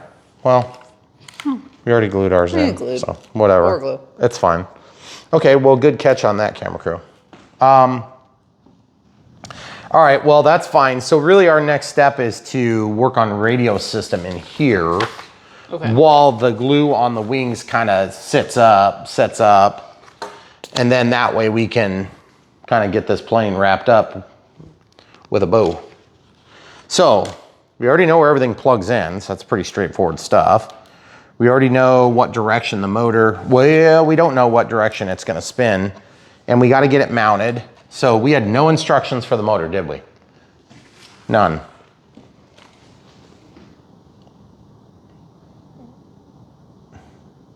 Oh my goodness. Okay. So I guess we're gonna go through this bag of things and see if we can figure it out. I'm sure it's not gonna be like that big a deal. But it's like, again, where's the instructions? Okay, so there's screws. There's another connector. That's kind of interesting. Why would they give us another connector? Strange. I'm gonna put it over there. Unless that's like maybe the wrong pin size or something. Then this is obviously the motor mount. So that's gonna go like this. Boom. And then there's a bunch of these screws, like a million of them. What's this? That's heat shrink? What's the heat shrink for? What are the little circles for? Those are what you adapt the prop with. That part I do know. Okay, so I'm actually just gonna detach that from the rest of the assembly. Just kind of get it out of the way. So those are obviously the screws I need to use. So I'm gonna find an appropriate screwdriver here. Goodness gracious. Need the shortest ones. Yep, and they do fit in that screwdriver. And this is gonna be going through there. And it's gonna go. If I turn flash on. Yeah, that's fine. Do it. Okay. That's no problem. Okay. Oh, for God's sake. There it is. Get in there. I don't know why they're countersunk screws. I feel like they shouldn't be countersunk, but they are. And there's 4 of them, so that's definitely the right screws. And I don't like that they don't go in flush because they're gonna make a little relief. It's gonna force the motor to stick out. Okay. It's probably a little bit overthink on my part. I mean, I'm really thrilled with the electronics in this plane. I just feel like some of the little nitty-gritty steps are the steps that I have a hard time with. Like actually cutting the tail and stuff like that. That's too critical. You know, I want it done right by somebody else. If you want it done right, have somebody else in China do it. Isn't that what they say? Always. Okay, well, that fits the shaft terribly. Oh my goodness. That doesn't even come close. Look. Look at the play. A set screw in it? It does. Oh, there's 2 sides. Whew, that scared me. Okay. So there's one way that it's tight, and then there's one way that it's loose. See how it's loose? You gotta get the right way. Okay, so the right way goes like that. Now this whole thing is gonna spin, so you can push it all the way tight. And then there's 2 black screws, or 2 black screws. Oh, and then these ones are the ones that mount it to the wood. I have to assume this is the ones they want in there. I could be incorrect, it could be the other ones too. The ones at the angle. Because you're gonna have to be able to get these around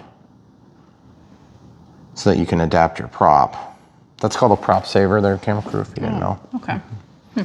And then there's actually those with the angles. I just think they're gonna be easier to use, so I wanna see if I can use those. I do not know what the heat shrink is for. Oh, the heat shrink is to shrink onto the ESC lines, maybe. Ooh, that feels like it's got a lot of slop on it. So that is not right. This is what you have to use. Okay, so once that's tight, then I'm gonna go over to this side and just kind of repeat the process. And those, of course, are hex drive. Okay, why would it not be? Obviously, it's for extra fun. 1.5 millimeter. Torque that sucker down good. Torque it down really good. Then come back and really good it. One more time on each side. Nice. Okay. That was pretty easy, actually. Okay, so 2 degrees down and right. 2 degrees pull down right. Down and right. Okay. Put this heat shrink over here because I don't know if we're going to need it. I'm going to put these 2 screws as well as one of the extra O-rings over here for the bag of extra tricks. Okay, so now there already are screws in here, screw holes rather, so that's good. And then I don't know if it's gonna be real hard to put the prop on. I assume it's not gonna be that big a deal, but I'm gonna go ahead and try it while it's off of the plane because it's a lot easier to probably do this here. Okay, yeah, that was pretty easy, but it's gonna be, I think it's gonna be a little harder once it's on the plane. Cool. Interesting. Mm-hmm. And then this needs to go through and then pretty much up when it's convenient.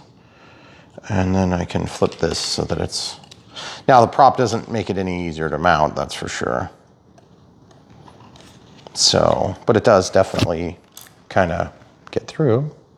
Okay, Phillips screw this time through the framework. Oh geez, well, that's nice. They made that screw so it's too big for the carbon fiber cutout. There we go.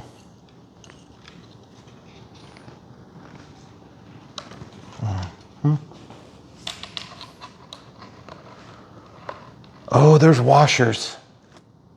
There's washers. There is. There's washers. They weren't in that bag though. It doesn't matter because I don't even know of a place where washers are needed. They're needed here. Okay.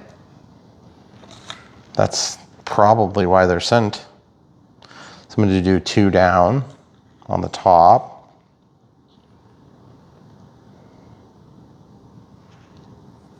Oh, for God's sake, just nothing quite goes right on this plane, does it?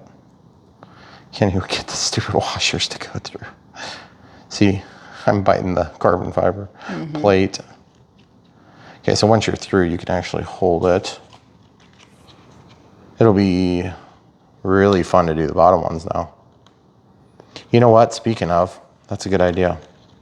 Let's see if we can put the other one through.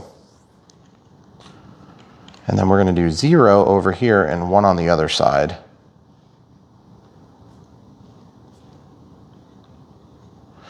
You know why we're doing that? To get your angle. Right angle. Okay, that makes sense. The correct and pointed down and right angle.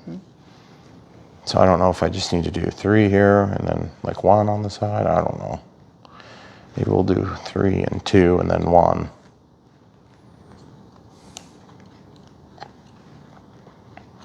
So if you guys are kind of understanding how this build has gone, because you've been through a build like this recently, or maybe you're in recovery from watching our last Dancing Wings video.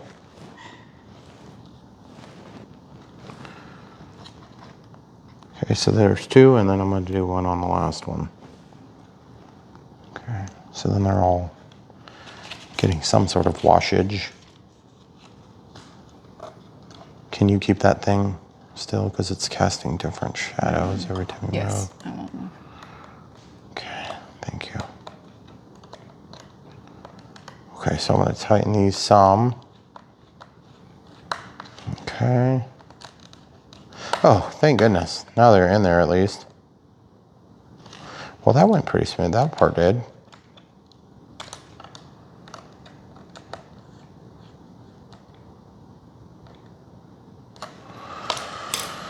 Oh, goodness gracious. Now let's look at the down thrust angle. Okay, so level, kind of hard to tell. And then to the right, it's pretty minimal. I think it probably technically needs 3 on the bottom, like more on the top, 0 on the left, or 0 on the right rather. But whatever, I don't care. This is good enough. This is good. This'll be just fine. All right, so the next step, of course, is to get this thing somehow mounted somewhere. And the battery is supposed to go up front, I assume. So what I want to do is I want to make sure that the battery or the motor plug is plugged somewhere where it's convenient, so it's not in the way of the battery. So I think what I'm going to have to probably, unfortunately, do is feed this down and under, except there's no way to pass through this middle. So we're pretty much screwed on that, so it's just gonna have to come over to the side or something like that. Did you catch what I was talking about there? Yeah. That's unfortunate, but it's just the way it is. And I don't even know what direction this is going, so it's either one way or it's the other way. It's either that way or it's this way. And that in turn switches the direction of the prop, okay? And then the plug for your wire is here. And these are gonna be for the ailerons, which we haven't even put in the wings yet. But that's okay, it's all part of the show here on Brian Phillips RC. Speaking of Brian Phillips RC, www.brianphillipsrc.com. You can visit there and see all the different content laid out in a nice organized fashion. And you can follow directly from there back to the playlist, or you can follow to the sites to buy stuff to help support us. It's just like following the links in the video description below, only it's gonna be more organized and less messy. Megan's been working her tail off on that, so thanks, Megan, for doing that for our audience sake. Okay, so I'm just gonna feed these through and just kind of see how we look. Okay, so I don't know how that's gonna go yet, but I'm assuming it'll probably, you know, I don't know if it's gonna mount to the side or if it's gonna mount down here, if I'm gonna just do a big glob of hot glue and stick it down. But I wanna leave room for a battery, so I guess so far so good. It's actually a lot cleaner wiring than in the storage. But those wires do not look like they're gonna be long enough. The other thing is that could go to the bottom of the wing. Okay, so that's pretty reasonable. Okay, so now I think our next move is to probably see how the wings are feeling. Okay. So I'm gonna just take this and this, pull it off, and it doesn't feel like it's undoing. That's a good sign. Unexpected, but good sign. Now we already centered these servos, you remember, for the ailerons. So I'm just gonna grab this one and I'm gonna untangle that one. And then it's just gonna be the way it lies. So now I will be able to really easily plug those back in here in a minute. So this one wire needs to go. So I'm gonna take in cable management this, just pull that straight.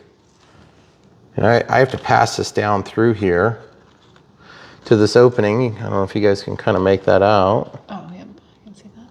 Should be pretty straightforward.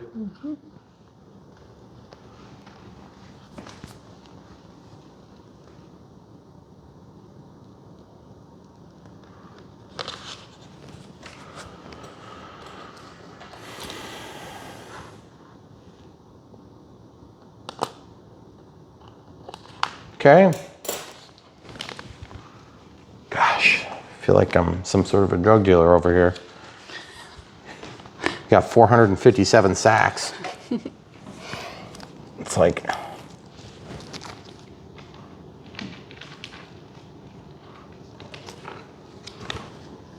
Keep those for inflation.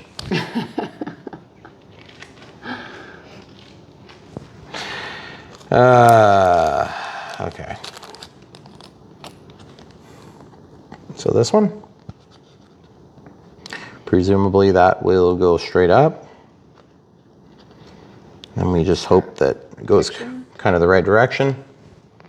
The picture is in my brain. Oh, okay. That works for me. Okay. These are the screws, you remember, the ones that sucked? I remember those. Gigantic donkey, you know what? It's these ones again.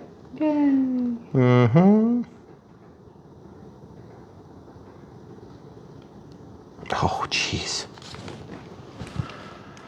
Oh, boy. You need your little, yeah. Do those just get glued into the wing?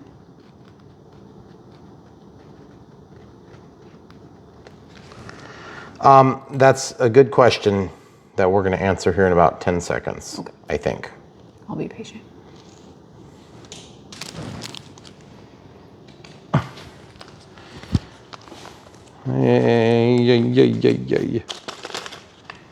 There. So we have those extra screws in there, camera crew, in case we need them. Got a little piece of heat shrink in there in case we need it.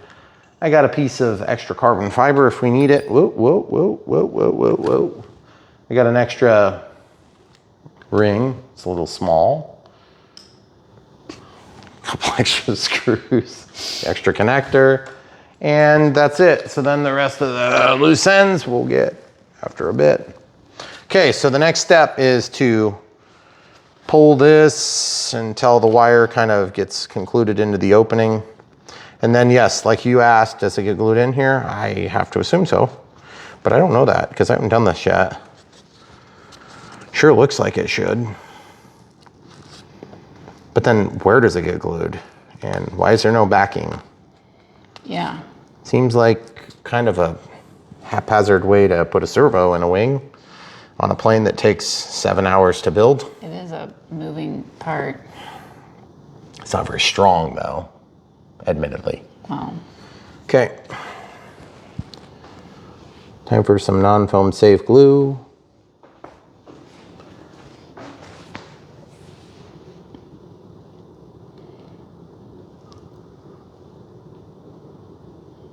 Yep, let's hope that doesn't eat the foam. Let's hope. Huh? Let's hope, I said.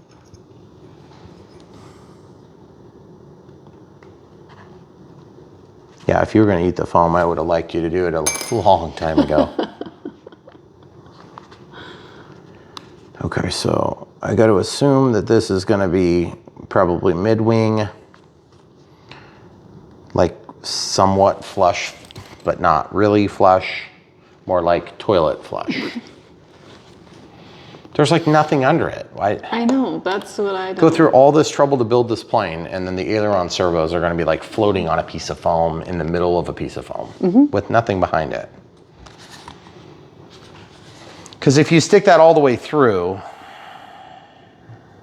I just don't know that that would work because it's gonna go way too deep. Guess it is what it is. All right, so time to build some control horns, control arms. You know, this is one of the very few models we've ever had that we had to do this on. We have had to do it on other models. Actually build the control horn? Yeah. All of them. All.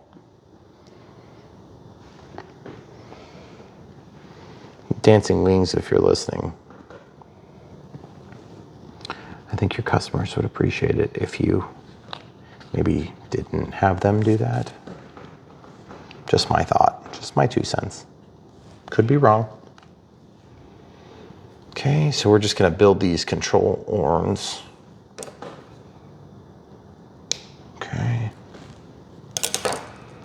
And then I guess this is gonna go through. Yeah. And again, a little CA action, non-foam safe CA action. Just a little teeny tiny bit around the edge. If you get just the right amount around the edge of the hole, then you may not get in trouble.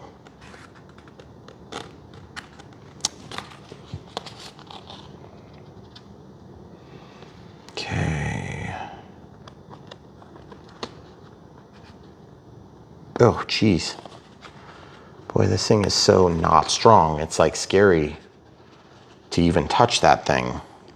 Is there anything in the aileron to keep it? No, that's it. That's it. I mean, it's like surprisingly good folding, but no, that's it. And there's no carbon fiber, there's nothing. So that is very scarily thin and light duty.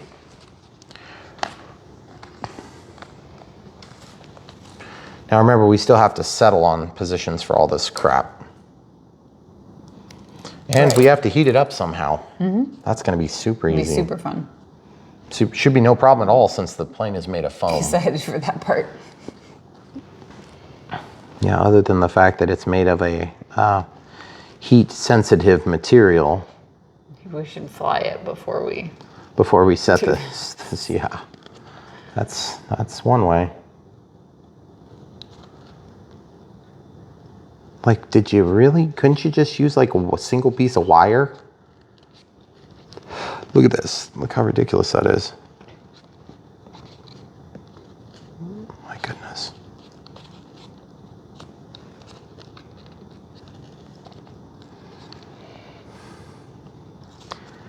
Wow.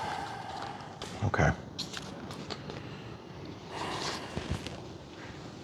We'll see. I guess so. I mean, maybe it'll be fine.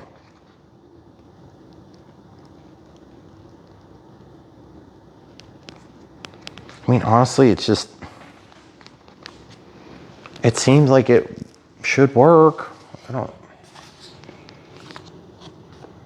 mean, it's less scary than the leading edge slats, I guess, on the storage.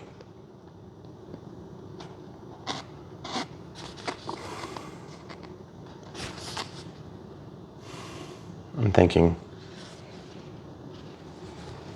I gotta do something about this. One drip, one drip. That's all I can do. That's kind of ballsy, I know. Okay. But That's kind of what I was thinking. Thinking about balls.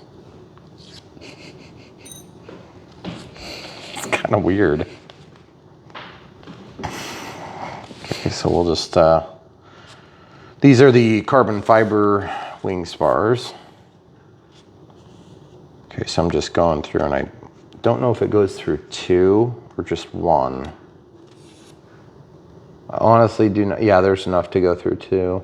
So you're gonna have to mark the middle, otherwise you won't know where you are. What do you need? I'm just gonna, I don't know, I'm just gonna use a blue marker. Okay. That's probably good enough. Just gonna eyeball it.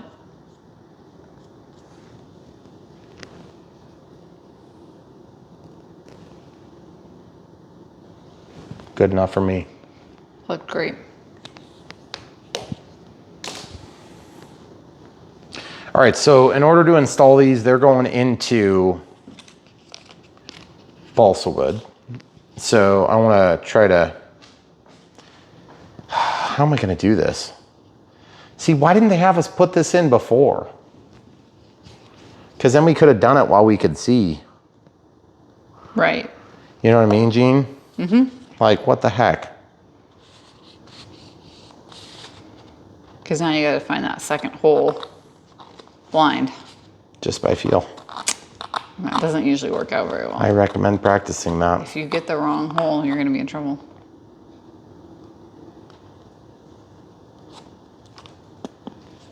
You never know if you don't try. Well.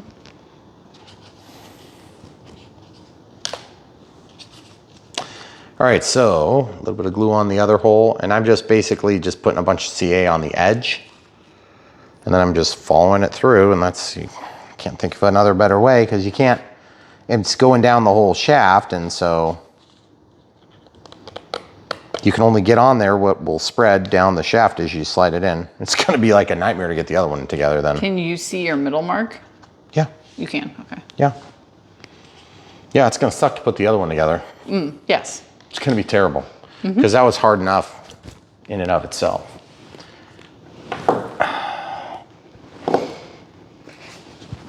Well, Firebird. I go down in a ball of flames. I doubt it. I bet it's gonna fly good. It's light. I trust it's gonna be a good plane. It's gonna be one of my best. Where's my other servo? Oh, it's already stuck into the aileron plug. Where's your other bag of servo parts? Right there. Oh, it's over there, I see. Yeah, it's right here. Yeah. It's underneath my sticky thing. Okay, that was like your last Q-tip. Do you want me to go get you more?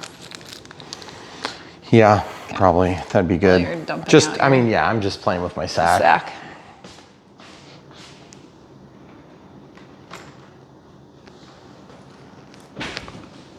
I gotta say, it feels good when you get done with one of these planes and you're still alive and you haven't been murdered by your wife. If you want to increase the risks of not being murdered by your wife, don't make her film you doing this for 4 hours. 4 hours? 3 hours, 32 minutes, and 26 seconds. We're not done yet. I know. You know, the funny thing is,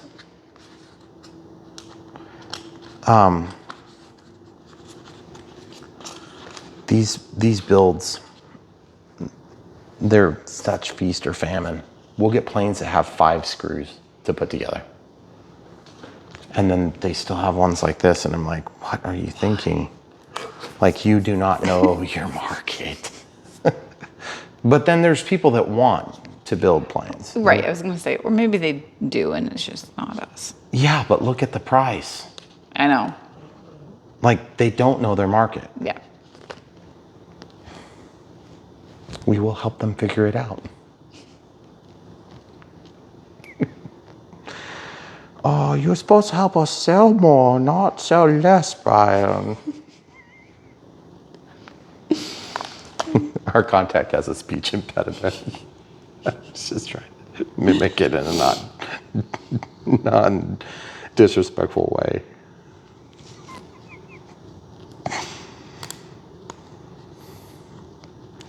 You gotta watch the 4-hour builds to get gems like that, you know? Because we know there's, if our affiliates are so desperate to catch us saying something bad, Yeah. that they watch a 4-hour video, Then, they deserve us. yes. They deserve us. They deserve everything we say. You know, we wouldn't say them if we didn't have to say it. That's for darn sure. We'd rather not say it, if that's meaningful to you at all. Oh, jeez. Like, are you freaking kidding me? Okay, well, that went all the way down. That looked pretty good. You having second thoughts? There's really not a picture of this? Do you see a picture? I see your brain. What are you talking about? I mean, I trust you. I'm just saying. Why would you trust me? I trust you. I'm just saying. Are you sure? Am I sure about what? No is the correct answer. No, I'm just going to push this down. I think it's going to be fine if we push it down. I just wish I would have glued it underneath. Dang. I'm trying to think of the methods I could use to refasten, like pull that up. Oh. I don't know that there really is a method. I don't think. Sometimes it's like, what's that phraseology I always use that you say I'm saying it wrong? Leave well good enough. Leave well enough alone? Nope. It's not the way it is. I'm pretty sure that's what it is. It's not the way it is in the Huey the Lewis song. Huey Lewis in the Could news. just go with the it is what it is. No, that's not what's in the song though. Oh. Oh, it's a song? It's in a song. It's leave well enough alone. It's, trust me. I think. It's in the song. Okay, fine. It's in the song. Someone will put it in the comments. We'll find it after we're done. It's in the song. I know these things. You can prove me right later. I had a perfect conversation. We haven't talked about Will Smith much lately. Is there really not anything new in the news? Oh, there's lots of new things.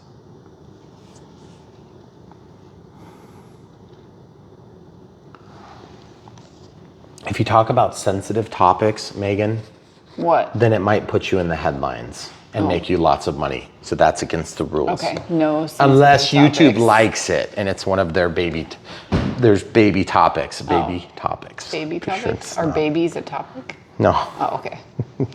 Bad problem. That's about all I know to talk about. Sorry. You talked about a baby from minutes 379 to minutes 332. Therefore, we are going to demonetize your movie, which would have earned you $7.99 for the next 14 years. This is not a movie. It is feature length. Yes. That's all. That's where the similarities end. Do you see the people with the popcorn? Mm-hmm. It's like, what if, like over in Malaysia or something, you know, some other third world country, not necessarily this was Malaysia. like American movies. They were like, Americans' movie taste is terrible. Yeah. But yet we love the American lifestyle. So we will watch Brian Phillips' RC videos. They're 20 hours long. Americans must have no jobs. Sorry if you're from Malaysia. That's another Rude American assumption.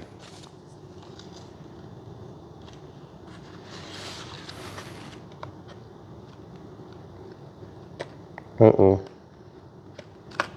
Oh my goodness, you son of a biscuit. Son of a biscuit. You pulled up from my wing rib. So if you would have put those carbon fiber spars in before you folded it over, everything would still be fine, right? You would just have to kind of fold over both wings like as a unit. It would have just been like better in every way. Okay. Okay. I'm just saying for people that are No. following along that are I mean, I get why you're repairing. asking it, and that's a fair question. It wasn't a stupid question at all. I wasn't saying you made a bad choice. No, I wasn't. It wasn't a bad question at all. It was a good question. It was a perfect question. You asked the perfect question. That's what I'm here for. I love that period of time when the air conditioning's off and yet I'm still sweating. Oh, we should have opened the windows when it quit raining. Oh, that would have been nice. Do we open? I can open a window. Are you that desperate to do something other than stand there? Okay, while I stuff this in the hole, why don't you open the windows? I'll go open a window. It was just like driving rain here a little bit ago, so we closed them. Yes, it was driving and without a license. It was. You know, it is funny when we watch these videos in real life, we don't catch the snide remarks that happen. And then we're watching the video to review it before like we release it or whatever. Yeah. And then we can all of a sudden hear all of the snide remarks. All of the snarky comments. In pure, delightful HD video and audio. Quality. It's like, that was kind of mean. Or people make comments about things that I say. I'm like, I don't remember saying that. Oh, so we have to glue that to hold them together too. These things have to glue together. All right, so next thing's next. We have to do little heat shrink doohickeys on the carbon fiber shaft. Yeah. I'm gonna stick this extra heat shrink into this here. Okay. I'm sure that'll come in handy. Listen, I got plans for this. I'm sure you do. Don't you doubt me. Don't make me prove myself right. You never know when I might have to fix a dancing wings hobby plane. Right. Yeah, could happen. Like, quick. Oh shucks, I ran into the wall. Hey, we got a new build video coming. How to repair dancing wings, Firebird J3 Piper. You have to get your helmet cam out for that. Like I need a helmet all the time, Cam? Or different? I mean, different than that. Different than that. Different than that, okay, good. I don't know if this is the right way, I don't really care. That's the way it's going. I don't think it really makes a big difference. That could be on the outside too. Do you see what I'm saying? Like that Z-bend could go the other way. Right. I don't know that it really makes a bit of difference in this Would it just be important to keep it consistent? It's got to be with on the same side. Yeah, I would recommend making them the same on both sides, yeah. They sent the world's most robust control horns to go onto the world's most paper-thin wing aileron with no reinforcement whatsoever. 7-piece count for one linkage connection. Goodness gracious. It's like making an engine with 50,000 parts. It's like, there might be a time and place for that. It's not here. Not this. Not this. Excessive piece count is not a Not a pro. No, it is not a pro. It is a huge con. And if you guys are watching this video and you think I'm a huge con, why would we say all these wonderful things about the companies that we work with? Woo! If we weren't out to look out for your best interests. Keep that in mind. We are looking out for your best interests. We want you to get a good hobby experience. Now keep in mind, this is just throw caution to the wind, hope it's close. If it's not close, then we'll have to adjust things. Not a big deal, as in probably will not be recoverable. No big deal at all. No big deal. Totally dead end, can't be fixed no matter what. Okay. Oh, so now we just have to ram 2 big black things in 2 separate holes at the same time. That sounds super fun. For somebody. For you.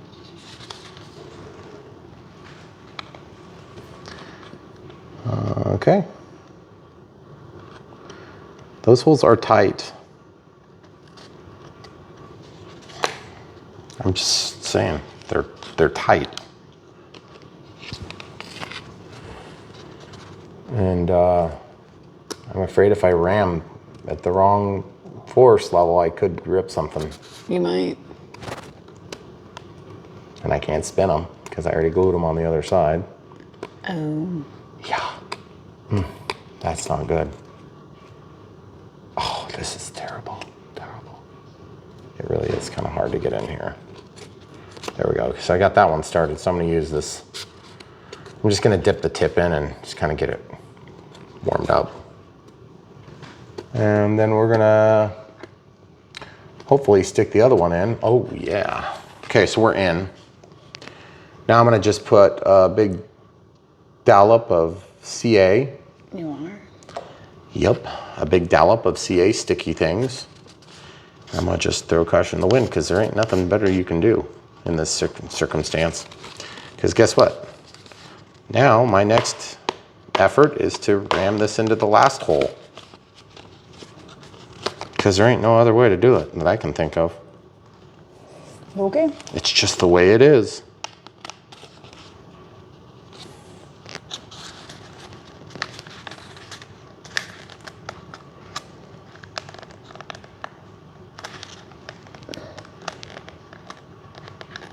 Are you concerned by the moaning noises?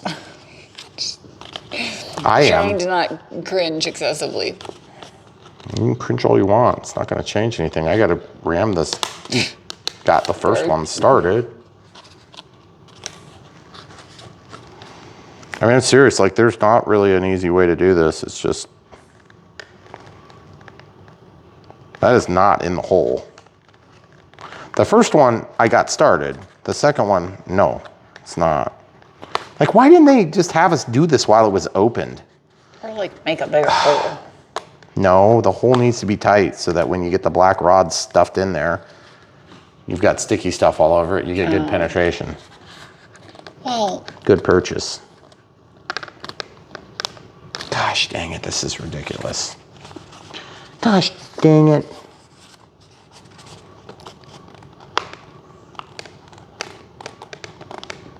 Come on now. I mean, I could just ram it through. I just don't think that's the right thing to do. I mean, I think it's better to get to know each other first. Oh, come on. I mean, like, I'm strong enough I can just squish this whole wing. That's the problem. I don't know. That's But it's like, I don't know what else to do. why I'm cringing. See?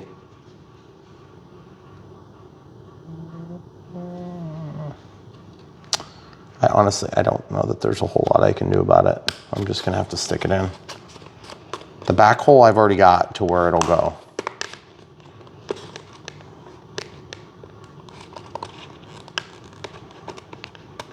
Oh, it's so ridiculous. I mean, this back hole I've got started, so that's easy.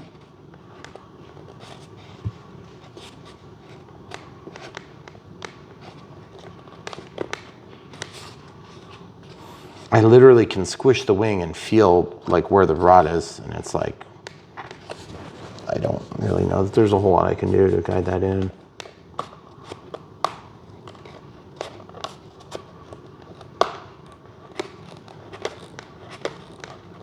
I just need the front one to go. The back one's already there. Oh, well, it ripped the bottom of the wing a little bit. But, yeah, see, the rip in the wing. Yeah. And then look, I had to squish the wing just to get it in. Joke. It's ash. Oh, they got a scratching thing in there. Yeah. thought there was water dripping in there. It's together. Yeah. Okay, well. It's a wing. Dancing wing. I hope they took the wings dancing before they did that. Goodness gracious, that was ridiculous. Okay, well, now we need to glue these things on here. And I can't help but feel like that's a little bit of an afterthought because it's on the outside, right? Or is it on the underside? No, it's on the outside, on the top. Okie dokie. Is that really the best we can do? Evidently. Evidently, yes. Okay, I'm just gonna cap that off and put it over here. I'm gonna put this over here because I'm having visions of spilling at the last minute. That's usually about the time you get really excited and blow your load all over the counter. Maybe don't avoid doing that. I had lots of problems with that when I used to use mucilage. What did you think I was gonna say? Not that. But you remember my mucilage. Do you remember when it popped in my hand? Yeah. That's what happens when you don't help me. I cut your fingers apart that one day when you stuck them together. That's all I get from you. Now you get dragged into the whole video. Yes. Yeah. I know. What happened? How did I? Can I revert back to No. a previous edition? No. Definitely not.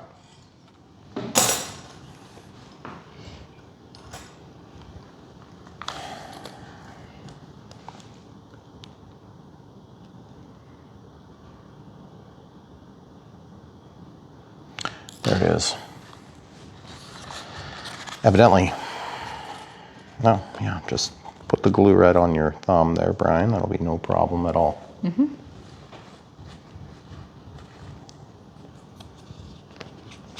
Okay, so now the rubber bands will rest on the outside of this. Just kind of give us a place to spread out the weight of the rubber band.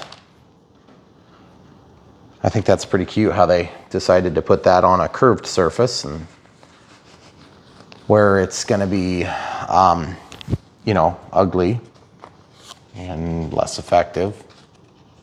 See that? So if you guys are building this, following along, maybe move it up a 1/4 inch just to where you get to a bigger flat.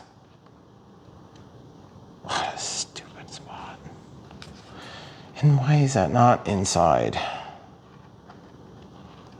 Like, couldn't this be on the inside of the foam?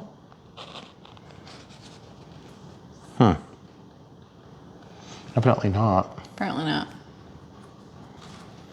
Okay, so I think what's gonna happen is this just needs to be like, that's done, okay? Okay. So now we need to, I mean, at this point, my next move is to put this wing on, I guess. The board's not mounted though yet, right? Yeah, I don't know if I care. Is it I don't know. stabilized? I don't know. We'll find out. Okie dokie. But yes, good question, and I don't know. But we'll find out.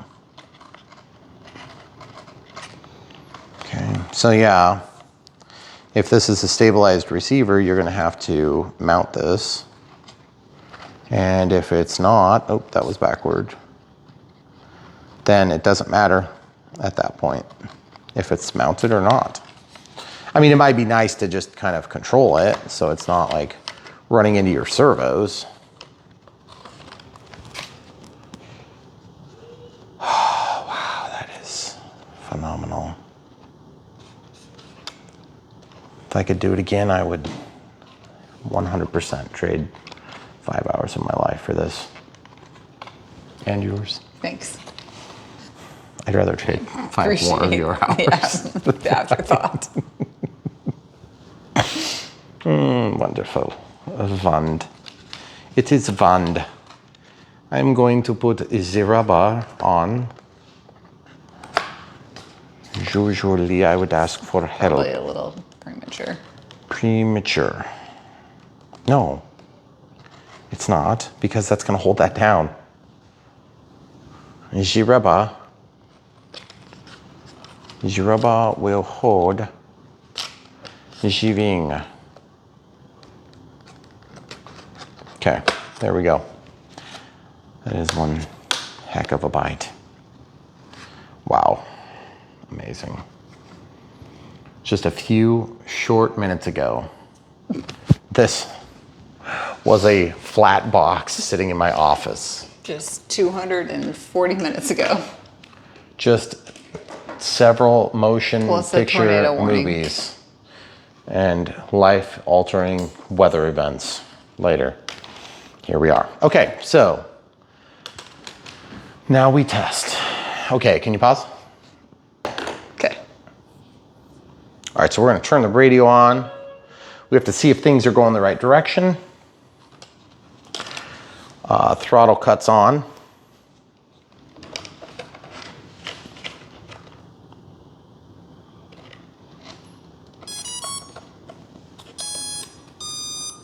Okay, so as you can see, the ailerons are definitely not centered.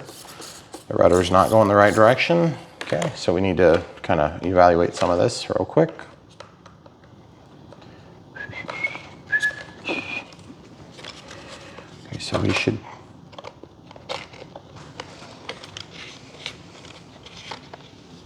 Okay, so now we check throttle. Going backward.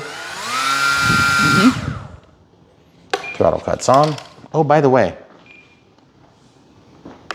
come down here in function list, click, go down to telemetry, auto config.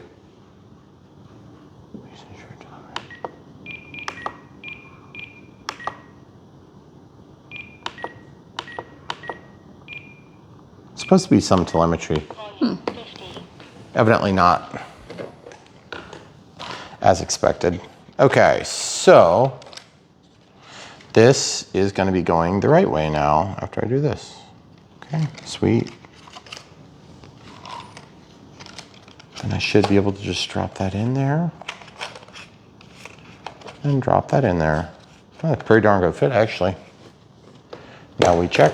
Throttle cuts off.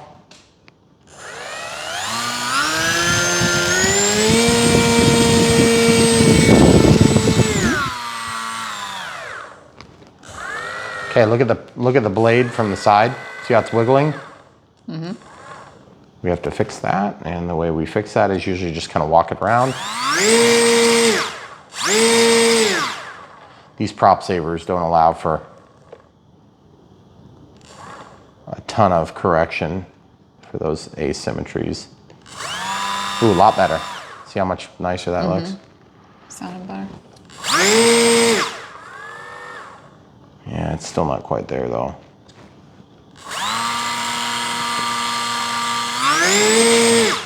I'm just looking at the tip as it goes by.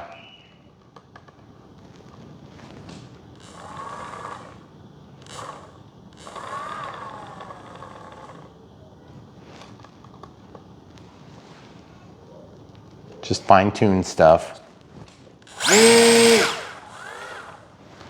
I don't know if I'm going to get it any better than that, though. It's a problem. I feel like every time I make an adjustment, it's kind of just the same bad. Okay, good enough. Now, the other thing we need to do is, obviously our ailerons are not square. But let's make sure they're going the right direction before we get any further, because obviously we have to fix that too on the rudder's going the right way. The elevator's going the wrong way. So we can go in here, go to servo setup, travel, reverse, elevator. Now it's going the right direction, and it's going the right direction. But you'll see that it slips through the shaft because we haven't glued it. So we're gonna let it go to the center. Okay. So we're gonna go to the center, and then we're gonna glue it.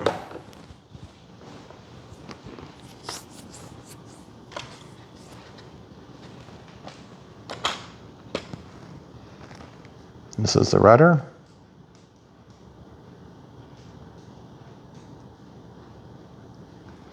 We're just gonna let that roll around. See how it goes around? Mm-hmm. Okay. Now, ordinarily on carbon fiber connections like that, I wouldn't get super bent out of shape, but just because I don't want to have to fight it dripping all over the place, I'm just gonna go ahead and do a little bit of kicker just to kind of help it settle itself. Okay, so that one's done. I'm not even gonna cut the excess, I don't care. It doesn't matter at all. It will make zero difference. Okay, elevator, up, down, really good amount of throw. Okay, so I feel like at level flight we're pretty good, but like look how cattywampus that all is. I do not like that at all. It's like way up there.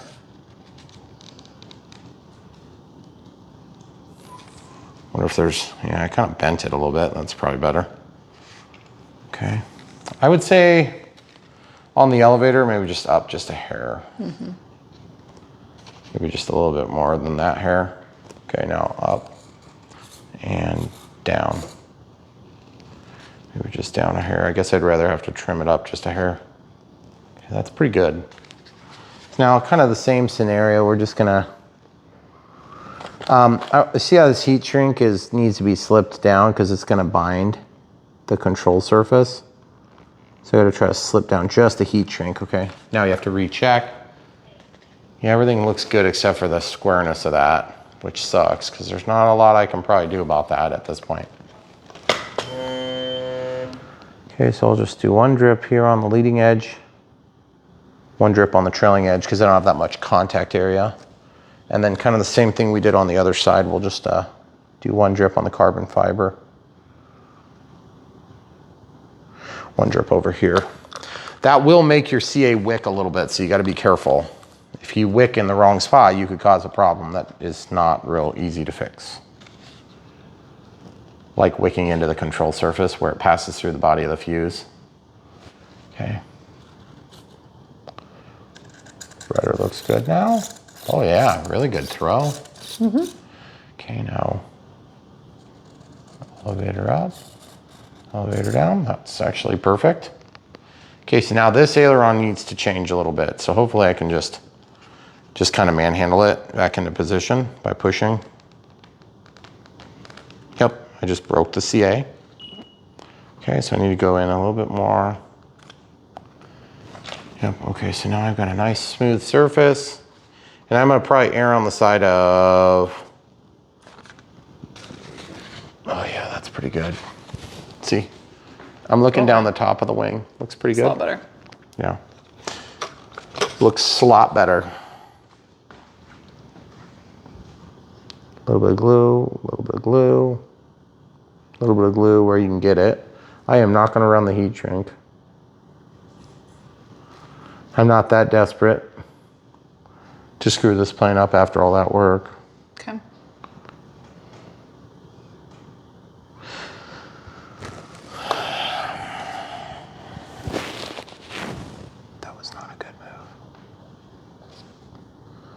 Just gonna take out that CA.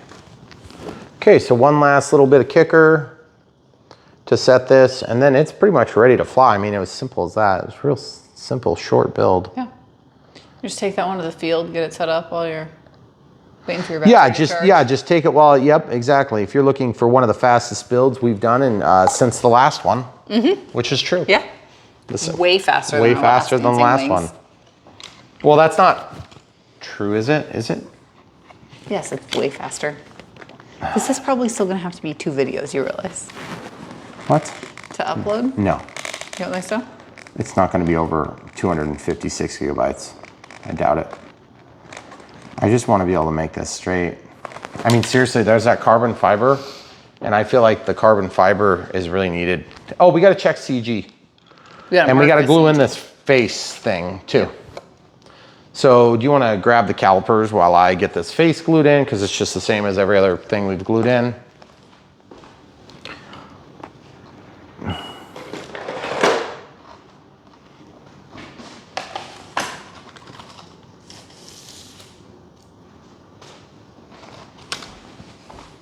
Honestly, it'd be nice if you didn't have to glue this face in. Be real nice. But you'll have to do, the battery goes in when you take the wings off, right? No, the battery goes in from the front. How are you gonna hold the lid down?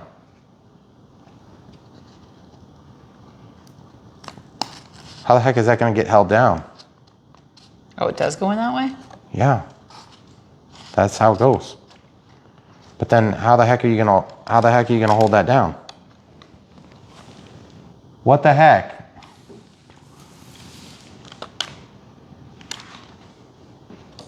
With magic tape, fasten the battery to the fuselage with magic tape. What the heck is magic tape? I think they mean Velcro. To send that with you. I think they mean Velcro, hon. Really? That's embarrassing. Magic tape? I'm pretty sure they meant magic tape. I mean, all the copyright infringement and they're worried about that?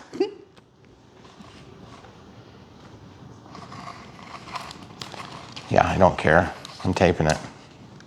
This is the magic tape on the windshield. Listen, they did not call for the magic tape here, by the way. They called for the magic tape somewhere else. But like, what? Okay, you're telling me that you go through all that thought process and then there's no thought for how you're gonna keep this thing down?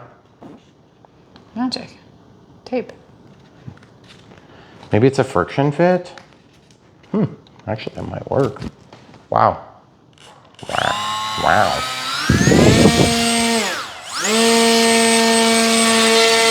Got a lot of power. Okay, so now I'm gonna check. You said, is it stabilized? I don't think so, but I'm gonna check because if it is, that'd make my day. Okay, so I'm gonna go to the channels and I'm just gonna aileron roll left, aileron roll right, elevator up, elevator down, yaw left, yaw right. So roll left, roll right, elevator up, elevator down, yaw left, yaw right. Cool. Shh. Nothing. There is no. There'd have to be another channel or something plugged in, right? Besides the 4. No. Okay, dual rates and expo. We're gonna set it to switch F. Oh, we do have a repair working out on that because it's really frustrating. It's gotten a little bit worse lately. See how it jumps ahead? God, it's so frustrating. Now, normally I wouldn't do such an aggressive change for high and low rates, but it's just like we have no stabilizer on here, so I'm actually gonna go higher on expo. Okay, so it's like, that's my best case scenario, next, and then final, okay? We'll start there. If we need more, we got that. If we need less, we'll go here. Okay, then we'll go to switch F. We'll just replicate those exact settings. So 10, then we'll go to 25. Then we'll go to 50. So it's kind of like a doubling, sort of. Drop the rates down to 75 on the top setting. Okay, so switch F. So you'll note they're all on the same switch.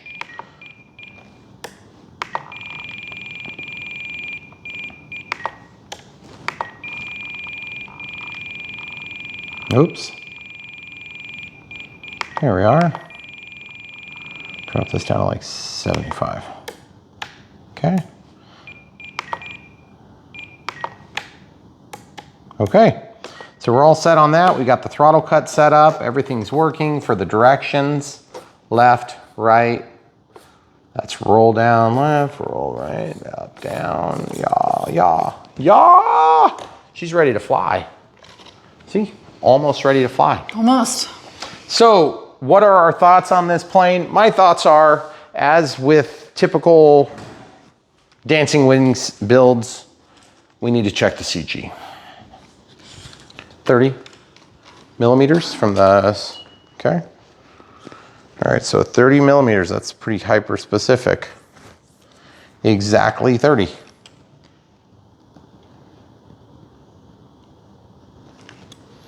And it looks like it's marked with that line, or really dang close to it. That's just behind the line. Actually, it's just behind the line. Come on, guys, you're gonna do artwork like that? Use that for your center of gravity mark. Yeah, no kidding. Okay, so we use black. We have to measure it to see if we're under. If we're sub 250 grams.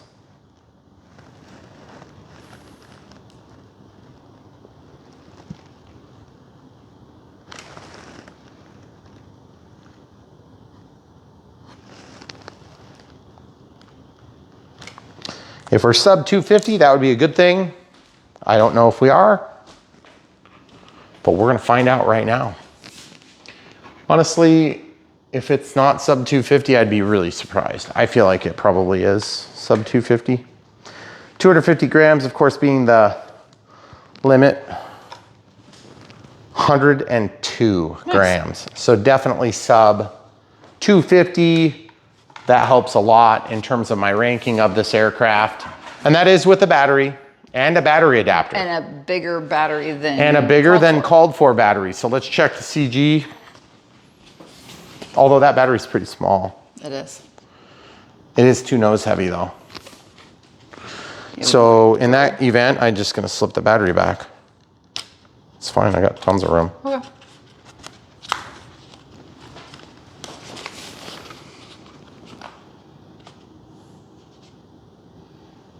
I mean, I gotta say that's close enough.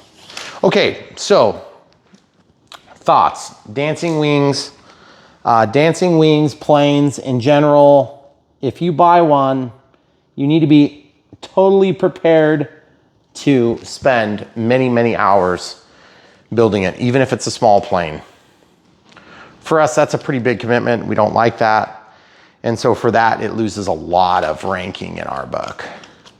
But for you guys, maybe it's not an issue for you. Maybe you've got the free time that you can go ahead and build your models and you enjoy that process a lot. And so I don't want to inject my concerns into your life, but the reality is for busy parents and things like that, people that got busy jobs and limited time to fly, this would be a terrible choice.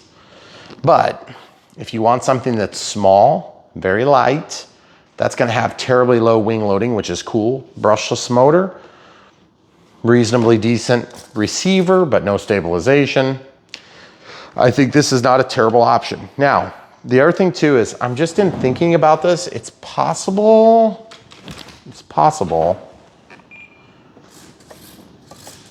rudder, aileron, auxiliary one. Okay, it does not, auxiliary one doesn't move the other aileron. I was gonna see if we could set this up as a different wing type. And with a different wing type, we could do flaperons. But to be honest, I don't think, you know, it's probably gonna need flaps, but if I were flying this and I wanted flaps, what I would do is I would reverse the direction of one of these servos, and then I would make a full-length flap and I would fly it as a 3-channel. Because then you could do flaps and you could do elevator correction and you could do rudder and elevator to do all the rest of it. Although this is a pretty flat wing design, and without the dihedral, I think you might have a hard time getting it to induce the roll that you expect with 3-channel configuration. So also, we'll see how the prop saver works. My experience with prop savers is that they don't really save props that easy because these O-rings are always too strong. You need a pretty weak O-ring to actually accomplish the goal of saving anything. So at the end of the day, this thing is ready to fly and it's been 1 day. So it's not near as bad as the last, and we also did have a break in the middle. It's not near as bad. We have over 4 hours of filming, probably close to 4.5. I don't know. I hope it flies good, guys. I hope it does too. If it doesn't, or if you hate this plane, or if you think it's too hard to build and you want to buy something to support us, we understand. Part of the biggest thing that we do, probably one of the biggest things we do here in terms of transparency to you as our audience is that when we do a plane and we're not crazy about it, we try not to say that everybody's gonna feel that same way. But when we do a plane that's amazing, we just kind of assume everybody's gonna love it. And that isn't really fair of us, but at the same time, because of our issues with this build, that doesn't mean that it's not a good plane. It just means that you have to be aware of it. If you sat down and did this without filming, you could probably build it in like 2.5 or 3 hours, conservatively. And you know, our radio setup was really easy. I didn't really have any major problems. There wasn't a lot of hard parts. It was, I mean, putting the rudder on was a pain, but sometimes we have that on other planes. So, but that all being said, am I gonna sit here and tell you to go buy a plane that looks like this after a 4-hour build? I mean, I'm not gonna tell you to buy anything. We just say, if you're gonna buy it from our links. And so I hope you hear us when we say that. We really mean that. We never would ask you to buy something that we don't absolutely love ourselves. But we will ask you, if you are gonna buy it from our links in the video description below. Obviously, we appreciate you being here with us. Don't forget to like the video and click the bell for notifications if you haven't already done that. And obviously subscribe. And if you know there's somebody in your life that's interested in RC aviation, but they haven't yet started, or they're just maybe reluctant to get back into it, or they just need some help, Brian Phillips RC is the place for them. So send them our way, we'll help them along. And obviously, if you want to send some support, but you don't like this plane, or you don't like the other planes that we've done in the past, which we've done like tons, thousands of planes, or not thousands of planes, thousands of videos, hundreds of planes. Hundreds of planes. Then definitely there's PayPal and Patreon for those of you that, you know, don't fall in that criteria. Or if you just enjoy watching the video, that's cool too. And we appreciate you guys being here with us. So if we didn't have people coming back, we wouldn't be doing the videos. Nope. So, but you are, and you've been very good to us, and it looks like we have a low voltage alarm here. That's pretty cool. Oh. Didn't expect that to happen. Maybe it's inactivity. Might be. Inactivity. Yeah, almost certainly. The only thing I didn't try was the knob. Yeah, there's nothing going on there. So at the end of the day, thanks for watching, guys. We never know how they're gonna turn out until they've turned out. And so, case in point, Dancing Wings Hobby, 2 in a row. 3's the charm, right? We've already done 1, amazing. 2, okay. And huge, long video. 3rd one, could be awesome, could be mediocre, could be terrible. If this flies terrible, it's gonna be the trifecta. I would say definitely not. But again, everybody's got different reasons for what they pick. Yep. So if you pick this, pick it from our links. Thanks for watching. Stay tuned, so much more to come.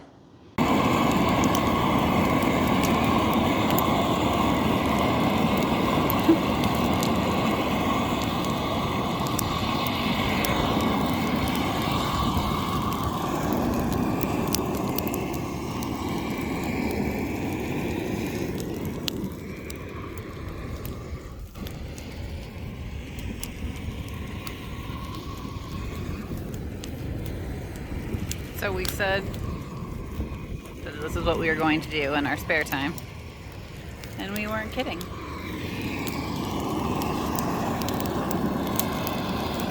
Ditch burning.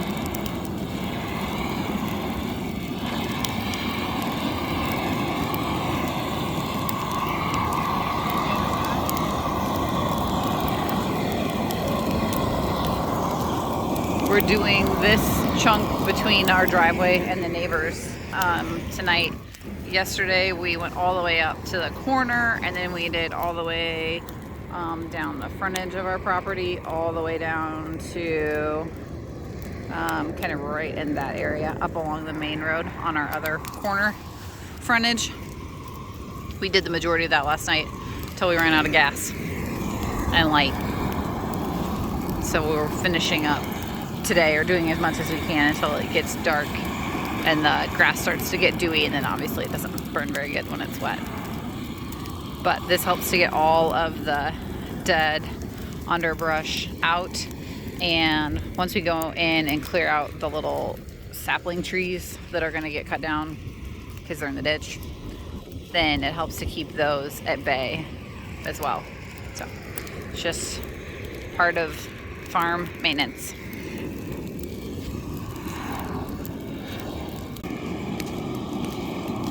got an extra helper tonight. We're just working on this end of the property. Down here, I'm just kind of manning what's going to be our fire break.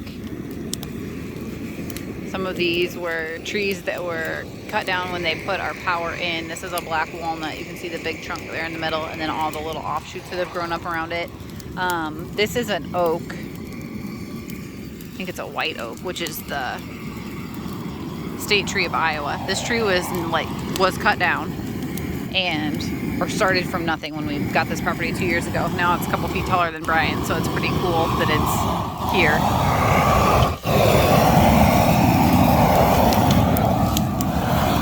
It's so much harder to start this and keep it going than I thought it was. I know. I think we're late to the show. We are.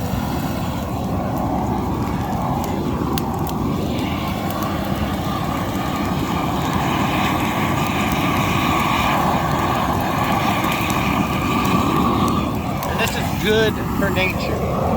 Yep.